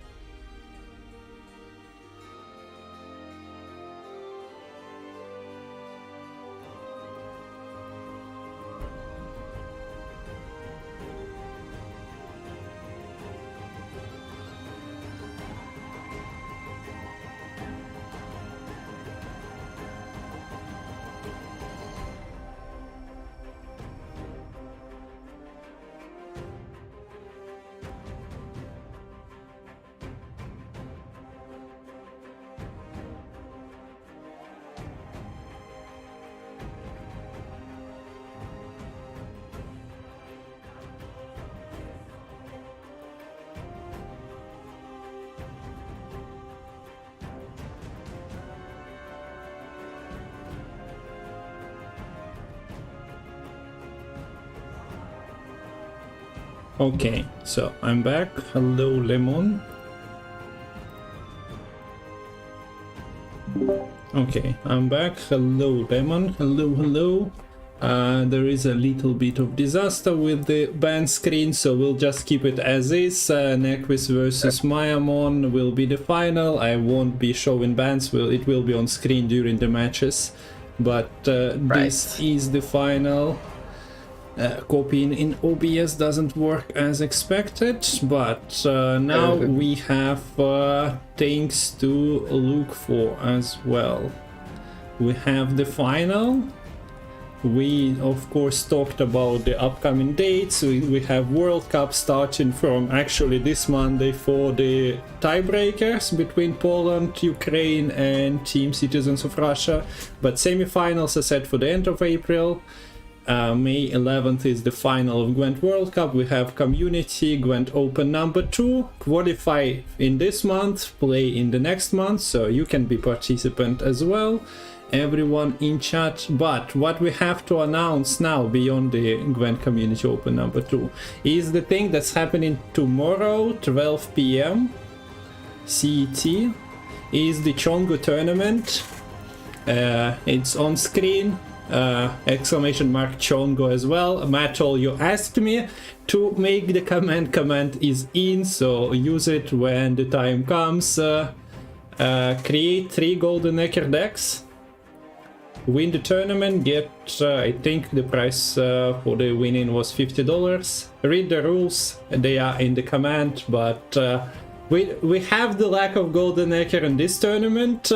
There are some decks, but they are either banned or not showing themselves too much. But yeah, Matol is organizing a community tournament tomorrow. Since the Open is one-day affair, unlike the Opens of CDPR when we had 8 players, we can fit it into one day.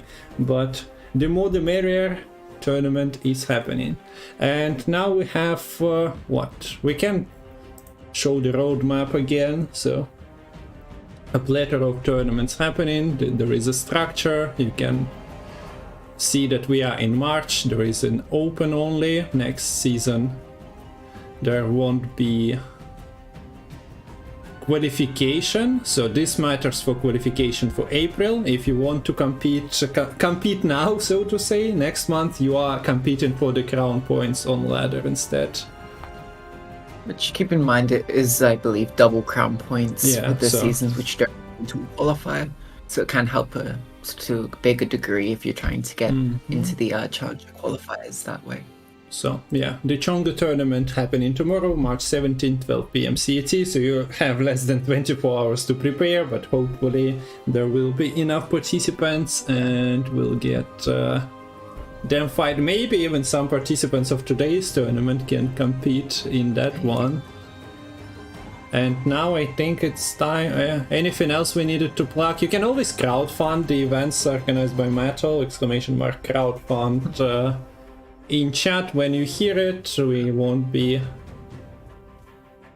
spamming it now, although by the looks of it people just finished watching this series between Lerio and Myamon. Yeah. So GG's once again, but now 10 minutes we can go through the decks. I don't remember if I missed something. I think that was largely everything. I think it is exclamation mark masters as well to join the Discord with all of this kind of information. It's the best spot if you want to know what's going on. I think you can also follow Matol on Twitter, but I think Discord is probably a bit of a better spot to go. Yeah, Discord should be just faster information. An announcement Discord is created for that, and you can join for tomorrow's tournament and stay for the announcement of other tournaments now. But now looking at Nequiz's lists, he was the first semi-finalist progressing into the final against Sanvanter today. Took it to the last game, right? So it ended 3-2. Yes, so the first series was they went all in basically. Yeah, finally got the win with the Warriors in the 5th game of the series. So their Nequiz's lists are on screen now. Stockpile, Precision Strike, Patricidal Fury, and Enslave. The star of this lineup is probably Stockpile because this is a fresher list to the meta. Stockpile, again, there's 3 stockpiles in this tournament, but they're all slightly different.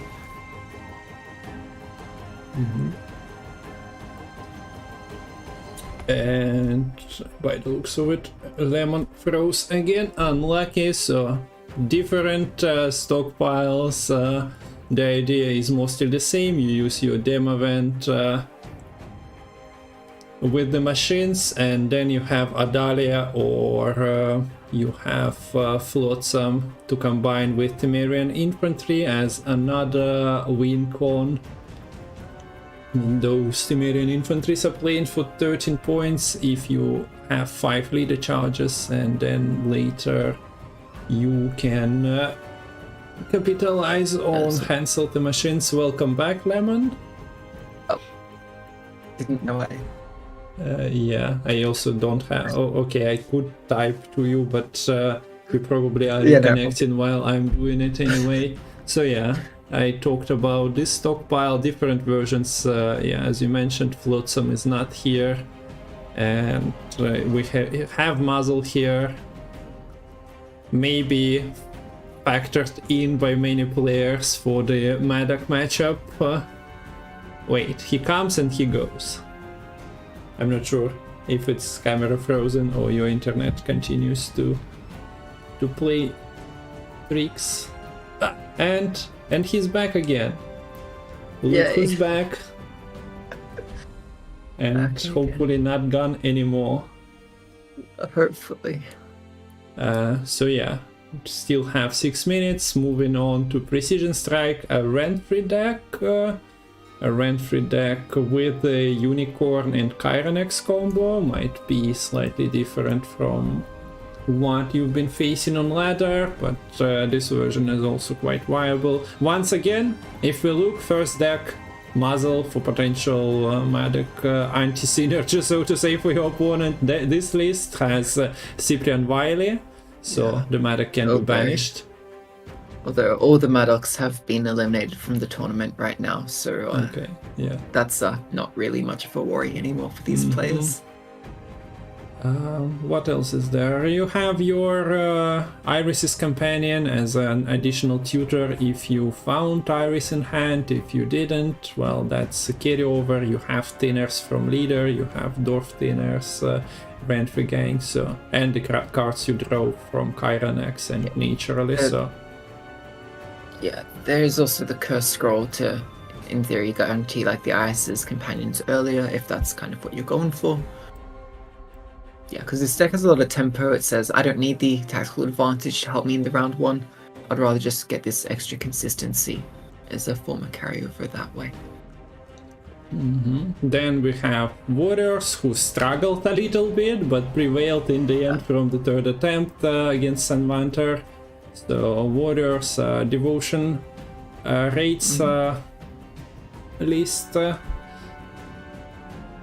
Anything in particular to point out here? Might be pretty good against Myamon's like machines, for example, but yeah, that's what I was thinking. I think it will heavily depend on like what the Joachim is able to pull and how easily the Warriors can punch through that defender, because I mean I expect the defender to get resurrected, so that can put a lot of pressure, but with invaders being veiled, that can be quite nice to protect. Yeah, and so being immune, but then again that doesn't help against Calcoxes. And then the last one is Enslave, classic Assimilate from the like past 12 months. Certainly it was played more or less in this formation. One Obsidian Mirror might find something in Myamon's list, but not in Erland. So against machines potentially, but you're not getting all the charges given by the combat engineer, so not certain if there is like a free card that wins you round 1 against the Obsidian Mirror. Occasionally does it, but I'm not sure if here that amasses too much. So now switching to Myamon's decks, and then we can talk about the matchups closer. So we've seen NR being popular, but Myamon is not playing the meta, so to say, stockpile. He is playing pincer maneuver with Archgriffin instead.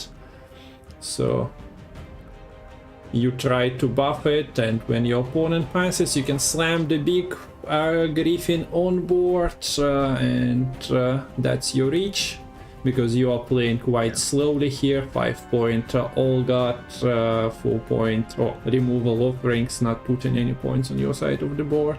But if the plan clicks, if you manage to get a lot of carryover on Sigismund, Dijkstra and Archgriffin, then your immune Erland will be thankful, and we haven't seen many Curses of Corruption, if at all, in 4 players lineup. So yeah, immune unit pretty good if you can keep it from warriors damage, for example.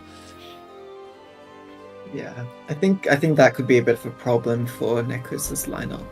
The immunity of the Erland, the super tall Archgriffin, the boost in the deck. So next list is Onslaught. Compass believers were present in this top 4 for the Gwent Open.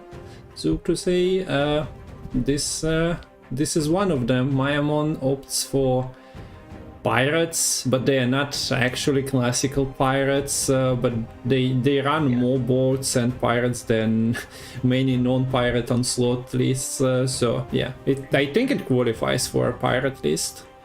Yeah, it has an own look. It's just like Golden Egg of Pirates had a bunch of non-pirate cards. It's the same kind of deal. It has the core of Futerra of the Seas, the Bjorn, the actually no deranged coursers in this list. They've kind of been traded out for the Demon Pirates and Smugglers. Yeah, you still have the uncrate longships, your classics, your funeral boats, and of course seagulls, which are actually pirates as well. Yeah, that's what I was thinking. Like, it's 4 pirates in 1 if everything goes according to plan. Yeah, it's like in almost infinite pirates. They coming out. So the next list is Tucson Hospitality, the list we mentioned. A lot of machines, but yeah, it will be depending on, for example, warriors. Can they answer the get through defender? Can they kill the machines? Joachim pulls, putting 13-point units on board. Not every raid is capable of killing a 13-point machine, so yeah, gonna be interesting. Thing is, those are both red coin decks, so it's a bit unlikely that we do see that matchup. That's unless the players kind of queue a bit more unexpectedly, trying to get those counter queues. But so far, basically all the players have been queuing kind of what you'd expect based on blue coin or red coin. And the last list is off the books. Here we just seen it secure victory against Lerio, and this is an Acherontia. And the highlight of this deck is the lack of Madam. Myamon decided that Madam is spending a few too many coins that he'd like to keep for the other tributes. Yeah. And yeah, this is a cheaper tributes. We even see Arena Ghoul, who is a card that destroys itself if you don't pay the tribute so much. Apparently started, players are making their bans. I have I think to update the score, and other than that, and we should be also through. Okay. So Nequiz's stockpile has been banned, and Myamon's Nilfgaard banned. So not seeing any more cow carcasses coming out today. And yeah, no stockpile either on the side of Nequiz, so you'll have to get your fix of siege engines, I guess, somewhere else, because those were the 2 lists chock full of siege engines. So 0-0 is the score. It's a ban, best of 5, and the bans were NR for Nequiz and Nilfgaard for Myamon. Okay, that's yes. That's on the screen, and I assume that invite is coming in soon. So this is the final. This is the end. The winner gets money and crown points and all the glory that you will bask them in. But yeah, there are no direct tickets to the next tournament. So back to ladder we go. For the players, invite is here. So the sound goes through, the webcams are on, the score is on the screen. And for the bans, we see no stockpile, we don't see, but no stockpile and no to Santos Hospitality. So Precision Strike and Slave and Patricidal Fury versus... Sorry? Oh, no, sorry, you go. Yeah, against Onslaught of the Books and Pincer Maneuver. So he wanted to point something out. Yeah, so I was just going to say, Nequiz is leading us on the blue coin here. The stockpile being banned, well, that was probably Nequiz's main blue coin deck. This will be quite interesting on what else you take on the blue coin. Warriors is you really prefer on the red coin. Score you can play on the blue coin, but it very much likes just slamming its temper to even push for a win on even in certain matchups. And then Slave, again, it's semi-playable on blue coin, but if depending on your hand, it can kind of just suck, especially depending on like the Tauras. So yeah, I think we've seen Enslave from blue. I'm not remembering if it was forced or not. Or Yeah, maybe I think it was against the Matol. Yeah. Yeah, that was against Maddock, and then yeah, you can play Precision Strike from blue. They have proactive cards, so we should be getting in. Welcome everyone who's just joining for the final, but I hope you've been enjoying the day. We've been casting with Lemon for a couple of hours now, and this is the end, the big one. So Precision Strike is the choice, and Myamon opts for Archgriffin. Kinda surprising. Red coin. So that's I think our first sort of Northern Realms red coin we're seeing today. Yeah. There is problem with connection that is bothering me. Players lost connection. Me too. So yeah, it's the connection been bothering you all day. Yeah, but this time it's not on my end for once. But I'd much rather it was on my end, so then the players can just play cleanly. Not a bad starting hand here for Nequiz. Has the Iris's companions along with the Iris, which is pretty perfect. Both the Bronze Thinners has one copy in hand. Both players managed to find the Iris cards. Yeah, both of them. Master Mulligan does get a Sentinel for Nequiz, so probably gonna chuck that back in deck with the Cursed Scroll. One less problem for your Mulligans, so why not? Yeah. Okay, so the Temple time. Defender could be decent. Can Yeah. protect against the Geralt of Rivia potentially. War Elephant, I guess, is fine. Imagine if Myamon was like, and now I'll play it like military deck, but sadly no Witchers, Witcher Mentors synergizing with, well, they synergize with the Big Chicken Archgriffin, but not really, so... And there is the case, Saren, if you want to shuffle them a little late, maybe an extra time. Yeah. But yeah, there's wait, the one he actually that's late. took them immediately because other cards were not to his liking, but I think it was could have taken another War Elephant, but one War Elephant is probably enough. But yeah, I wasn't expecting that pickup, but sure, it works. So finds the Kyrenex, completes the Unicorn Kyrenex combo. Actually, sorry, that was drawn with the Iris. It discards the Irises from Everic there. Would rather have that go through, I guess, before the Cursed Scroll. Does need a Dwarf on board for this Volunteers to be useful. That likely comes through with the Skirmisher, but would require a unit on Myamon's board to really have something to skirmish against in the first place.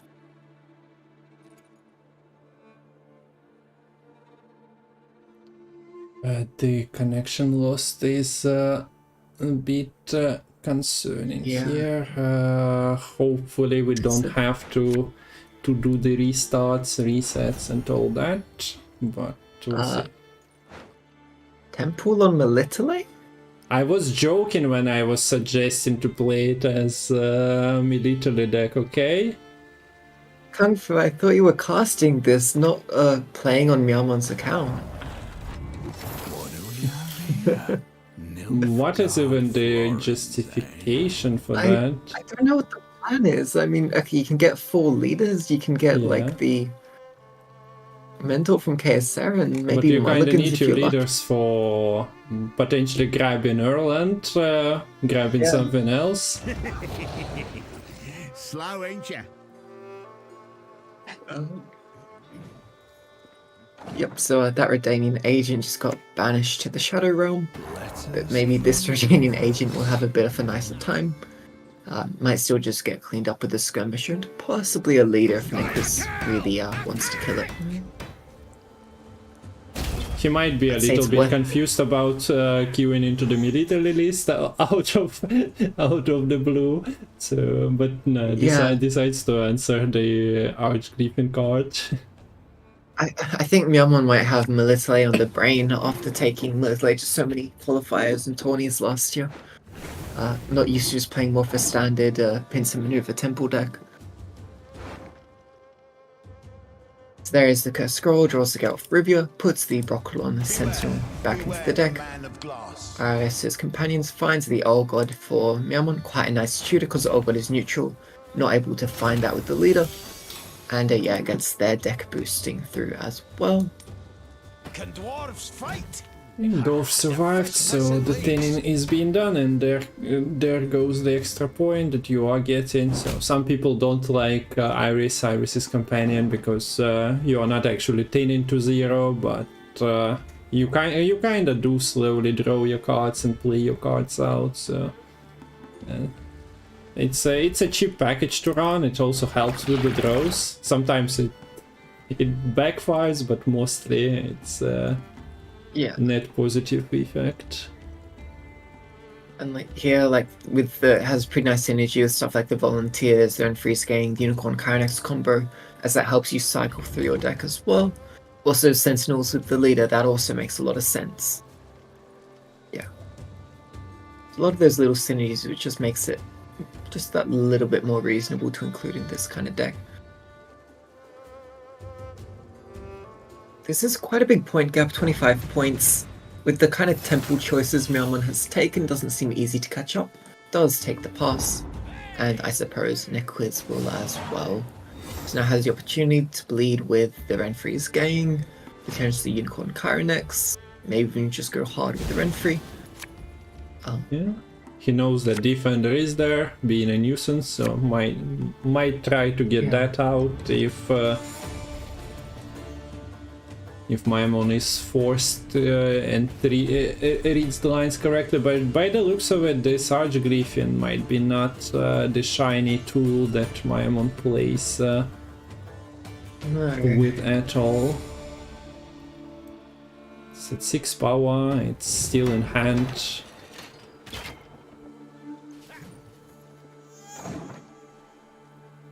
Yeah, I don't know if this is really an Arch Griffin, maybe more of an Archaic Griffin, with how little support it's getting. Just left in the ancient times. So do we see the leader thinning here? Could have been a unicorn. Yeah, could have been, but leader does help you with the thinning. Ah yeah, you also you risk breaking. True. And also this just helps with the tempo pass quite a bit. I mean, you could even follow this with the Unicorn Kyrenex and really say, you know, catch up to me right now. So if they're gonna... Sorry, go. You go. No. Just gonna say, if they slow play with the Old God, like, that's not helping here. Yeah. Berserkers are not amazing, but even they provide more value overall. So yeah, Super slow, so let's see. The defender is getting buffed. Erland is getting potentially out of the pyrotechnician random click range.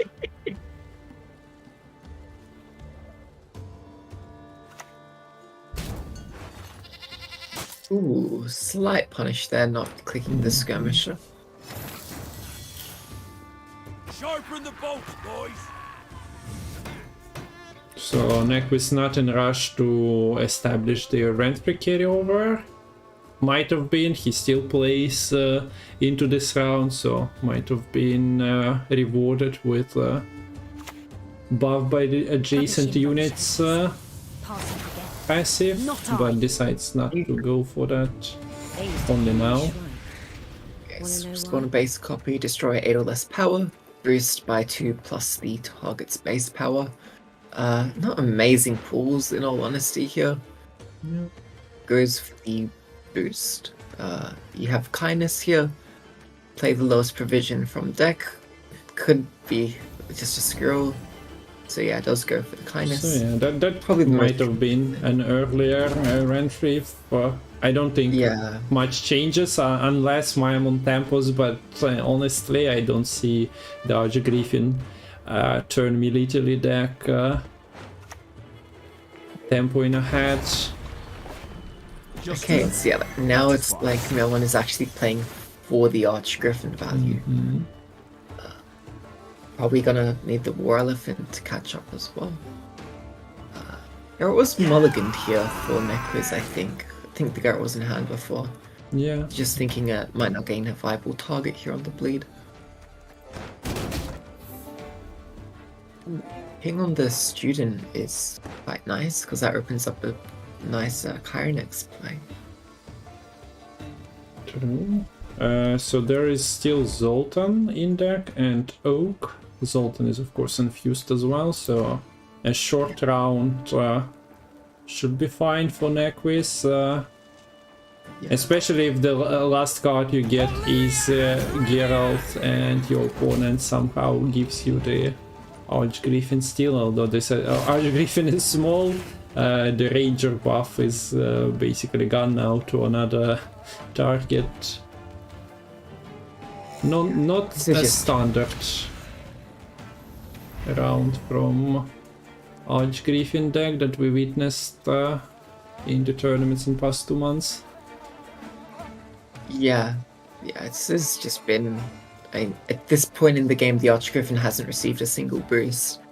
That is extremely non-standard. What is standard is the Unicorn Karnix playing for crazy amount of points. I think it was kind of greedy for me keeping that student after it got pinged. At 3 power, it's just too vulnerable to the Zoltan or Unicorn Karnix. Maybe was expected not to be the perfect hand remaining for Nequiz, not expecting it to have been held on that long. But now you're down. Yeah, I think you 41. have to Erland, nothing else catches you up. A witcher with no honor is no Easily. brother of mine. And then you are left for round 3 with nothing, honestly. Okay, you get the War Elephant, but there is a Geralt meeting, yeah. There's Defender, but I guess Defender dies to the Geralt as well, but then the War Elephant would stay. Okay, yeah, true. Okay, so if your hand is Defender or Elephant, Priestess And has 5 charges, and you The can. Military. So you can go and not click. Is what we are witnessing here. So 22. Do you draw the Military? Ah, okay. So we are preserving the extra points. That's creative. Yeah. Actually, yeah, you're only left with one card. So you could only sort of save the boost on one thing in deck. Makes sense for it to be the Dijkstra. Defender now doesn't die to Geralt, and I don't think. Problem is the Dijkstra order could be a little awkward to even get through. You'd require maybe the offering to get a kill. But I mean, there's no way the Dijkstra. Actually, no, Dijkstra lives if you use the leader to find the defender. Mm-hmm. And it's actually good you stole the boost on the defender because, you know, now we can't really get burnt through. So In fact, this yeah, that game took this game took a turn. Yeah, that defender will entirely shut down the Zoltan warrior. I don't think the Urk and the pyrotechnician will be enough to punch through. And then there'll be the huge Sigismund Dijkstra, which, sure, the order is useless because nothing in deck is boosted. There's no real way to get the boosts, but I mean, a 22-point play is good. Still might fall short on the points, however, because the Curse of Gluttony plays for quite a lot on the Urk. That's a 12-point leader with that Urk. Yeah. So And that might be the problem in the end. Also, not starting with Defender makes potentially, as you mentioned, the orders problematic. If you wanted the Traveling Priestess as well, she'll need a turn to become active. So this should be Defender coming from the pincer maneuver. Fortune Teller probably foreseen this circumstance of not being featured in the match. This is a terrible Zoltan. Well, at least Playing he comes for- with the Eudora, so... Yeah, at least. But It all starts with for a 13 provisions, it's not what you want. Oh wait, there are Pyrotechnician. no boosted units in the deck, right? So I didn't catch that when you mentioned. So points are nice, 22, but Oak is playing for full More boost than enough, value, I and then leader as well.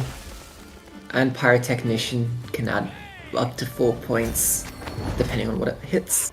It's actually, not particularly close in the end. Yeah, interesting strategy. And talking about the pre-strike deck, not thinning, not actually true thins exactly to draw and see everything. So you can see that Iris value being impactful and spread between many units. So you are not putting all that. They did the Geralt, did they? Sorry. They didn't even play the Geralt, did they? No, because Defender was expected, right? Yeah. I mean, like, I meant over the course of the whole game. Mm-hmm. Because it was for round 3. Okay, so Nequiz takes game number 1 of this final, best of 5, so needs to get 2 more victories. Myamon needs 3.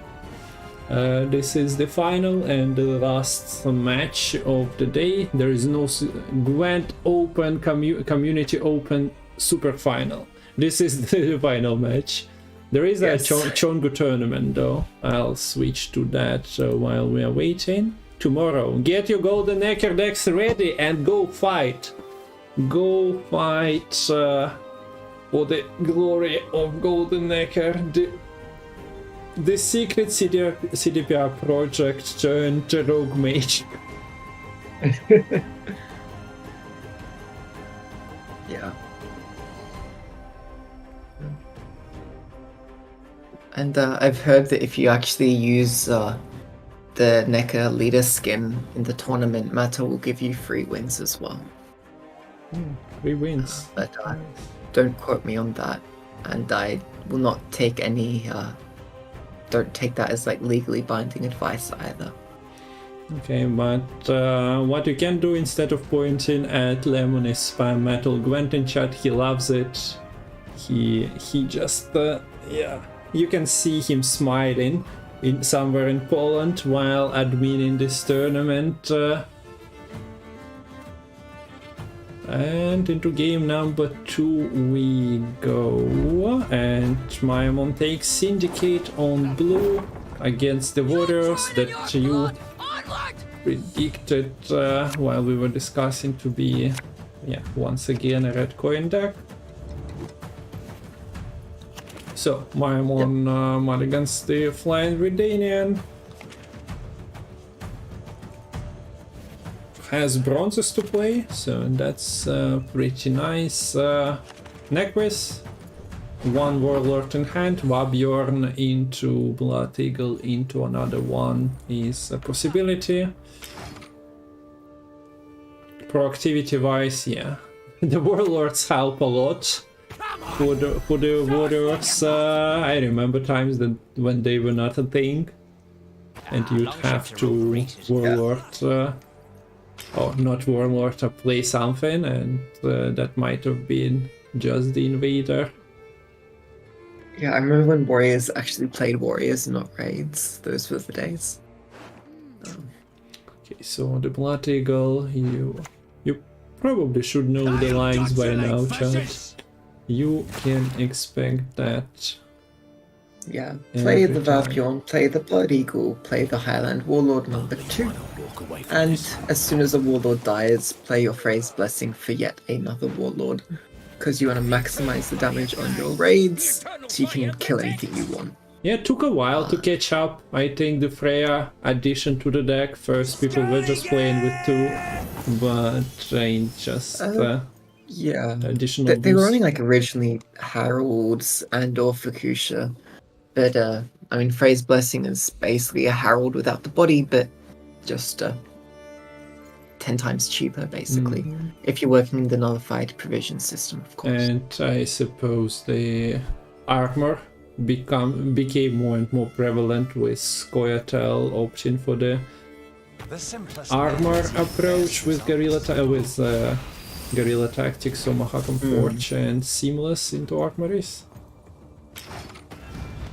Yeah. So the thing with Warriors though is they don't like opponents to go super wide like what Myamon is doing right now. Because their raids are really good at killing one sort of small to medium sized thing. It's not great at killing lots of different small things. The Roguevar Warrior helps kind of alleviate that weakness, spreading its damage across multiple units, and allowing the Warriors to stay slightly in the lead right now. But there is an absolute treasure hoard for Myamon in the coin bank right now, and as soon as that is spent, you'll see the point gap swing the other way. So yeah, gets to the open sesame range, spends, and we see another, yeah.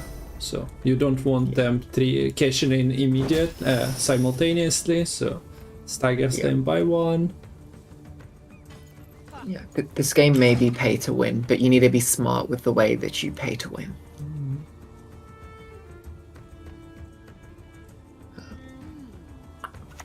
So, Warrior number 2. But opts to actually kill the Benacle Brawler because it kills the more consistent spender, which could force a second spender, or instead just a Salamander Mage. Interesting. Yeah, activates the Phrase Blessing. Yeah, and first tribute as well. King of Beggars starting to tick down. If you do play the 4-point Warlord here, you'd be down by 8 points. But your War of Clans is active, yeah? War of Clans would be enough, I think, yeah, with the proper Warrior. Also, your own Crate War Crier is ticking as well, so that helps a little bit in keeping ahead. At that point, Invader would be enough. So Myamon has 2 cards he can drop. Yeah, 2 quite cheap units. Same for Nequiz, and I guess if necessary, you're throwing the King Bran away. But it kind of depends on how much Myamon spends. Instead, Myamon decides to just leave the round, and that engine value is clutch here, allowing Nequiz to keep the raid card in hand and just develop the graveyard even further. Yeah, exactly. Getting the invading graveyard is really nice. You can either have the more point slamming option with War Clans, or sort of have the tier even online now in its second phase, since you did win round 1, which I think is a bit of an anomaly. We didn't see Warriors winning many round 1 so far today. Half-Brew is not really what you want to be drawing. It is a proactive play, I guess, but can kind of limit your serve value. And not taking it into a long round here. You kind of want the defender out. You are scared that you are not getting through it if it's protected by the Conjurer's Candle. No artifacts for Myamon here, must be quite sad. Not being able to play for the round, plus play for the carryover. I think you need to keep this Horson Jr. to answer the tier at 9 power. Which means that if you want to deal with this longship, you're going to have to maybe get something from your blind eye. Oh, sorry, not a blind eye anymore. Your shady vendor. Gosh. Actually, just, with no artifacts decides the right course of play is the Azar Javed. Not easy for Nequiz to get through in one turn unless they commit the location ping. And probably just trying to stay ahead now each turn. Just keep the lead tempo-wise.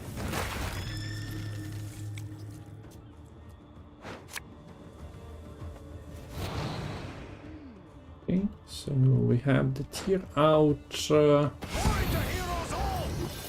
As you pointed out, it's exactly at 9 power, so Junior is Syndicate's preferred answer to it.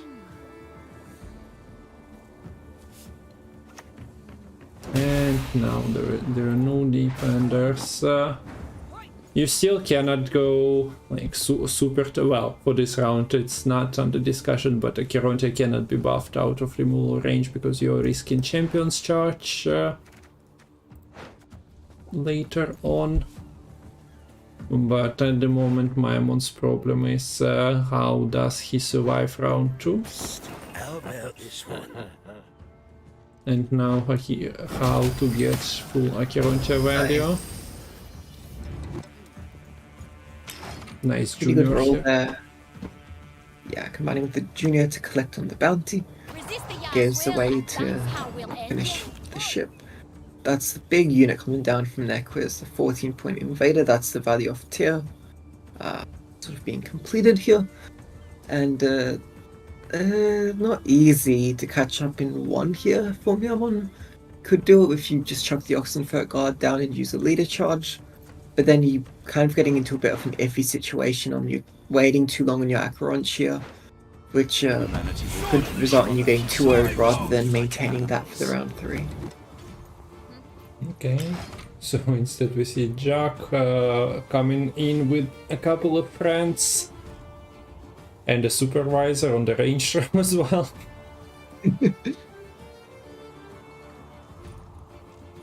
No religion should go unsupervised from the commercial angle as well, so King of Beggars is there to look at how they spend their coins.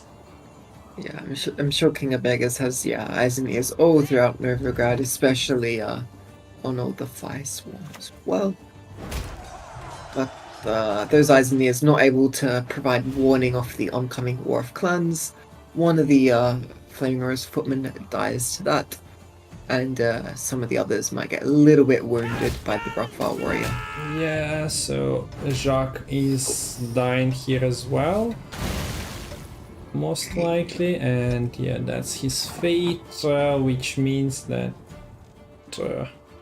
you cannot spend beyond 3 coins here without committing another spender, but the next spender is safe. Yeah. And then you can get out of the round with leader, Oxenford, and what's the situation? 2 open sesame and 3 counter open sesame.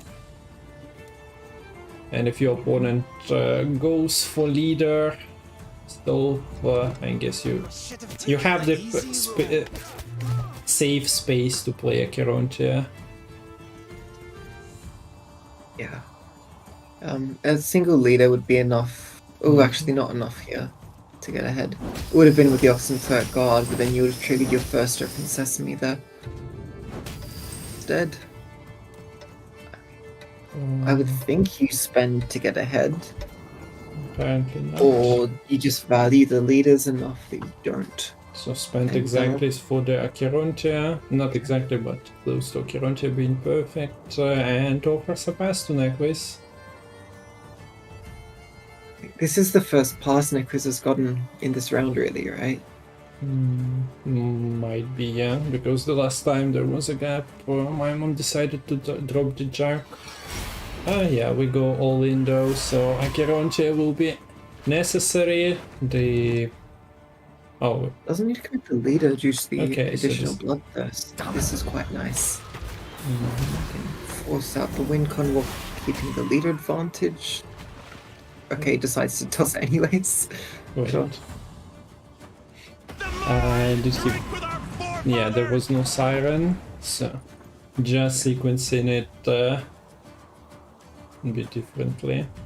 So 30 something points, 33 is what you need. You can spend a lot and gain a lot, so Myamon is doing the quick math, but I wouldn't believe double sesame amasses to necessary points without the Chirontia, yeah. Yeah, so decides to play the Oxenfurt Guard first as a more efficient spender. Might be able to save some more coinage for the next round by playing like this. Not enough points for the tribute on the Salamage, but does get through with the Oxenfurt Guard spend, maintains So quite a bit of the leader. Both sesame's gone, but yeah, you maintain the leaders. Skellige now has Fukusha to find. You still have artifacts. Not amazing in this short run necessarily. Like, there's not really great value gold street play. Maybe, I guess, the Vabjorn. Vabjorn into War of Clans, or this Primal Savagery could have been. Or just Champion's Charge, I guess. The players struggling, no candle. Your skull will make a fine Oi, timer. oi, oi. But you can play 2 units here and hope that one of them survives. You get another one from your Novigrad. And ship as well. Okay, there is a ship as well. And it goes into the correct row, but that's not really important because your Novigrad You're gonna unit... need something from the Novigrad to help you with your coin parity here. Okay, Treasure Huntress is perfect with the Profit 3. Yeah. Yep. So you're an even coinage.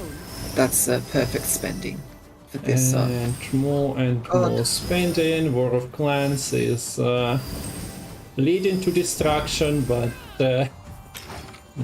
Wait, did the Fukusha get mulligan? I don't think he drew Fukusha. Oh, okay, He never didn't mind. find it. Okay. Okay, so Myamon takes it here with that bleed that Nequiz was working on. He was forced to open all the sesames, but he had a better top decks, and I don't think Fukusha would be winning there as well. Wait, what's the score? 1-1, right? Yes. Yeah, so I made a typo, made it true, and then I was like, no, it can't be. It cannot be. Okay, so game number 3, we go in.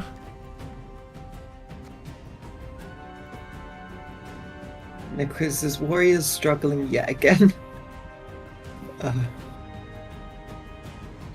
But it's probably gonna be the Assimilate coming out here from the blue coin for Nequiz. On the other hand, I have no clue still really how like standard Assimilate goes into temple shenanigans.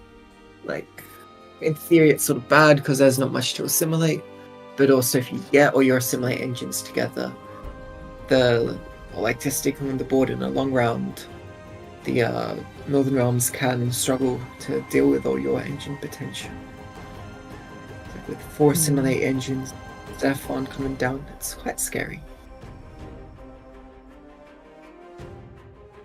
Okay, so players taking a moment. This is the final, so if you are spending any time on thinking about what to queue and how to progress from 1-1, basically you are still allowed 1 loss, but yeah, better plan properly, otherwise will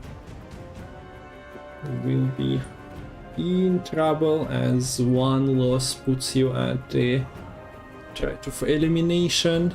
For those of you who just joined, no, this is the bracket. So Nequiz has beaten Sanvanter, Myamon has prevailed over Lerio.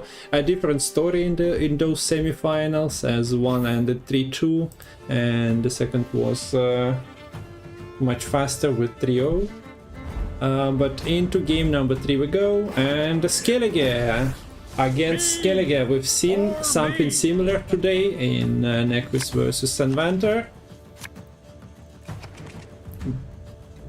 Both decks are playing, Onslaught decks were playing Compass, so this is, and Sanvanter was as well. But it's slightly differently built. We see double Abordash. We are not buffing Abordash in this deck, so it is dealing 2 damage. At Bloodthirst 2 it also plays a pirate and draws a card. Yep. Also actually helps develop its own Bloodthirst, unlike a release. It's a lot more viable with that in mind. 1 boat turns into no boats, but there is still a couple of funeral boats in Myamon's hand here. I mean, 2 funeral boats, 2 seagulls, that's pretty damn good, isn't it? Yeah.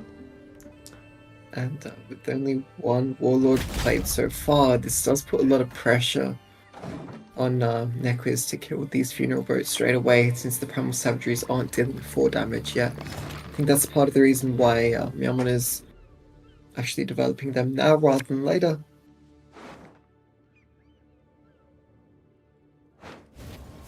So those are the units for seagulls to hit. We also see nice discard into play the discarded thing immediately. Yeah. It's a cute combo with the Mask of Ouroboros that you can pull off with Hjalmar as well, and Greatsword for example. People been doing that. But here a small Broker Warrior suffices. So okay, Bloodthirst finally achieved, but no ships. So Yeah. playing a pirate means playing another seagull, but probably you are not risking it with the Moon Pirate discarding your soul, for example. You could use Abordage and play a seagull. Or just keep the Abordages, but I'm not sure how many pirates you really have remaining in deck, and it can be awkward having 2 Abordages in hand because you need to develop your Bloodthirst.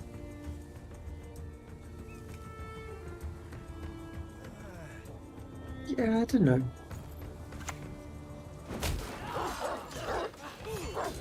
I just trust the pirate, honestly. Give us all you got! Not bad. That was your extra thinning if necessary. Yeah. Yeah, and it is kind of fitting that the Demon Pirate discarded the other Demon Pirate. I guess they were brawling, so makes total sense. They are not as friendly as the demon smugglers, though. Demon smugglers are just giving birth to another demon smuggler. The demon pirates are just discarding one another. Yeah. I'd say they're more like just smuggling in a secondary batch of smugglers. Yeah, whatever Okay, picture so you this need to big- paint in your mind. Yeah, so Myamon's saying, I don't really need the scroll here to get rid of the warlord right now. It's a little bit slow for my taste. Let's just, I guess now let's just develop here in Kaduk. Surprised we see it now and not played later for a Bear Witcher.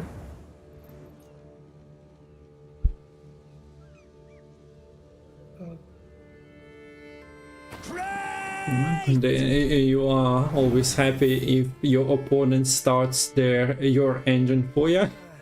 No need to set up Bloodthirst, but it was a bait after all. The Bjorn is coming in and disposing of that engine.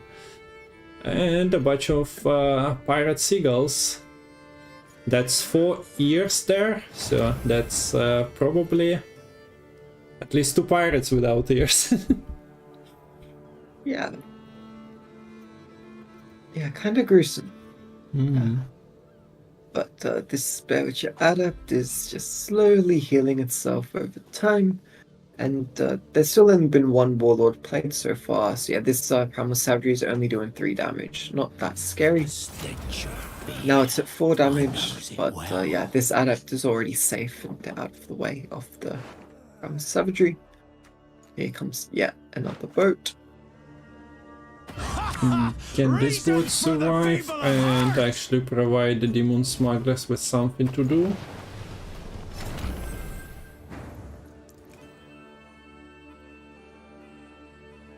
As they need a company, you cannot just smuggle things over the ocean on your own back. You need a ship for that. By the looks of it, the ship will be dead after the Brockbar warrior comes for it. Yeah, unfortunately it looks like it's not going to survive its maiden voyage. Instead it runs afoul of the Brockbar warrior. Bit of clan on clan bloodshed. Was there... So this team...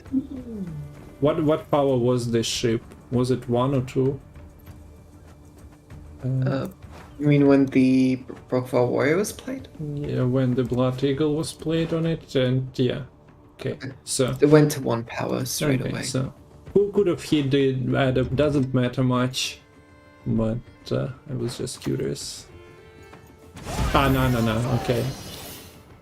It doesn't matter anyway, but it could have been healed immediately. So we have the tier here. Bloodthirst is 2, so you'd need a leader charge to champions charge it, but you probably... I'm not sure how else how does this deck even bring things back for the tier? Like, it doesn't unless it gets something from Compass, but... Okay, true. Like, as it stands, its tier isn't doing anything, so... Okay, yeah. Because Compass is not active, so no recognizes reason. they don't need to overcommit there. And just slow play with... It shouldn't even, I guess... what else do you war clans apart from the tier? You don't really want to hit the Adept because it's going to auto heal. So you just hit the tier despite it being adjacent to the Hyun Kaduk healing.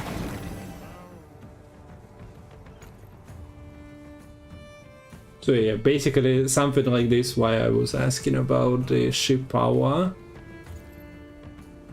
The Brockvar, yeah, couldn't be used on the damaged unit already, so it wasn't an issue.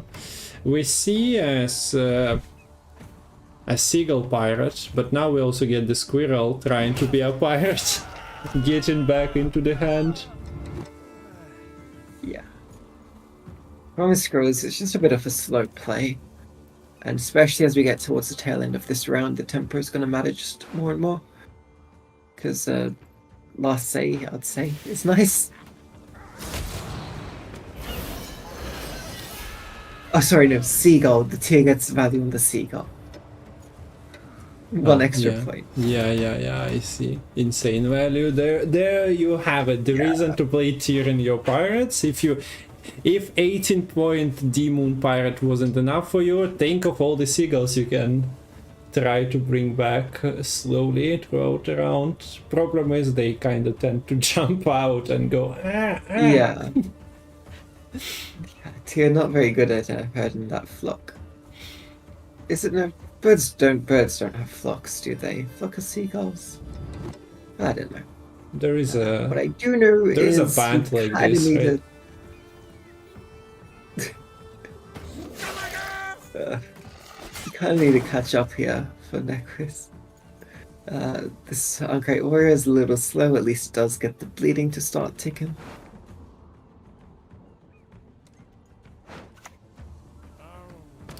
Squirrel actually. That does involve Myamon to play the squirrel, I believe, onto the Blood Eagle. Yeah, which so is a much that's nicer important. punish. Yeah. Yeah, Nequiz could just miss the tier now on roughly 50-50 in the draws. Yeah, with no tutor. Do we trade Bjorn as well? Bjorn is not amazing. I Can get Fuku. Well, you don't know what you are getting, but you're looking at the hands. It's probably do you reckon forced. you could just commit the Bjorn, click the Hyun Kaduk?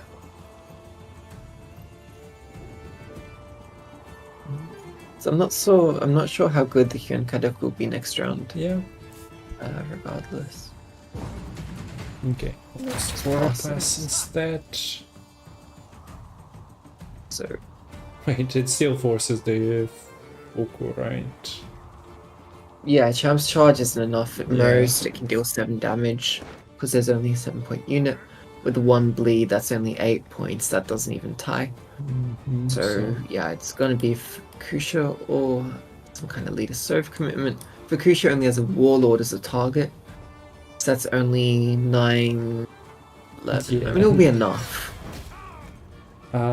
Instead we do see Nequiz playing Soulful Bloodthirst 4. Okay.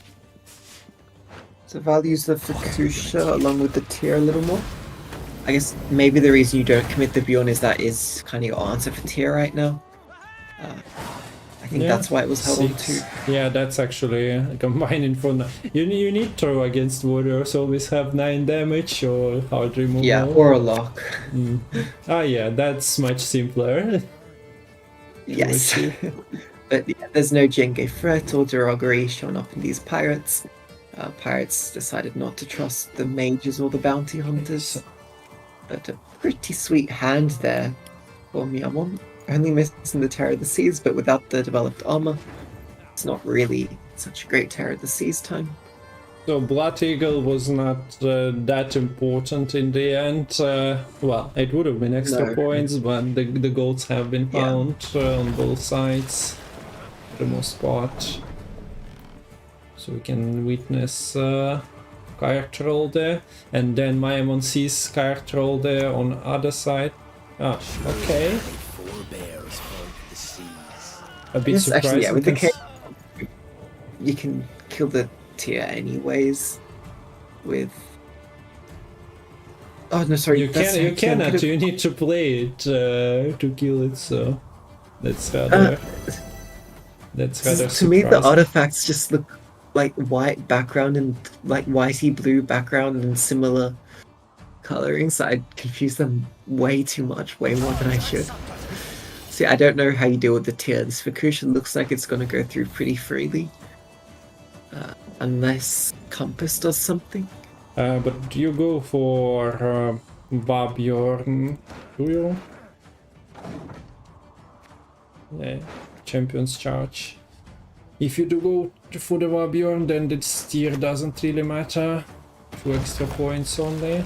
That actually, yeah, that is true. So it depends on your choice, but your Warlord plays for 12, so you'd need to count precisely what do you want Yeah. here. I'm not sure. But the Champ's Charge I don't think is even going to be good, because So can be played with the immunity here. You don't even need a leader for it. Yeah. Oh, actually, sorry, there's not even a Patch Title Fury leader. It was Pirates. You shall never So you just last play your Demon Pirate. What you got? So yeah, it is a 6-point boost coming through. I'm a bit surprised the Beyond was used on the ship in the 10. Or at least not just leading with the Chaos Troll. That just feels strange to me. Yep.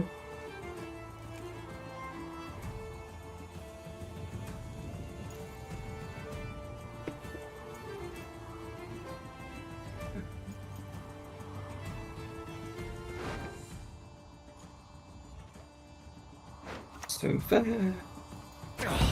Yeah, you are not Patricidal Fury, a bit harder to set up the Bloodthirst, but you have good old crafting. You just go, "Uah." Some time ago we could have done it every 2 turns. Nowadays only 2 times, but Wanna know that will do. my scar? Only wanna walk away from this.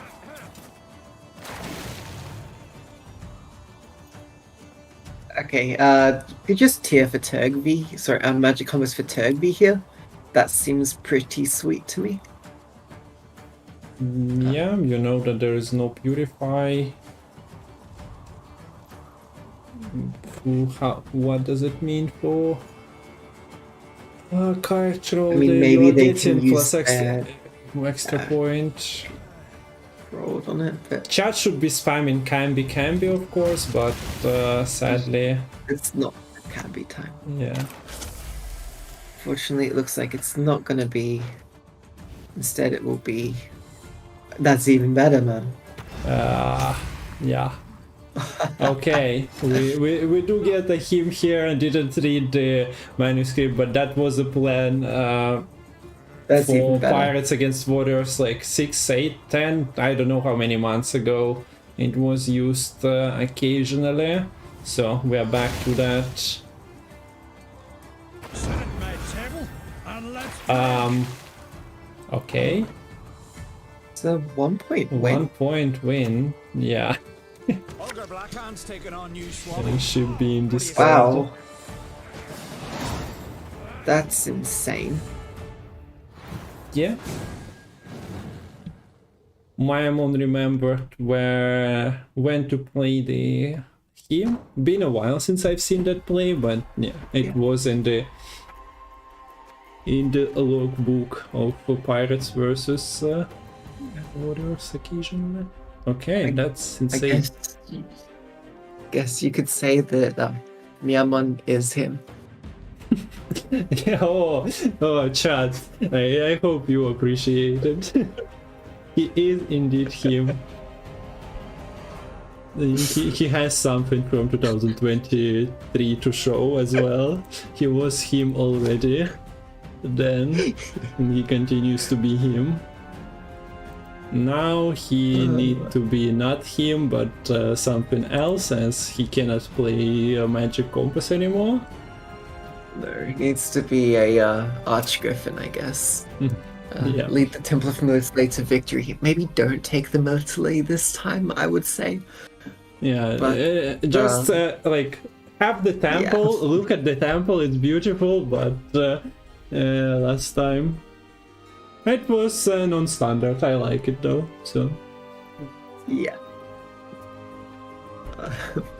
I'm still not sure what the goal with the Myrtley was. Anyways, we move on, to match point. Now, Nequiz still absolutely struggling to get win with the Warriors. It took all 3 possible games in the series up against Sanvanter, and it's already taken 2 losses here in the series against Myamon. So, will you take it now on the second red coin, or will you take it on your final blue coin? Still hasn't played the Enslave in this series either. so while the thing is spinning, so Archgriffin, if you missed Myamon playing it before, it's on the screen, the leftmost deck. Tries to occasionally doesn't, but usually tries to buff Archgriffin from the get-go, from the temple, and then go for it. Occasionally there. other things. And the second one is Nequiz's lineup. There is no NR, as the screen was saying, as that was banned. Warriors continue to struggle a little bit, although here they only lost by 1, so... Yeah, but a loss is still a loss. Yeah, so... And doesn't end up mattering in the end. And yeah, you'll be maybe thinking back on that 1 point loss, thinking, why couldn't it have just gone slightly in the opposite direction? Why couldn't the bounce council have just fallen slightly in my favor? Yeah, now there is a new way to complain, exactly. Before it was also the nerf something by 1 point, now it's on balance council, just making the champions and causing the losses. So, here we go. Warriors, yet again, on the red coin, up against the Northern Realms. Offerings are kinda nice against the Warlords round 1, but they can become quite awkward as we go into like a round 2, round 3, when 4 power units become less common for the Warriors deck. Yeah. Okay, so this Redanian agent hopes to live a longer life than many of them, dying immediately. So might start buffing things in the deck. Yeah, so playing around the offering there with the early leader for Nequiz. Probably wants to take this round quite aggressively. I don't think you want to let the Archgriffin have their way with things. But then again, when the opponent is pushing to an uneven, that can be when the Archgriffin is strongest. Because you love slamming it in a round 2, sort of after the opponent passed. It's just your huge catch-up mechanism. Kimbolt is interesting. Kimbolt is... I'm not sure how... Double Kimbolt is probably not it. Oh, no. But other cards. Look at the other cards. Like, what are they... Okay, Palibor is actually broken. If you Kair Seren for Ranger and buff it and then snipe something. Yeah. Double Kimbolt it is. Okay. Why take Falibor when you can take Melitele? Yeah, okay. Back at it.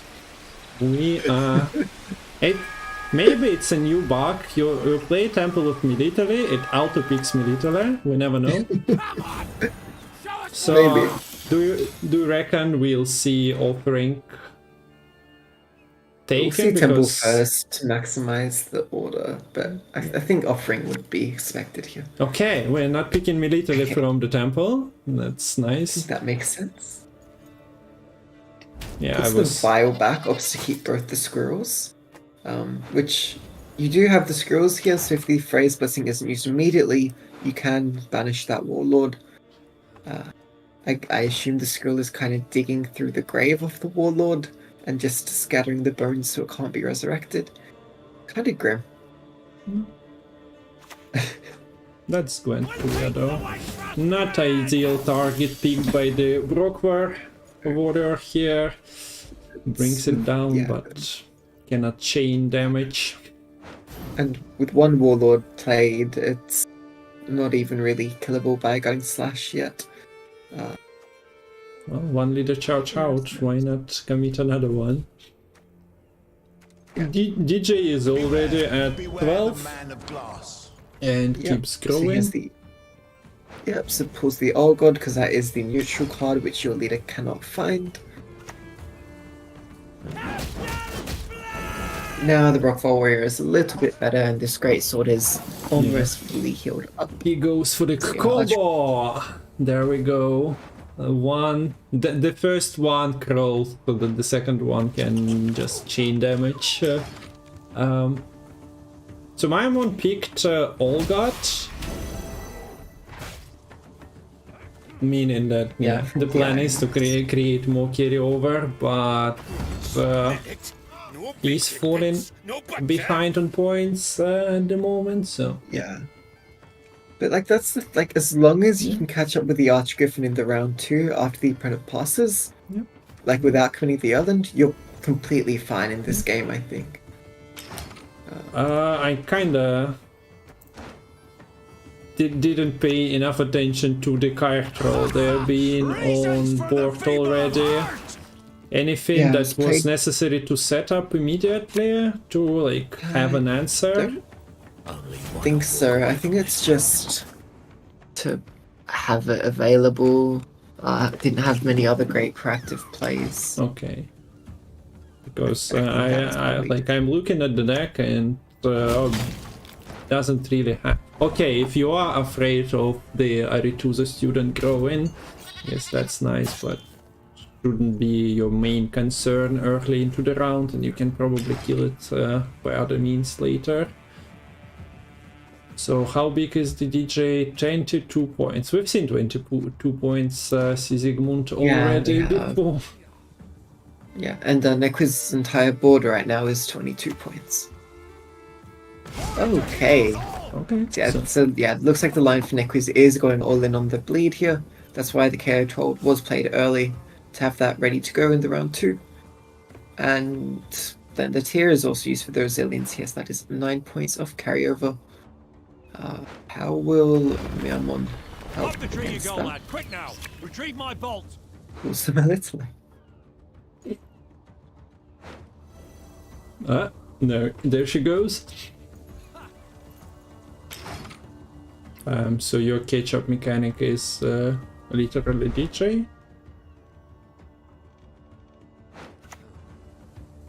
He shall be mine. Yes, that's a lot of value Myamon is getting here, continuing to play, but now it stops. Yeah, this is, I think, red coin abuse. It's like maximum.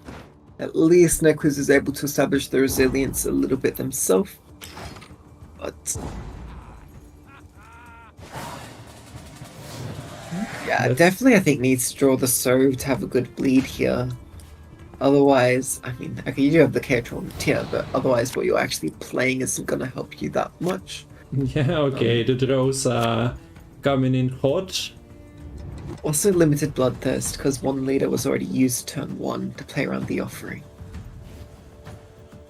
So Isle can also help just playing on interactive, so we see that being kept, helps with the Archgriffin as well. No tier, it's just that's a invaded. bleed with cheap cards. The problem is, yeah, something like Archgriffin being played after you pass. Resist the Jarl's will, and that's how we'll end you.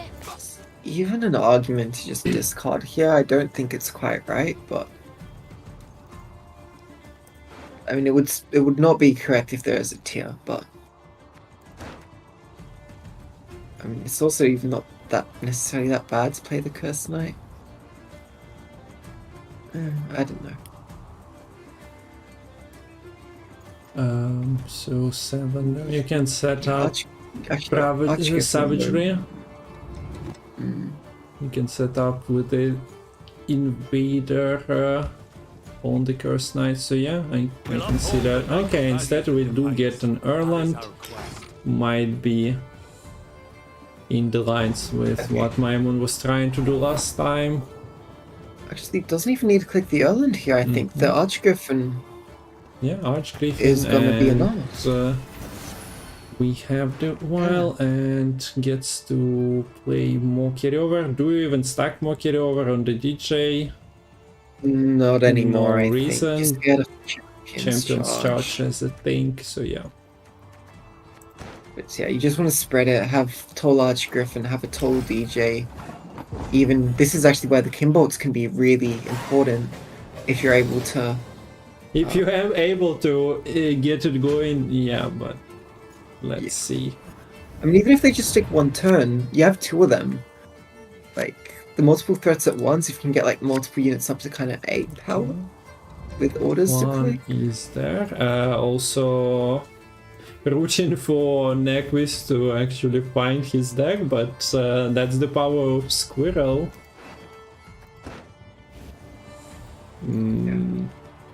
Okay. It's not even so- easy to click and bolt in one turn here for Nequiz.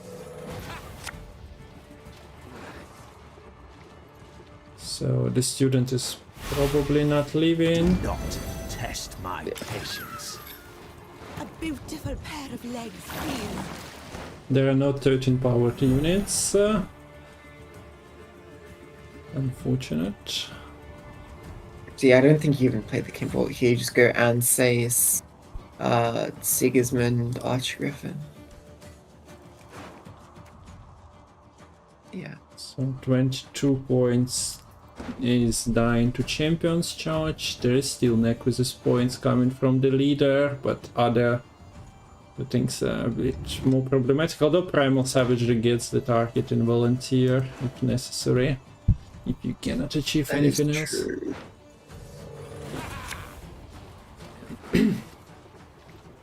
Sigismund. I'm all ears.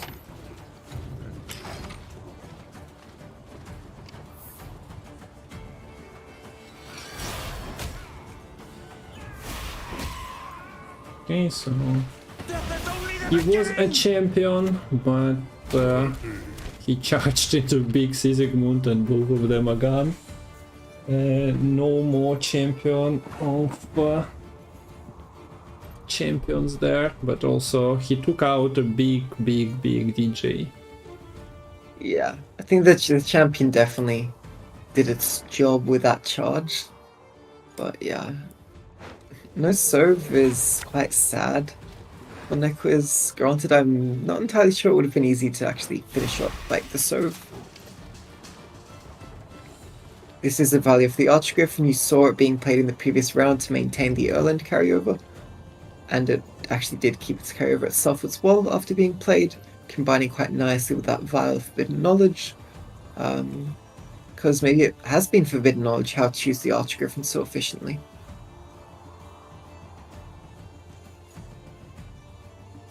Come forth, coward, and your own doom confront! Okay, so on says, and 21 point finisher. Archgriffin deck finishing with Archgriffin is poetic. We have an improved Primal Savagery target. We have 11 point King Bran and 10 point Savagery. That's not coming in hot to overcome the 38 Myamon put out. So the blue wins the game. And what do we have here? Is this it? Lemon, what do we have here? I think this is it. I think Myamon has done it. I think that Myamon has won the first Community Gwent Open of 2024. Congratulations, that was nicely done by him with a couple of decks. Once again, Imagawa tried to qualify with those decks. Myamon, I think, was playing more meta when qualifying for the Open, but now Myamon decided to take those kinds of decks to the tournament, to the big one. Yeah, with their own tweaks as well. Like, I don't think... Yeah, it's at least the Archgriffin one was, I think, quite different to what Imagawa was running. But yeah, very well played with Myamon. A clean 3-0 against Lerio, and then a 3-1 victory here against Nequiz in the finals. Absolutely shutting out these warriors. I think, Nequiz might be having some regrets on that choice of Skellige list. Yeah, the warriors are extremely popular, but the amount of times we've seen them fail in the tournaments is also quite big. So yeah, that was a nice pilot run for the Gwent Open. Yeah, I'd say we had nice start to Community Masters, like those bigger tournaments. So qualifiers worked out quite nicely, were reasonably popular on Twitch and on YouTube as well, so people been watching, and the audience is there for the tournaments for sure. So that game keeps being dead, but at the same time watched and played in some capacity. Of course, you cannot compare the numbers with others, but yeah, we are thankful to all of you watching and contributing and playing. Like, nicely done by Lerio, Myamon, Nequiz, and Sanvanter here. Hopefully we'll see more and more players participating. I think Piable mentioned on his last, or was he in chat, that he gets an itch to compete in one of the seasons. Yeah. It'll be great to see some of the older, bigger names, as well as hopefully some of the newer names this year. People like Darren and Imagawa, who have had some nice runs in ladders and qualifiers as well, making their way to the Opens. So you can be the next Open winner, guys. Lemon, this time it concerns you as well. You can be. But yeah, that was an interesting final with non-standard lines taken, but the standard lines prevailed. Archgriffin played in a way Archgriffin meant to be played, turned out to be a bit better than Military deck in disguise. But yeah, also thank you for joining. It's always a pleasure, and people have been like, oh, you need to cast with Lemon more, so they got what they asked for. Yeah, it's always a pleasure to be alongside you as well, Kungfu. Had a lot of fun today. Yeah, and we do appreciate your sacrifices streaming from Australia, so it's night-to-night time for you. I won't be holding you hostage any longer. Thanks for joining. Thank you for having me. And we need to congratulate your internet as well on like the final. It was behaving less. Yeah. So it's nice. I'm not sure what was up with it. Like, it was working fine to, like, all throughout today, and then just didn't decide to stay alive for some of the semis. But at least it was fine for the finals. Yeah. So what else? There is this Chongo tournament that we talked about. We'll repeat that once more. You can play. Everyone in chat, join !Chongo. Matol will provide you with link most likely as well, but there is a competitive Gwent Discord run by Matol, so join if you want to get news about the Masters, Opens, Gwent World Cup.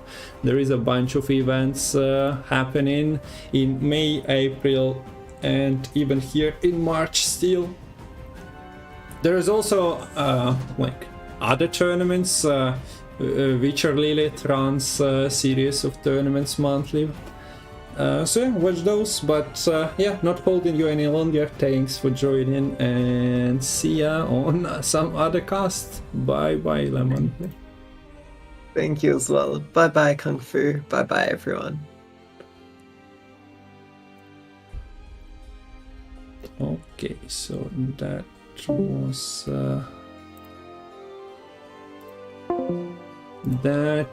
a very nice tournament run, I must say. Hope you guys enjoyed it. So I'll show the things and then we'll finish. But yeah, I'll leave it at this at the moment, and then we'll return in a couple of minutes after a short break.